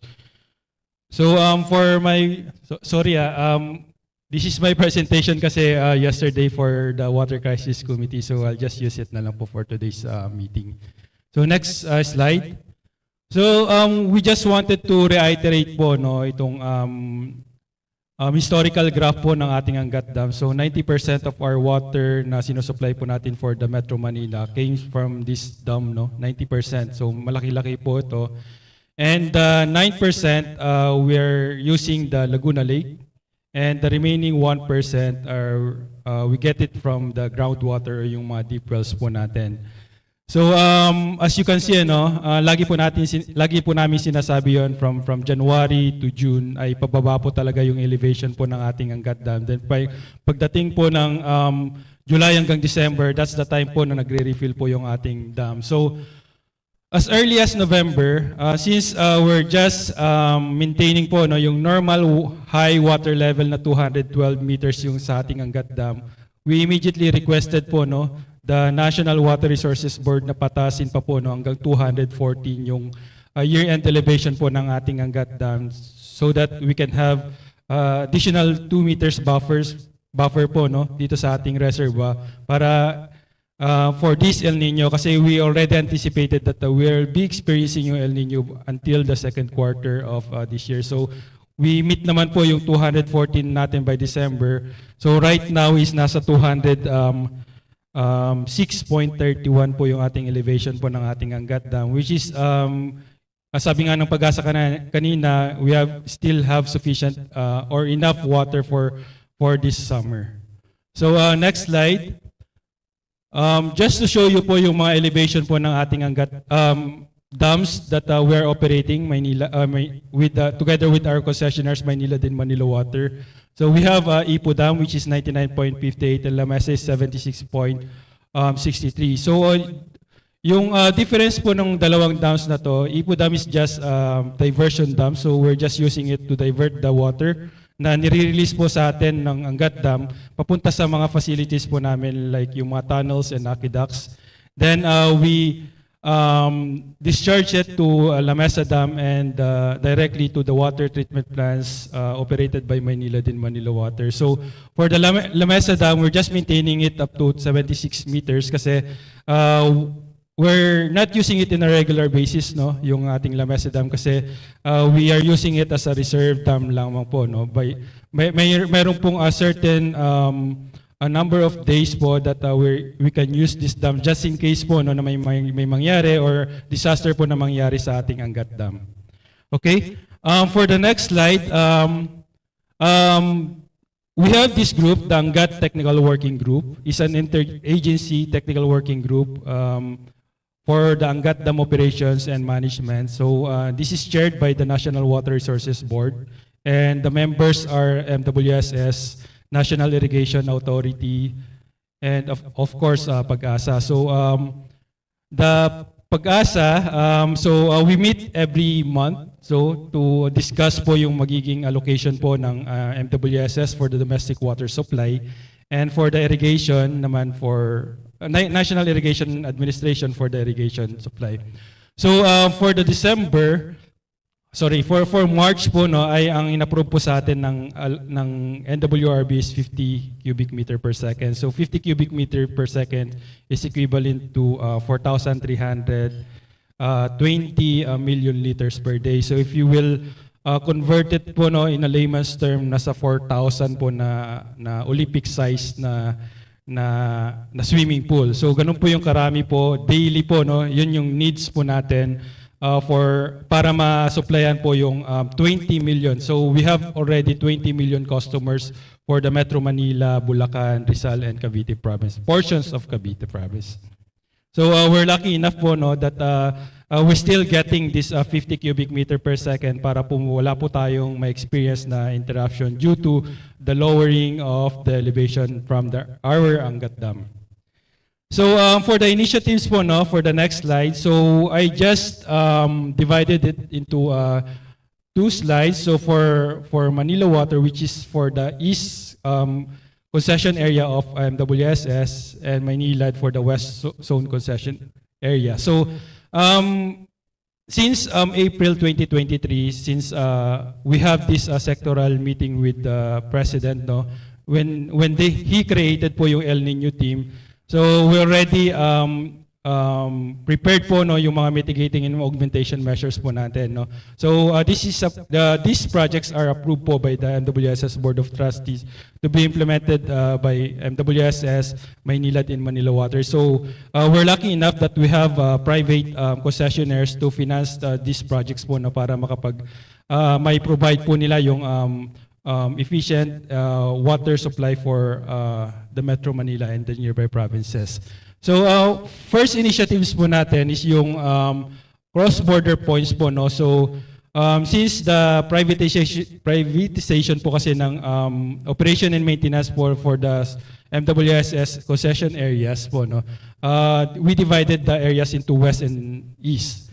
So may mga points po in between those areas po, no, na cleanose po natin para ma-divide po natin yung area. So we rehabilitate those control points po, tinatawag po natin cross-boundary points, para just in case po, no, we already implemented it last 2019. When you remember, we have water shortage in 2019 when Manila Water areas has problems with the water supply, tumulong po si Maynilad para masupplyan po yung mga areas ng Manila Water. So ganun po, no? So we retained this, so we implemented or rehabilitated 6 control points po, no, to provide around 49 million liters per day sa mga areas po na yan. So on a capacity po, no, nasa 100 million liters per day po ito. And the second one is yung, we call it packaged water treatment plant. So for Manila Water area, it's already completed po ito, no, sa Marikina River. So we will be drawing water from the Marikina River. Around 20 million liters per day yung capacity po niya. But right now, it can now generate 15 million liters per day if ever, no, na mabawasan po tayo ng allocation or kailangan natin ng additional water supply from, na i-supply po natin from Manila Water area. And another water treatment plant already been implemented po or constructed is the East Bay Water Treatment Plant. This is located in Pakil, Laguna. So East Bay part po ito ng Laguna Lake. Hello. So this is a two-phase of a water treatment plant. First phase is 50 million liters per day, and we're targeting to inaugurate it by or April this year. So kompleto na po to and readily available na po siya to distribute water. And 200 million liters per day, no? This is a phase 2 project na rin. Ongoing na rin po yung construction po nito, and we are targeting to complete it by 2025. And another one is yung Kalawis Water Treatment Plant. So we're now constructing po yung new Wawa Dam project po for the Rizal area. So we will be constructing 518 million liters per day. So we partnered with a joint venture of the Wawa. It's a consortium of Prime Infra. And we already completed yung phase 1 po nito, which is 80 million liters per day. And readily available na din po ito. And the second phase is the 438 million liters per day. And we are targeting to complete na rin po ito by next year, 2025. So aside from that, no, since 2014, NWRB issued yung moratorium, no, for not using, they're not allowing to use deep wells po, no, sa buong Metro Manila kasi it costs lots of subsidence. So since 2014, we're not operating it. And right now, since we have this El Nino, we rehabilitated those deep wells po, no, around hundreds deep wells po ito sa palibot po ng Metro Manila. And right now, we can now generate it po by 118 million liters per day. So readily available na rin po ito. And for next slide, for the West Concession of MWSS. And first one is yung packaged water treatment plant po natin dito sa May Cavite. So we have identified 4 dams from National Irrigation na hindi po nila ginagamit, no? And right now we have 2 portable or packaged water treatment plant po, no, that readily available na rin po ito, which is located in Imos, Cavite. So and the second one is yung Parañaque New Water Treatment Plant, no? So we heard of Singapore using wastewater. So right now, meron na po tayo dito sa Philippines. And we have this one treatment plant sa Parañaque. So meron po tayong wastewater treatment plant po doon. Yung tubig po niya, yung treated wastewater ay dinidischarge lang po natin namin sa ilog. So ngayon, we introduce a new technology to treat it further. Yung treated wastewater, we treat it further, no, to pass yung Philippine National Standard for Drinking Water. So I think ongoing po, no, yung permit po namin to DOH to issue po yung permit po, no, to distribute na po itong water na to from the treated wastewater. And same thing with Maynilad area. So meron din po tayong mga numbers of deep wells that are readily available na rin po dito sa may areas naman po ng Maynilad. So around 25 million liters per day din po yung capacity po nito. So we are now on the process of applying for a temporary permit to National Water Resources Board kasi kailangan po nila mag-issue ng temporary permit for this time mo na El Nino po tayo na kailangan po natin ng mga additional water. And of course, for the non-revenue water, so we're extensive po no yung pagre-repair po natin. So we thank the DILG for reiterating po no yung ating yung kanilang memorandum po no na they're instructing po the LGUs to allow the water service providers, not just Maynila din Manila Water, no, to repair yung mga leaks po natin, nakikita po natin sa mga daan while on the process po yung permit applications. And for the water tankers and static tanks, so readily available na din po ito, around 50 to 60 water tankers and static tanks. And we're now coordinating na rin po with the DOH on the priorities no ng mga locations mo na pwede po nating paglagyan ng mga water tanks. So we did that during the pandemic no, during the COVID situation wherein we prioritize po no yung paglalagay po ng mga static water tanks sa mga hospitals. And for the Public Utilities Boards of Singapore, so we have a memorandum of agreement with them. And aside from PUB Singapore, we also have memorandum of agreement with Korean Water.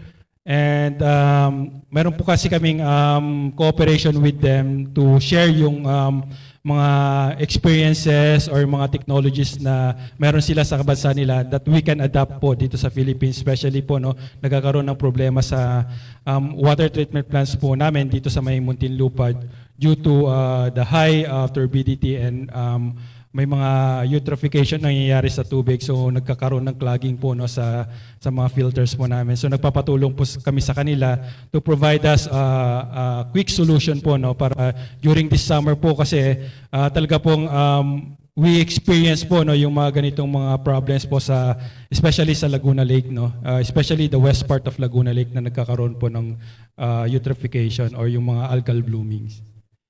And next slide.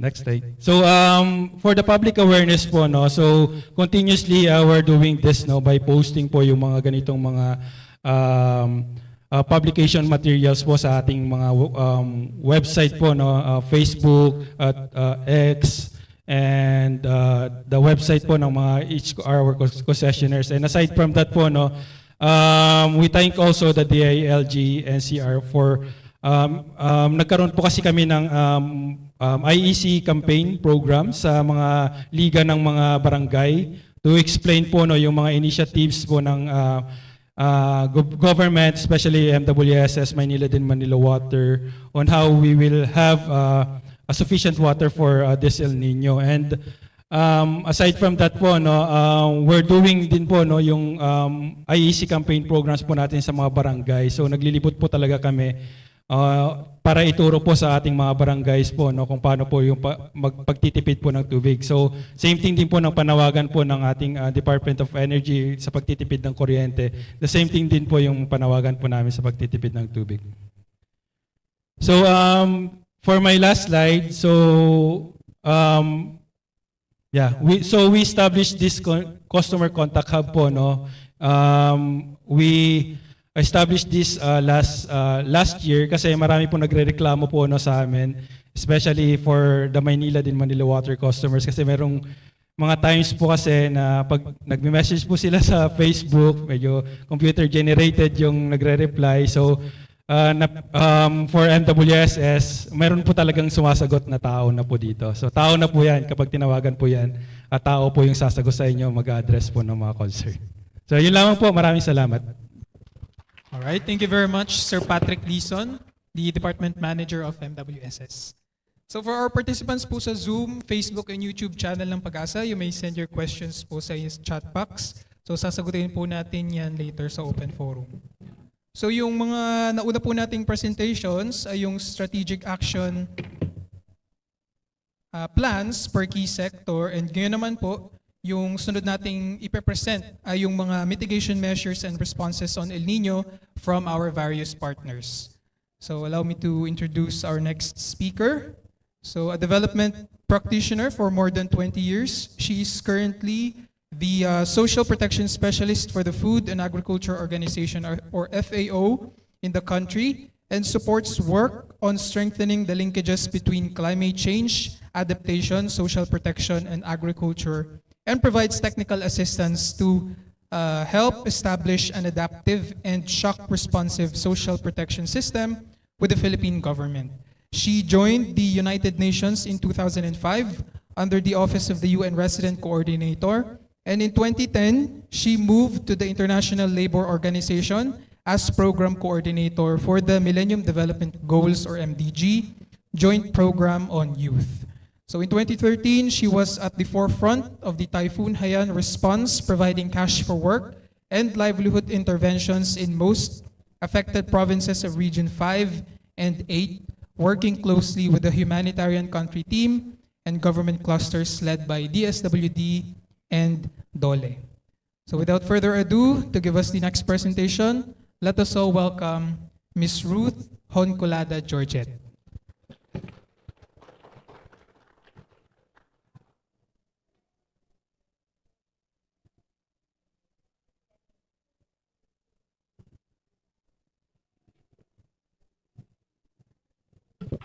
Good afternoon, everyone.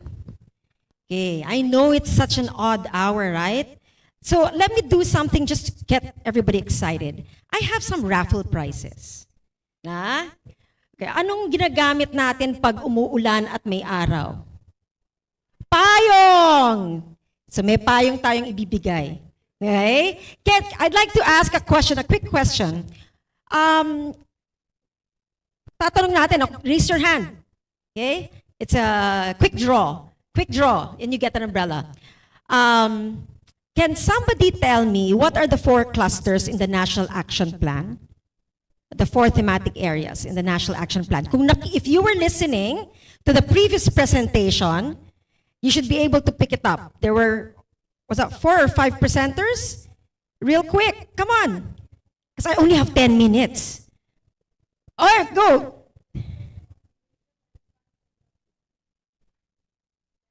No, this is for the National Action Plan. Huh? Oh, wrong answer. Some more. Come on, brave souls. What did we have? It was presented earlier by DA. You're not included. Come on, from government. What was the other one? Come on, brave soul. Ayaw nyo ng payong? O sige, bamboo flask. Huh? Water, food security, energy, health, public safety. Good. Can we give an umbrella, please? Okay. One more. We have to liven up this crowd. Come on, guys. I know science cannot be the most exciting and plants cannot be the most exciting, but we have to liven up this session. No? And allow me, maybe later, after my presentation, I'll ask another question. And you will either get a chance to win an umbrella, a bamboo flask, or a mug. All right? So let me just begin my presentation. The first line says, magtanim ay di biro, maghapong yuko. Okay? It's not a game. I was just singing the line because I wanted to underscore that the agricultural sector, anybody who's involved in this, particularly those who are smallholder farmers or farm laborers and fisher folk, really are having a difficult time addressing and adjusting to these dry conditions. But before I continue with my presentation, next slide. No, let me just give you an overview. So I have 3 parts in my presentation. One is, I'd like to explain to you what is the Food and Agriculture Organization's work in terms of complementing the government and government's plans to address El Nino. The second is looking at our own Philippine initiatives in the country as far as FAO is concerned. And what are some of these interventions? No? So, next slide. For those of you who are not aware, the Food and Agriculture Organization is a specialized agency of the United Nations.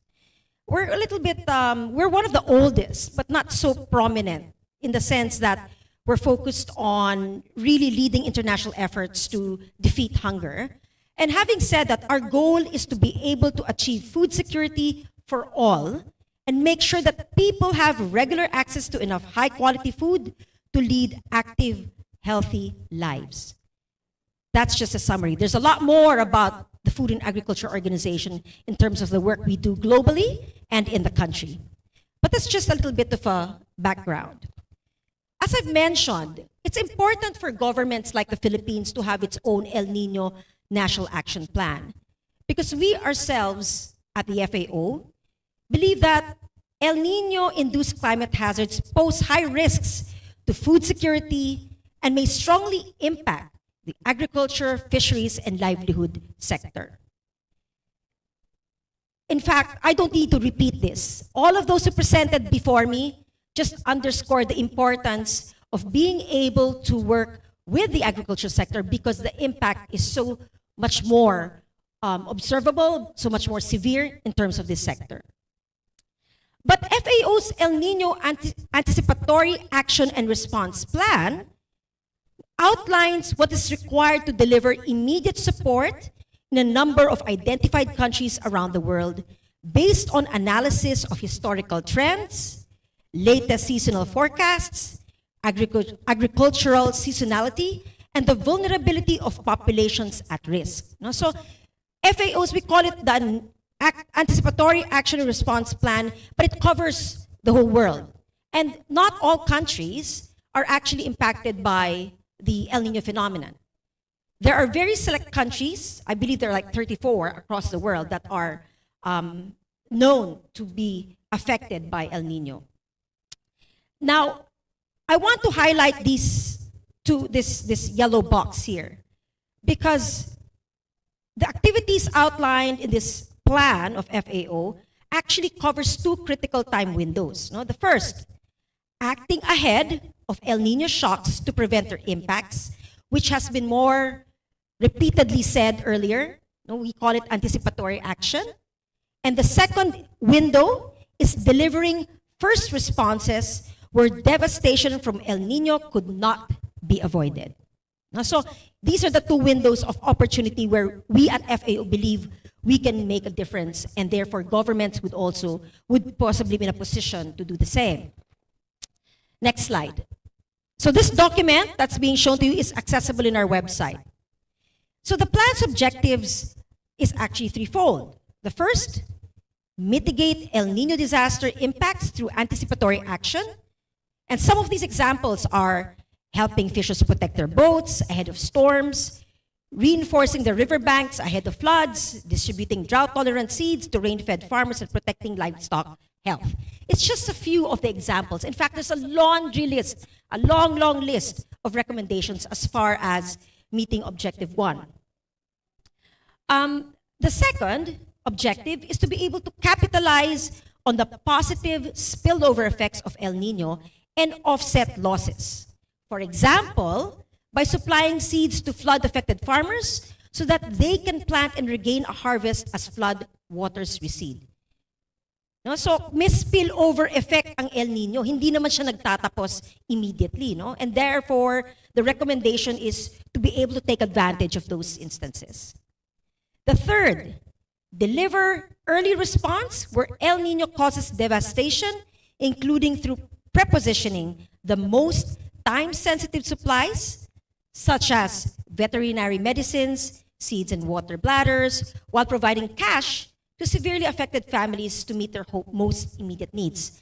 Again, these are just some of the examples that is part of that plan of FAO.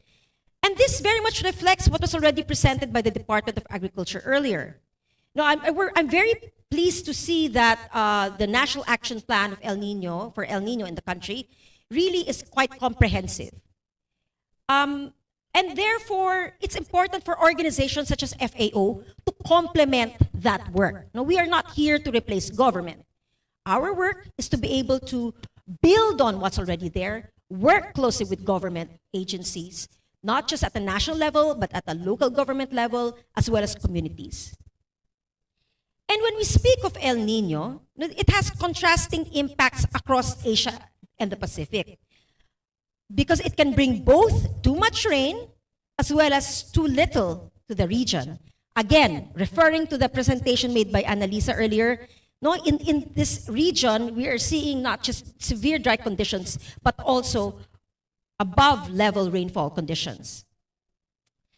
And to address challenges in the region, adopting a multi-hazard approach is of utmost importance. So past occurrences of El Nino events have revealed that the simultaneous risks of multiple hazards, such as droughts occurring alongside floods or cyclones, can be very devastating. And again, in a scenario where the Philippines, nakita nyo naman, no, kanina, I was shaking my head when Annalisa made that presentation. They're saying that by May, drier conditions would turn to neutral, and then we will be experiencing La Nina. Just when we thought that we were already moving out of a climate-induced hazard, ito na naman tayo, moving on to the next. No, it's coming from the perspective of the agricultural sector. It's so difficult to bounce back because of these constant and frequent hazards, climate-induced hazards. So, next slide, please. Okay, so anyway, this is what I was mentioning. No? So it's not just the Philippines that's experiencing all these dry conditions. So many countries around the region as well. Next slide. So just real quick, what are some of the characteristics that was already seen in 2015, 2018 in the Philippines? So basically, this cyclone versus drought scenario is something that has shown widespread devastation to the agricultural sector. And this has led to significant losses in crops, livestock, and caused damage to boats and fishing equipment. Again, I refer back to the DA presentation. No? Very, very visual, very calculable yung kanilang computations of damage and loss of past El Nino events in the country. Next slide. So just real quick, no, again, I don't want to be repeating this because it was already mentioned earlier by our colleagues from the Department of Agriculture. But just to reiterate that some of the expected impact on agriculture and food security are as such: losses in main crops as well as perennial cash crops, increased livestock mortality, especially among small stock, pasture depletion and lack of drinking water, which affects livestock and leading to animal disease and disease outbreaks, and the rise in food insecurity due to decreased production.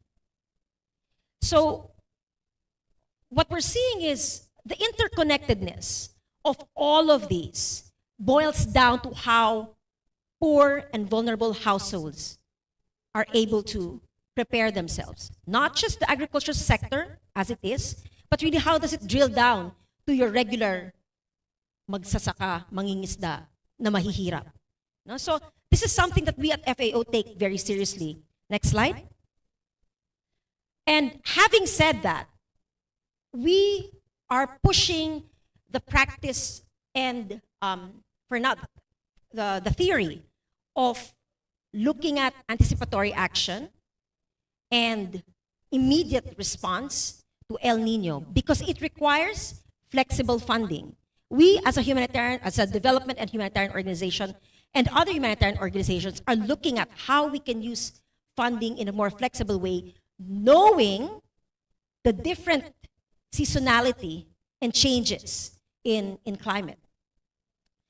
And this will allow us to be able to be more accurate, be more flexible, agile in terms of planning for our own interventions. In the region, you see these numbers. I like numbers when it comes to money.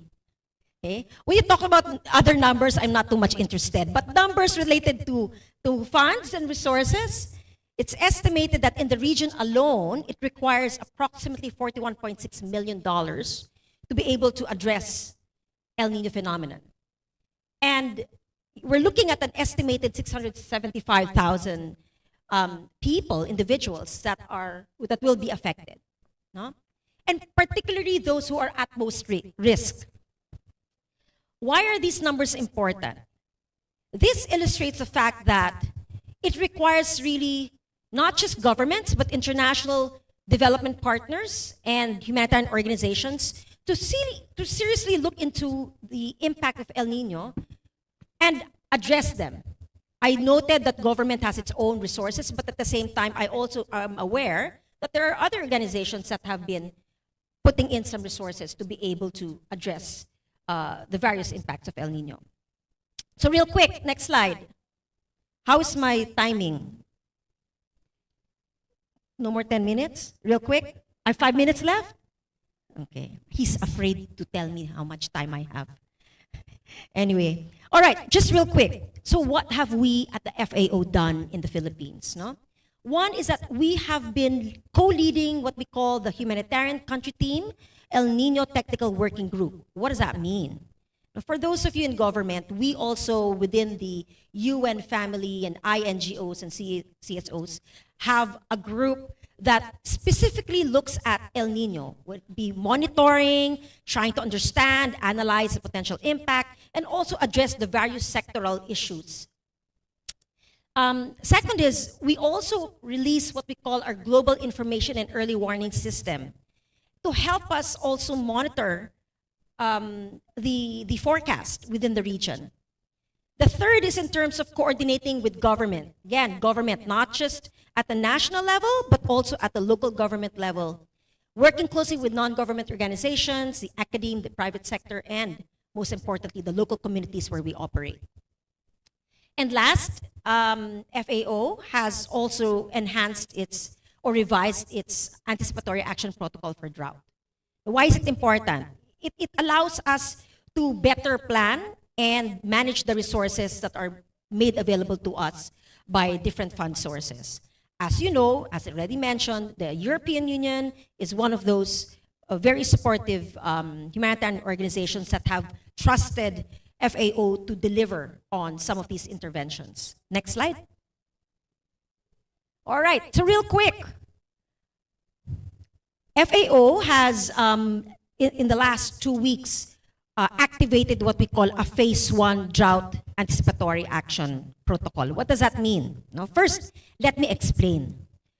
In partnership with the Department of Social Welfare and Development, together with the Department of Agriculture and PAGASA, we launched this pilot called Be Spared, or Building on Social Protection for Anticipatory Action and Response in Emergencies and Disasters, or Be Spared for agriculture. The name is very appropriate to what we want to achieve in this pilot. And we targeted Isabela Province. Why? As you saw earlier in the presentation, Isabela is one of those provinces who in the last 12 years has been most frequently affected by drought. And it made sense to do a pilot of anticipatory action in the province. Next slide. So what does this mean for us? One is we are targeting households that are foreseen to become food insecure and whose livelihoods will be impacted. And therefore, we want to make sure that we're also focusing on rain-fed farming households. We see that there are already interventions being made for irrigated farms, but in this case, we wanted to focus on rain-fed farming for corn and palay. The second is focusing on poor and vulnerable households who are able to access essential commodities. We know, I always say that when El Nino ends, based on the forecast, there will always be after effects. Hindi naman nagtatapos yung hirap nung magsasaka. No? The hardships because of the loss of crop redounds to income loss. And therefore, we need to see how we can also address that. Next slide.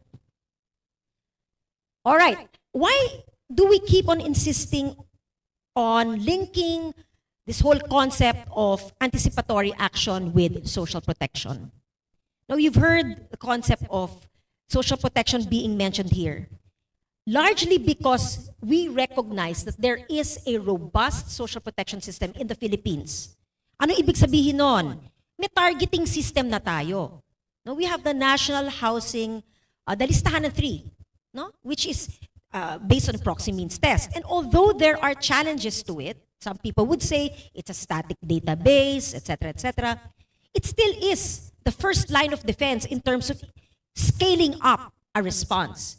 And that's why the use of listahanan is important. But at the same time, because we focus on smallholder farmers and fisher folk, the RSBSA is also a primary database that we use for targeting our beneficiaries.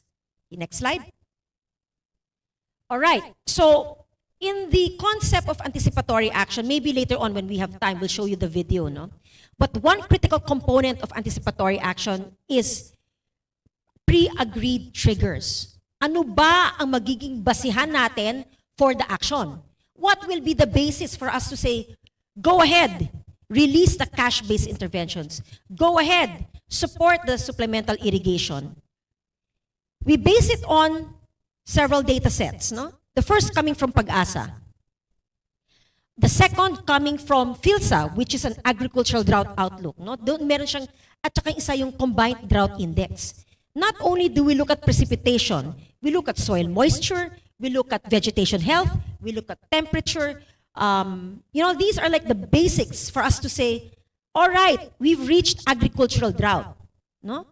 And with that, in fact, like I said, we've already did all the checks, and we are now under phase 1 activation in Isabela. And I'll tell you later on what does that mean, no? We're looking to also do a phase 2 activation. Again, looking at different products coming from government. I want to highlight that the data coming from our science-based organizations is very, very important because it will give us a justification to release as well government funds in the future. No? Before, a humanitarian organization would use other data sets to be able to develop its trigger methodology. But we, under the Be-Spared program, insist that if we want to sustain this work, if and in the future we want government to adopt and institutionalize this approach, then it has to be based on government data. Next slide. All right. So, real quick, what do we do, or what do we intend to do under the Isabela Phase 1 activation? We want to be able to intensify information dissemination on the forecasts. Later on, you'll hear how do you communicate all of that information from the science down to laymanizing it so people will be able to understand it better. Second, provision of soil moisture probes to our pilot LGUs, particularly at the province and at the municipal level. Etchage is our pilot area for Be-Spared. We will be providing cash for supplemental irrigation to target the farmers with standing crops and those who still have water sources. And the provision of tools, hand tools and PPEs that will complement government's DSWD's risk resilience program. Again, no, we are not here to just operate in silo. We want to operate together with government. So the SWD and the LGU will provide the cash for work, while we will provide the PPEs and the tools. All right. Last 2 slides, I believe. Okay. Now, noting that we will eventually move to phase 2 based on the projections already presented earlier, we will also be providing multi-purpose cash to compensate for possible crop loss and income losses. And last but more importantly, how do you sustain this work, particularly at the LGU level?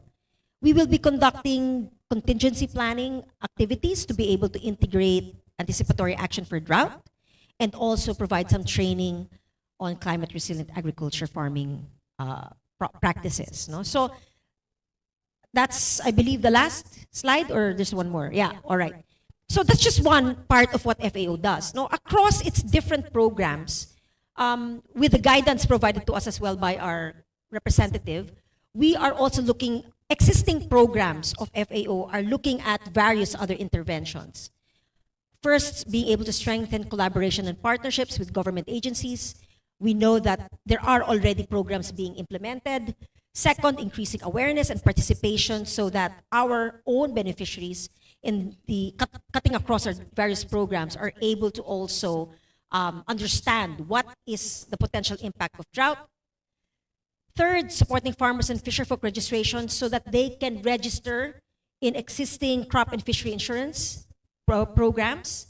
Fourth is capacity building, and the last is the provision of equipment. Again, no, FAO has different types of programs in Mindanao, in Region 5, Region 8, in Luzon. So our role is now, like I said, the changing environment requires a change in strategy. And for us to be effective in our work, we need to be able to take El Nino into consideration. All right, so that ends my presentation. Muli, magtanim ay di biro. Maghapong yuko. All right, maraming salamat. Thank you. Mamaya na lang siguro yung paraffle. Okay. Thank you. All right, so thank you po, Ms. Georgette. So before we proceed to the next presentation, may I call on Sir Robin Elim po for the awarding of certificate. So may I call on Ma'am Thelma and Ma'am Arceli po for the awarding of certificate.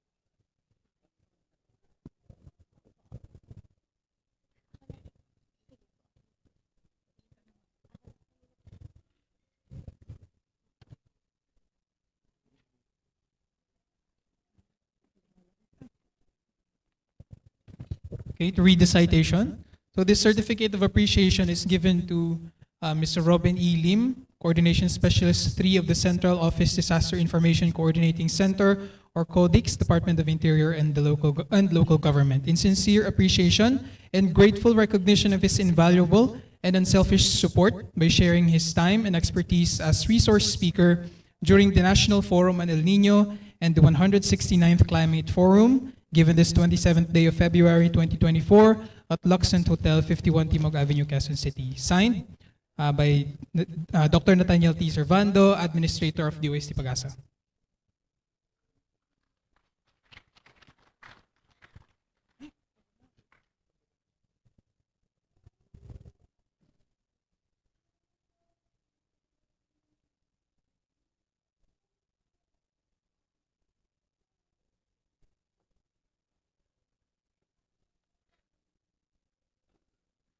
All right, let's proceed to the next presentation. So our next speaker is currently the Senior Policy Advocacy Officer at Oxfam Filipinas since March 2023. So previously, he served as a Provincial Environment and Natural Resources Officer and DRRM Officer in Davao del Norte, capping his 20-year government career. So he holds a master's degree in public policy from the Australian National University as an Australia Awards Scholar. So to give us the next presentation, let us all welcome Mr. Romulo Tagalo.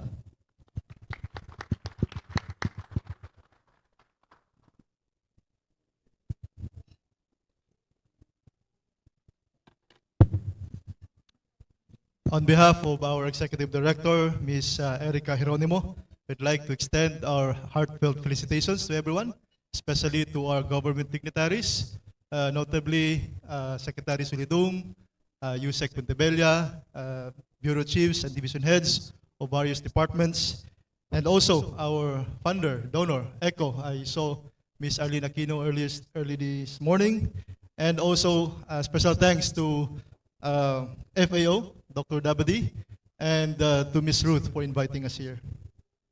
Ang title po ng aking presentation ay Sala sa Init, Sala sa Lamig.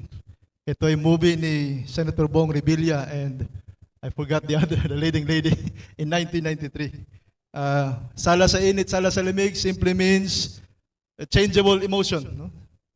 Paiba-iba ng timpla, just like El Nino. And I think that's the reason why Ms. Ruth dubbed this talk, Sala sa Init, Sala sa Lamig. How to communicate El Nino at the community level. Next slide, please. This is the outline. I'll talk about El Nino in the news. It's just a snapshot. El Nino from a public perspective, theory of social domains, the El Nino as a reframe problem, and the praxis, the El Nino activation, anticipatory activation in BARM that we do, and ways forward.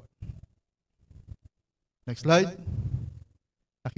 We saw earlier the damage, the losses that El Nino brought us. Kahapon, this is the headline. FAO and Oxfam are among the first to take up the El Nino alert issued by PAGASA last April. So when the El Nino alert was released on April 1st or 2nd of May, we already had an El Nino forum, no? Co-hosted by FAO and Oxfam, Supreme BARM project in Cotabato City. And 2 weeks after, Typhoon Mawar visited the province and in fact inundated Maguindanao area. No? So nga, no? We talk about El Nino and here comes Super Typhoon. Last January 31st, Supreme BARM led by Oxfam also activated anticipatory actions in 6 special geographic areas in BARM. And on that day, the Davao region was also flooded because of the shear line. Next slide. Ang sabi ni Mr. Solis of PAGASA, kahapon, there were light rains experienced in Metro Manila brought by northeastern monsoon but have no significant effect.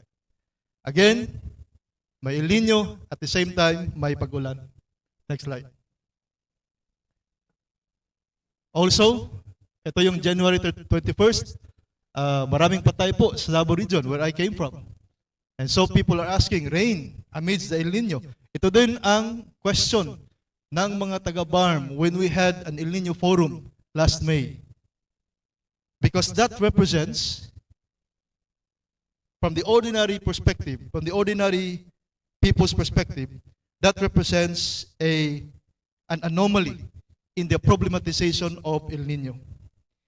And that's very crucial, especially for policymakers, because that kind of anomaly would forestall any decision to support the call for advancing government policies to combat El Nino. Kanina, we've seen loss and damages due to El Nino, but the question is, ilan bang LGUs ang nag-declare na ng state of calamity? How many LGUs in the country have already declared a state of calamity, invoking Section 3A of NDRRMC Memo number 60, 2019, that says, even if it's only 15% forecasted population, LGUs can now declare a state of calamity. Wala tayong figures? O hindi lahat ng mga LGUs na apektado na nasa ngayon sa drought ay have already declared a state of calamity? That is a sign that risk appreciation to El Nino is still hindi pa masyadong mataas. Because from an anticipatory actions perspective, kahit dry condition pa lang, kahit dry spell pa lang, we should be pushing for anticipatory actions and use government policies such as the memo of NDRRMC number 60. It has a critical implication on policy because it will not enable the government to mobilize resources. It will not also set the mindset of the public to hold El Nino by its horn, to adapt to it as early as now.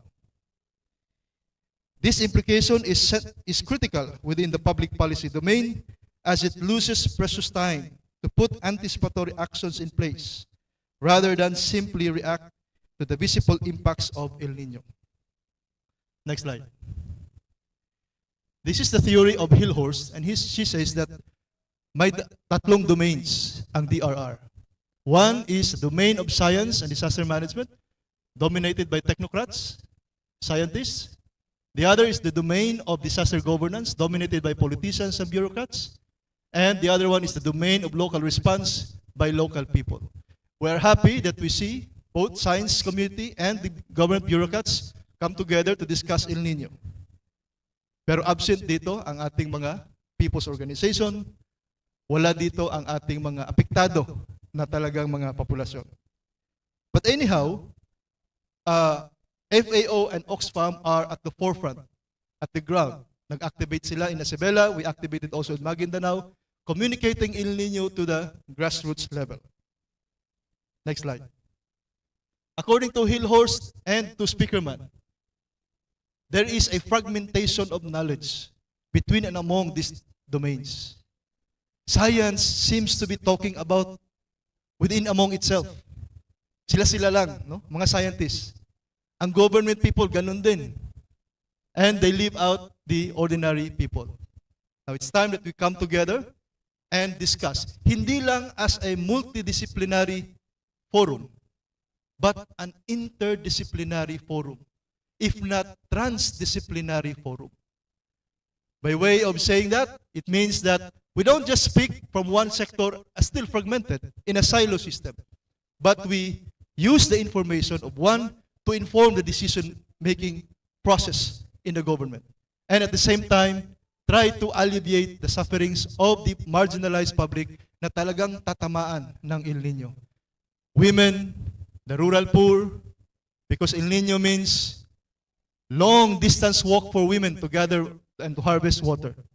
It means adjustment of the household. Sino ang maliligo ngayon? Ilang tubig lang ang inumin natin? And all that decision making happens at the household. And somehow it could also trigger conflicts within the household, if not among neighbors. Kung dati nagpapaigib yung neighbor sa kanilang balon, ngayon ay hindi na. Nawawala na yung cohesion because of the scarcity of water. And it is something that we need to surmount. It's not enough that we define the problem. It's not enough that we have drafted knowledge, created knowledge. Kanina, this morning, ang daming mga models, no? Lots of models, robust models, able to predict the future. But the problem really is on how to translate that acceptable to policymakers, because that is prone to rejection by the policymakers and by the ordinary people. Somehow what we need is a knowledge broker that could speak the language of science to the policymakers, the language of science to the ordinary people, so that these concepts can be accepted and can be adopted. Next slide. So I'm here to try to reframe El Nino. This is the usual framing of El Nino as far as the ordinary people is concerned. When we speak of El Nino, ito talaga kaagad, no? Cracklands, walang buhay na mga hayop or vegetation. Ganito din ba ang ating framing as far as El Nino is concerned? Is this also the picture, the mental picture that comes to our mind when we hear El Nino? Because El Nino is not just that. El Nino is, next slide, like an asymptomatic disease that slowly kills, a silent emergency. Kung ikaw ay na heart attack, that breaks your heart. That's the terminal point already of the disease. Prior to that, you experience already high SGPT, high hypertension, high sugar. But ordinary people don't measure that. Ordinary people don't measure the SPI. Ordinary people don't measure the VHI. Ordinary people don't measure the soil moisture. But only when the lands are cracked, they realize that they are under risk. In fact, according to a political scientist, Aaron Bildavsky, people don't think of risk until it becomes adversarial. Ibig sabihin, yes, there is a risk of El Nino. We hear about El Nino. Pero hanggat may tubig sa balon, I don't feel the risk. But when the tubig sa balon becomes scarce, and I take a long queue to get the water, that becomes adversarial. And only then, people's mindset becomes alerted to the risk of El Nino. But this is still this is still anchored on the science. Next slide. This is how science frame El Nino. It's still stage by stage. We had meteorological drought, agricultural drought, hydrological drought, until it reaches social impacts, environmental impacts. Pero yun lang ang visible sa ordinary people. And only then they would act, losing the opportunity to anticipate the impact of El Nino. And that's what we, Supreme Bar, together with FAO, are trying to challenge the framing and reframing of El Nino with the use of the data from science. We are very grateful to PAGASA for providing us timely data outlook, because we are using that in our triggers development. Next slide. So by reframing according to Sean and Ryan, we recast the ontology of disaster and disaster risk. It is a function of discourse and rhetoric, which uses tools such as metaphors, frames, narratives, among others. It's no longer the job of the scientists to translate that into ordinary language. Their job is done when they produce robust models. This is the job for knowledge brokers. This is the job for policy advocates. This is the job for people working in the government, especially in legislation. El Nino, unlike flooding, takes time to cause visible spectacle of destruction.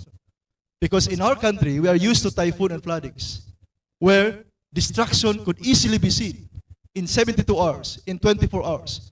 And our risk mindset is already triggered. But El Nino is not like that.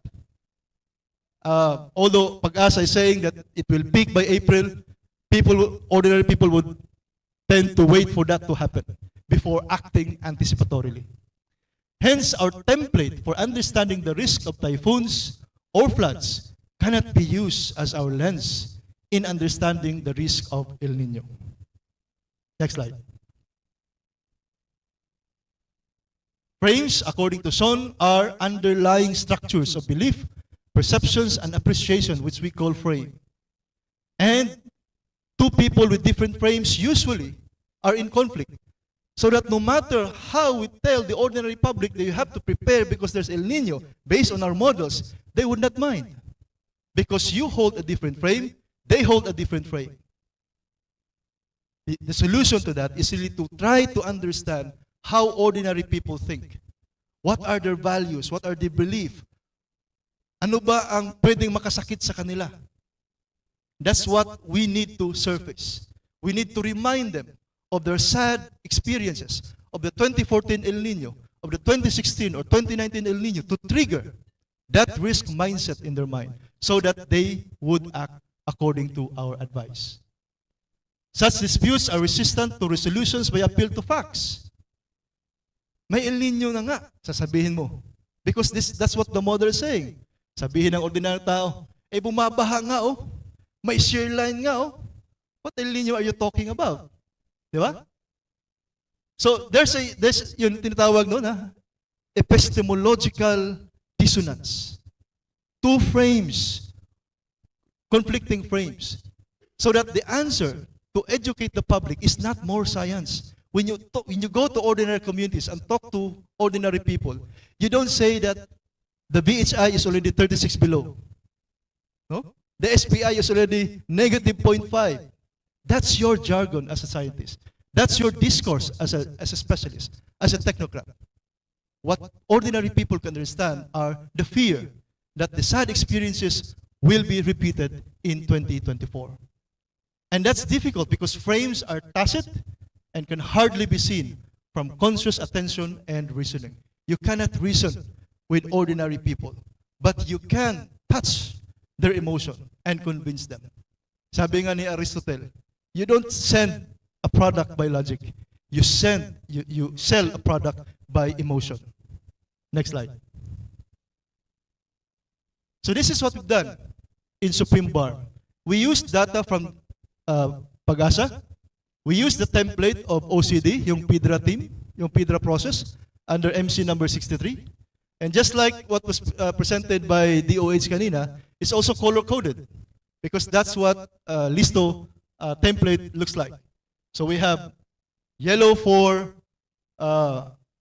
alpha activation, which is what we have activated last January 31st, and orange for Bravo and red for Charlie. So what does it mean? We don't have to wait for that red box to be realized. And this is what we have to tell LGUs na hindi pa nag-declare ng state of calamity. Do not wait for your province or your LGU to be in that red box. If PAGASA is telling you now, you are already under dry condition, and if you have high poverty and very fragile peace, your risk is very high. You don't have to wait for that cracking of lands to appear. Next slide. So to translate that and to communicate that to ordinary people, of course we have this English, Tagalog, and Magindanaoan version. And we say, how do we express yung aberration? Shear line. We say a little rain in the middle of El Nino is like drinking water less than the body requires. We are all required to drink 8 glasses of water a day. But a rain in times of El Nino is just like drinking 3 glasses a day. So, dehydrated ka pa rin. Your plants would still be dehydrated. Okay? And other framings, no? Dun sa baba. And itong household survival guide, ito naman ay based sa MC number 65 ng DILG. Sinundan natin yung National Action Plan hanggang sa binaba natin down at the household level. Kasi kung ipabasa mo yung National Action Plan sa ordinary tao, hindi din maintindihan. Again, we need knowledge brokers to scale this down into the understanding of ordinary people. The important thing is that ordinary people ay pwedeng makasabay doon sa preparasyon ng national government. Because hindi ito kaya ng national government alone. It needs a whole of nation approach. That's why this is our way of finding, closing the gap. Kung saan pa pwedeng makatulong ang NGOs like Oxfam Pilipinas. Next slide. Ways forward. We will wait for the coming PAGASA advisory in the hope, in preparation for level 2 anticipatory action activation. We will continue to lobby efforts at BARM, Ministry of Interior and Local Government for a policy issuance to apply AA lens on El Nino. Yung pinakita kong matrix kanina, meron na yung draft executive order which we already submitted to MILG. And they are now studying it. We continue to lobby our efforts in OCD for issuance of MC adapting PIDRA process to slow onset hazards like El Nino. And lastly, we will be documenting experiences of applications of AA lens to El Nino from triggers, thresholds, and early action protocols development, and the reduction of impacts of El Nino as additional evidence for pushing for House Bill number 9935, or a bill institutionalizing mechanism for the declaration of imminent disaster, which was filed already last February 19, just this year. I think that is all. Thank you. Ug maayong hapon sa tanan. All right, thank you very much, sir. So before we proceed po pala sa last presentation natin, yung mga certificate of attendance po pala will be given after you answer the survey form through a QR code which will be flashed sa screen after po ng event. So ayan, so our last resource speaker, so last na po, is the planning officer of the Philippine Disaster Resilience Foundation, or PDRF. He is a licensed mechanical engineer and PAGASA trained meteorological technician, and currently serves as the planning supervisor at the PDRF Operations Center in Clark, Pampanga. So leading preparedness and response efforts, he ensures proactive disaster risk management, and his expertise in emergency operations, center management, public service continuity planning, and exercise design has earned him recognition in both public and private sectors. Additionally, he plays a pivotal role in developing EOCs for PDRF partners outside work. He volunteers advocating for engineering and grassroots linkage. And to share with us the next presentation, let us all welcome Mr. Miguel Garcia.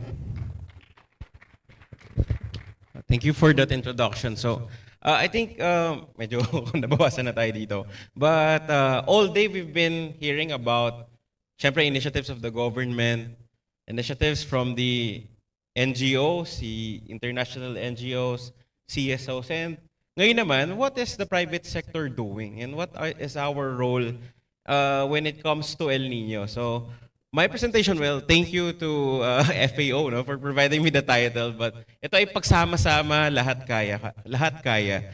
So, you know, in order to, as yung lagi nga natin naririnig during El Nino briefings, forums, any disaster-related activities, yung whole of nation approach, no? So, that's why we really need to have the private sector engage in addressing the El Nino.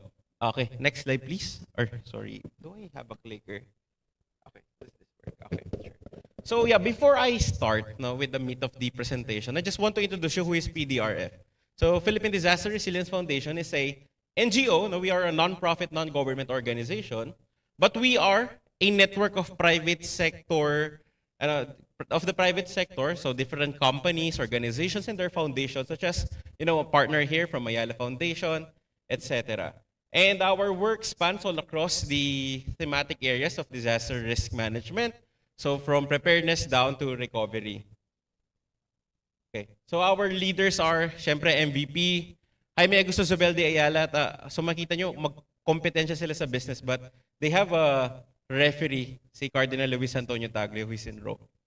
So our board really, you know, encompasses the majority of really big businesses in the country. And we were actually part of the National El Nino team under the Strategic Management Unit, where, you know, we provided inputs on how the private sector can be engaged in preparing and, you know, yung pag-respond sa ating El Nino. And we are also part, syempre, as in the Philippines, 99.50% of the private sector is actually MSMEs. So we are also part of the MSME Resilience Core Group, where different agencies, NGOs, and organizations are, you know, helping capacitate MSMEs. So anyway, actually, dapat hindi El Nino is back to. El Nino is here. We're currently experiencing El Nino, and with it, we experience above normal temperatures, droughts, dry spells, water interruptions, floods, landslides, and tropical cyclones. So hindi lang to puro tagtuyo na mabibitak yung lupa. There are also instances where we have flooded areas in the country, especially during the wet season. And meron pa tayong mga different climate type, no, sa iba't ibang area sa bansa. So, why is private sector involvement essential? No, bakit ba kailangan makialam sa private sector dito? So, una, essential goods and services are operated mostly by the private sector. So, andito yung kasama natin from MWSS kanina, nag-present. Si Sir, di ba, Manila Water, Maynilad, Metro Pacific Water, and different other water, mga cooperatives and water companies all around the Philippines. So, and then we also have the power sector, food, grocery stores, etc. So the affected population, yung mga taong naapektuhan ng El Nino, no, nag-rely sila sa services na provide ng private sector. So the private sector is, you know, liable and accountable to the regulators and primarily do sa mga taong naapektuhan ng mga disasters. Second, yung private sector nag-rely rin siya sa supply chain niya. So sino ba yung mga supply chain niya? Ito yung mga magsasaka, mga fisher folks, and other services. And third, corporate social responsibility. That's why a lot of companies have foundations and CSR arms. And lastly, assets and properties are at risk. So hindi lang naman tao yung naapektuhan ng El Nino, even the facilities. Diba? Pwedeng masunog dahil mas drier, konti yung yung precipitation, etc. So these are some of the reasons why we really need the private sector to be involved in disaster risk reduction management. And for this one, for El Nino, addressing the impact of El Nino. So what is the private sector doing for El Nino? So these are some of the examples that we are currently doing. What you can see here is an El Nino monitoring dashboard that we released in the third quarter of 2023, so last year, where we're able to map out kung saan ba, based on PAGASA data. This is actually from the data from last month, yung official data from last month. So meron sila pinakitang bagong mga drought, dry spell, and dry conditions. But these are parang mga totals. We have a dashboard. We track the private sector response, and we're actually working with the Information Management Technical Working Group of the Humanitarian Country Team to be able to include INGOs, CSOs in the information included here and potentially interlink this with the national dashboard of the national government, the Task Force El Nino. And then we also have several cross-cutting interventions from PDRF itself or our network. So first, siguro ito, we had a briefing early last year nung lumalabas pala yung mga El Nino Watch, where we invited people from private sector, the DILG, and also the DNR to inform people on what they could expect from El Nino. We also have several initiatives. So dahil cross-cutting ito, we had several initiatives to connect. So tulad nga sinabi ng partners natin from Oxfam kanina, we had to really connect and communicate to the farmers kung ano ba yung mga risks nila involved of El Nino. So we are actually working with Jollibee Group Foundation to inform the farmers that are affected. So ito yung mga high-value crop farmers, onion, rice, etc. na kung saan kumukuha ng supply, yung mga iba't ibang corporation, kung ano ba yung maging epekto sa kanila ng El Nino. We've been doing this since last year. And actually, we're working with PAGASA through si Ms. Ana Solis on informing our network on what is El Nino, how we can prepare, etc. We also have, so these are all aligned with the national priorities based on the National Action Plan. So for this one, for water security, our partners from Maynila, Manila Water, Metro Pacific Water, and other water companies in the Philippines are currently investing and strengthening their current resources. So for instance, they are investing on water treatment facilities such as what was presented by NWSS, static tanks, and actually mobile tankers that can distribute water to areas that are not supplied directly, standby deep wells. So ito napaka-importante, no? A lot of the companies have rehabilitated their deep wells and actually are potentially may reactivate it if the need requires. And some of our companies are investing in medium and long-term solutions, no? Additional really big treatment facilities through the guidance of the MWSS and other regulatory bodies of the government. So first, food security. So makikita din dito si Jollibee. So Jollibee is also one of our member companies in PDRF. So they have several programs. Ito ay makita natin automated drip irrigation system sa mga ilang areas sa Northern Luzon na currently are in drought, meteorological drought. And then our partner company Jollibee is also sourcing from small-scale farmers doon sa kanilang mga crops. So instead na lalako nila sa palengke, no, they can already, the companies can already buy it from the farmers at a higher price to be able to help those farmers kasi doon nag-rely yung supply chain nila in order to provide services, yung mga burgers natin, yung mga spaghetti, etc. For energy security, so this is in partnership with DOE. So we're assisting the Department of Energy in the US through the USAID on developing their Emergency Operations Center, which will be the central hub of anything energy sector related information for emergency management. And also, pinakita din kanina yung mobile energy system na ginagawa ng DOE through USAID. For health naman, ito ay iba't ibang programa ng ating mga member companies. So, from Makati Medical Center, different mga sessions on informing the general public about heat stroke and other health-related, diseases that may happen to anyone during El Nino. And we also have companies such as Manila Water that are working with hospitals to ensure that they have ample water supply, no, during this El Nino crisis. And lastly, for public safety, ang ginagawa ng PDRF, so PDRF operates the first nationwide private sector emergency operations center in the world. So we should be proud of this one. We are the first in the world private sector emergency operations center, and we help a lot of different countries, different government agencies on how they can build one, such as DOE, DNR currently, and the DSWD just recently, the Disaster Command Center. And through this emergency operations center, we are able to assess and monitor threats. So ito yung mga threats and disruptions, hazards, bagyo, and even climatological induced hazards, no, tulad ng El Nino. So through this one, we can monitor any incident all around the Philippines and inform our network of what can how can that emergency affect their operations. And with that, we also are able to mobilize resources to support a nationally led response for an emergency such as El Nino. So we also have several tools that, since one of our advocacy is on business continuity, and with business continuity, 99.56%, 99.50+% of businesses in the country are composed of micro, small, and medium enterprises. At ang malalaman nyo, kung maalala nyo kanina, hindi proportionate yung epekto ng El Nino.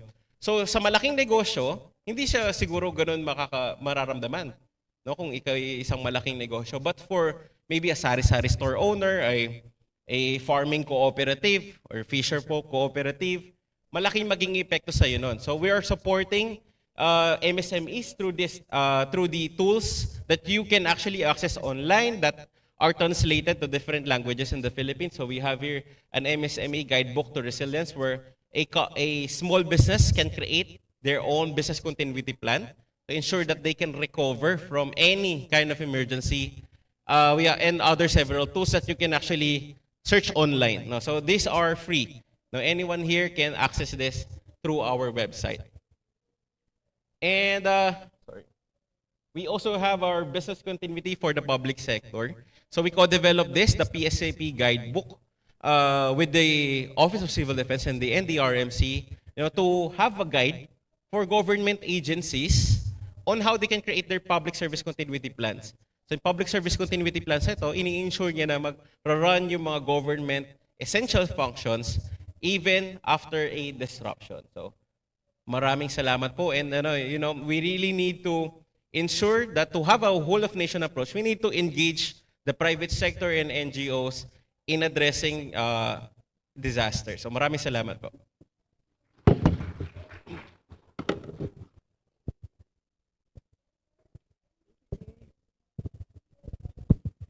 All right, so thank you po, Sir Miguel. So that's it for the presentations po for the afternoon session of our forum. So so far po, wala po tayong questions sa ating Zoom and Facebook and sa YouTube. So for our participants here po sa venue, do you have any questions po? Okay, so we have questions po. So to facilitate po our open forum, may I call on Miss Valerie.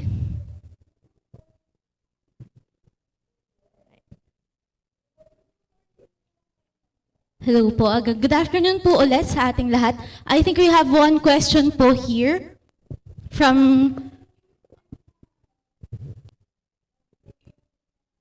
Good afternoon. Ako po si June Paat from the Northern Luzon, PAGASA Regional Services Division. Ang tanong ko po ay kay Ma'am Ana regarding po dun sa nabanggit niya kaninang umaga, yung about the cloud seeding. I understand meron daw pinalabas ang, is it Malacanang or na guidance para sa pagsasagawa ng cloud seeding. I'm asking this po dahil sometime last week, I was called by the OCD car regarding po dun sa bushfire na nangyari dun sa Benguet province. Perhaps pasok ito dun sa presentation kanina ni Sir Robin from DILG regarding yung physical unrest dahil sa impact ng climate, El Nino phenomenon. So, if Ma'am Ana could share us some information about that guidance na pinalabas ng Malacanang. Thank you. Thank you, Sir Jun. So dun sa cloud seeding, meron po tayong participants from BSWM. Nandito po ba si Ma'am Cora? Ayun. So, sa cloud seeding operation, Ma'am Cora, please. Yes, linawin ko lang, sir, yung tanong mo tungkol po sa forest fire in Baguio. Yes, ma'am. Kasi ganito po, they were asking some sort of suggestion or Dun sa cloud seeding po, Ma'am yes po, Cora. kasi gusto nilang magsagawa ng cloud seeding para dun sa bushfire, forest fire na nangyari doon dahil medyo malawak lang yung extent. And they were asking if there has been a chance in history o PAGASA na nagsagawa na tayo ng o nag-conduct na ng cloud seeding for bushfire para masolusyonan Sa yung report bushfire. nyo, sir, ongoing pa po ba? Nagsispread pa? As of I think Saturday, meron pang kasi yung parang yung climax nung malakas na bushfire was around Thursday, Friday last week. So parang they were really asking for solution na para ma-avert yung fire na yon. So they thought of having cloud seeding. So they asked what is our take from PAGASA, and they called me offhand to give some insights. Yes po, sir. Actually, in the government, the Philippine Air Force is the one with the mandate to conduct the cloud seeding operations, and meron na po silang mga mobilizations or mga activities na ginagawa din yung team, yung partner natin doon in terms doon sa bushfire na po yan doon for sa may Baguio na area. So meron pong actions na ginagawa din yung ating mga assigned doon na Philippine Air Force po na team. Binanggit po kanina ni Ma'am Ana, nagkaroon po ng directives ng Office of the President. This is just for clarification sa lahat. Nag-cascade po ito. Actually, noong una, the BSWM, we prepared a reply for that one, and we are hoping that they will wait for it before they cascade it down to the community, something like that. And the term there is exclusion of the cloud seeding operation as immediate response. Ibig sabihin, like for example, when there is an ongoing drought already or dry spell on the ground, then you will perform a bidding process that will take a minimum of 30 days. That is too late already as a response, as an immediate action.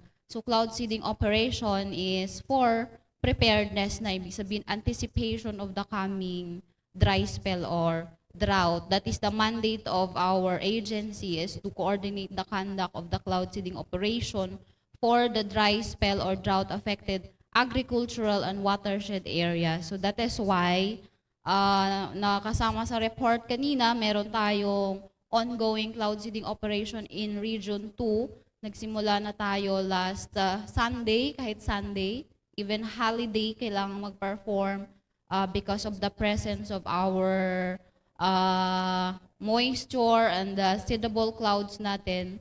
Even though that the team knows that this is a dry period, so this is a challenge. So ang ating operation day-to-day, iba-iba yung parameters na present doon. So decision-wise, nasa cloud seeding officer assigned na doon sa ating area. As to the performance, sir, doon, sabi ninyo sa part ng PAGASA, meron po kayong mga kasamahan sa research division ninyo that jointly conduct the research studies on the conduct of cloud seeding operation previously at the group of Engineer Lorenzo Moron para po if in case meron po kayong mga queries further, ma-address din po nila sa team po ninyo sa PAGASA. But into operation, doon na po yun sa Department of Agriculture and then the Philippine Air Force, 900 Air Force Weather Group. So for information of everybody, we perform a ground assessment in Region 3. In Bulacan, meron po kasing mga kilustan ng magsasaka. I mean, this is a farmer association. In Bulacan and Pampanga, they requested from the Office of the Secretary of the Department of Agriculture, same also, nag-visit din po sila sa opisina ng presidente natin, ano? And then, ibinabati nila yun sa amin, nabigyan sila ng kung ano man po yung kakibat ng mga action para masagot yung kanilang problema because meron na pong damages doon sa rice areas ng mga Bulacan dito sa may San Miguel and then Candaba areas. Yun yung sinasabi ni Sir kanina, bago ka ma-declare na diabetic, you have the signs that your sugar are already nasa limit na, nasa border na meron ka ng mga tingling effect. Same as with the dry spell or drought. So, hindi na po kami nag-recommend to conduct the cloud seeding operation there in region here sa baba, sa Bulacan, San Miguel, and Candaba area. Kasi hindi na natin may save yung mga stress na crops na yon. We don't do cloud seeding operation from seeds to harvest. More likely po, we recommend to impound the water in the dams. Okay, sir. So, nalinawan po tayo. So ibig sabihin, ma'am, walang previous sa previous na experience po ninyo, walang paggamit ng cloud seeding sa sinasabi niyo sa mga forest fires?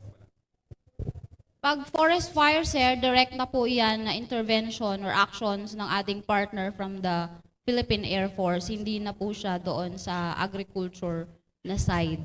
So direct action na po nila yon kasi immediate po yon, gagamit po yon ng eroplano from the Philippine Air Force given available po yung units nila.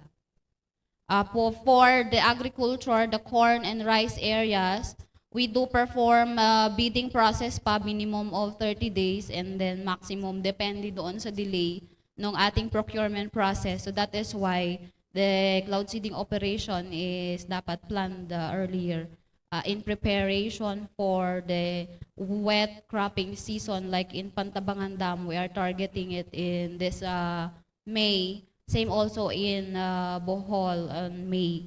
So these are already funded the cloud seeding operation from meron na po itong mga pondo. That is why nagpo-push through po itong activities natin na ito.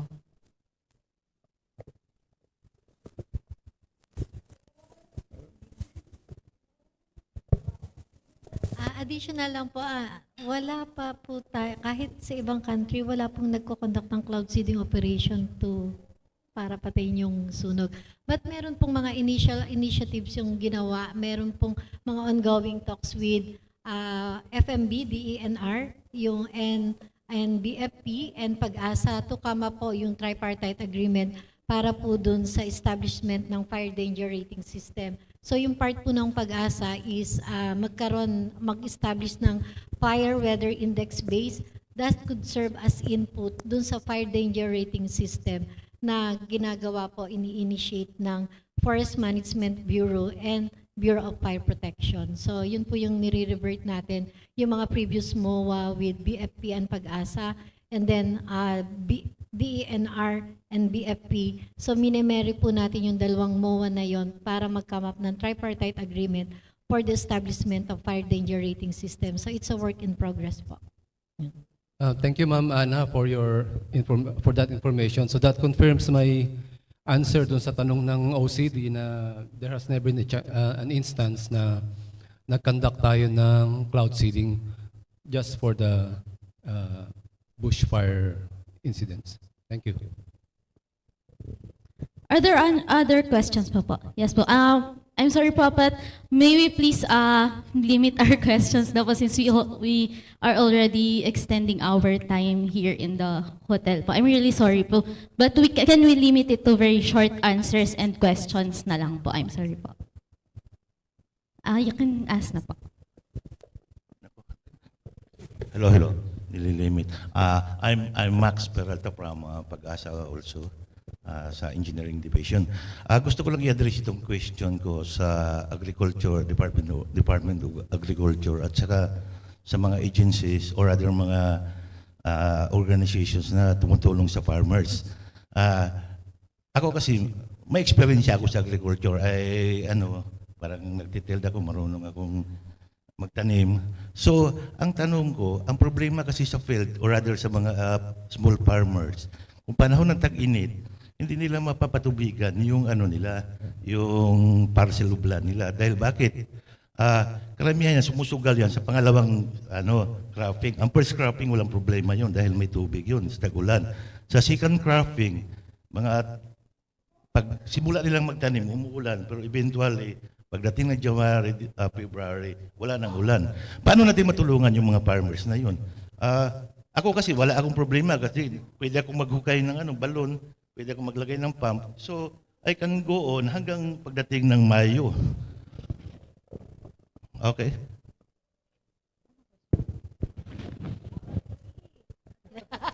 Sayang, wala DA hindi ako makalusot. I don't, here. Okay, Yes, please ma'am. go ahead, sorry. May I know where is your location, sir? Sambales. Is there a major dam? NIA covered? Rain-fed kayo? For information, Pantabangan Dam covers Bulacan and portions of Pampanga and Nueva Ecija, Tarlac, Gimba, somewhat like that. This season kasi dapat may mga areas na kapag na-cover sila nung Pantabangan Dam, ibig sabihin kung puno yung dam. Sige sir, example lang po, for example, then we'll proceed. Meron pong mga tail end, ina-explain yon ng management, hindi sila kayang patubigan. But farmers push through, they take the risk to plant just because, like for example, right now, the prices of rice increases like 26 pesos per kilo siya. So, hahabulin nila yon. They take the risk sometimes. Ganun po. And so, paano sila matulungan? Ang Department of Agriculture po ay nagpo-provide po tayo ng mga pump and engine sets. Nagbibigay tayo niyan as long as they are associations, farmer associations. Request lang po kayo sa Department of Agriculture Region 3. Yun po ang assistance ng Department of Agriculture. They provide the pumps and irrigation projects kapag po sa Bureau of Soils and Water Management. So lalo po sa mga rain-fed areas, we validate kung possible siya for the small water impounding projects or dams. But that is the long-term solution. So it takes time, validation, survey of the dams. Meron din po tayong diversion dams and so on. Maliit. A small area po.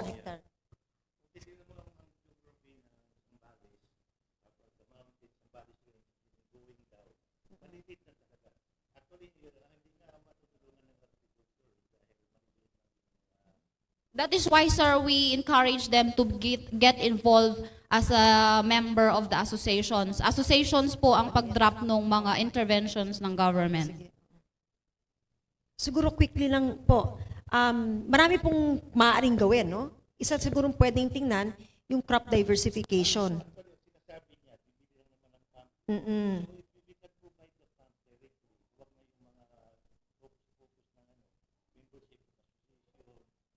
Provision kagad ng irrigation pump.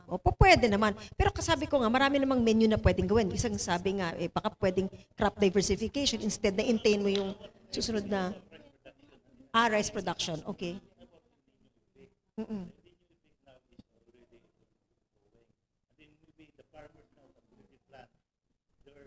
Makapagtanim na. Nasa growing stage na. How could we mitigate para maituloy niya yun? Diba? Maraming ngayon, makikita mo, you travel from Bataan, Pampanga, kawawa yung mga tanim kasi wala na silang deep well, wala silang mga makina, kasi mahal ang makina So how could we use or how could we save that rice? Marami tayong dinidiscussion dito, mitigation of El Niño, pero simple as that, bibigyan ko lang sila ng water irrigation pump. Okay. Sige. So I think may additional insights lang po si Miss Ana. Question po. Question po sa health sector tsaka sa water po. Sir, dun sa DOH po, nabanggit niyo po na meron kayong preparedness tool para dun sa mga hospitals, and then nagre-recommend din kayo kung ano yung mga corresponding actions. So who will do the interventions, the DOH or the LGU? And then question ko naman po sa water sector. Sir, yung 50 MLD, ilang household po in a day ang kayang supplyan? O ano pong ilang MLD ang kayang supplyan enough para sa isang araw ng lahat ng nangangailangan ng tubig sa Metro Manila. Ayun, so yun po.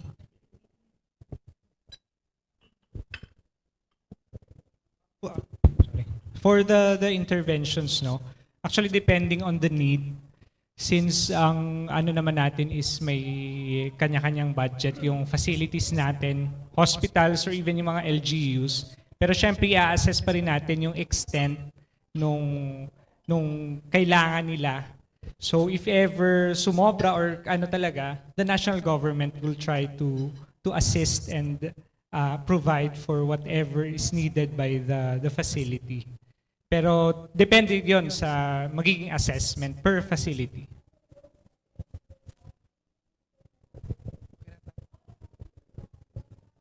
For the questions po on the water po, no. So we're using around per capita per day, per person per day is around 150 to 160.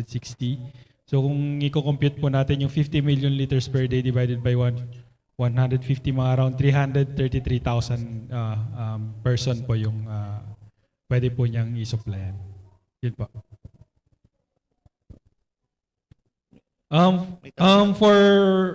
For 333, for the 50 million liters per day, kaya naman na po siya. Kasi may mga additional na interventions pa naman po tayo. May mga additional plant pa po sa may Rizal, may mga deep wells pa po. So kaya naman po niyang mapunan just in case po mabawasan yung allocation from Angat Dam. Mag-follow-up questions lang ako sa MWSS. Kasi sa ngayon, ang MWSS ata is 76 cm is ang binigay ng Angat. But ang ano natin is only 50. Nagbibigay pa ba tayo sa NIA, papuntang Bulacan? Hanggang kailan yun? Si NWRB po sasagot. Hello po. Yes po, meron pong allocation ang NIA. In fact, bago po mag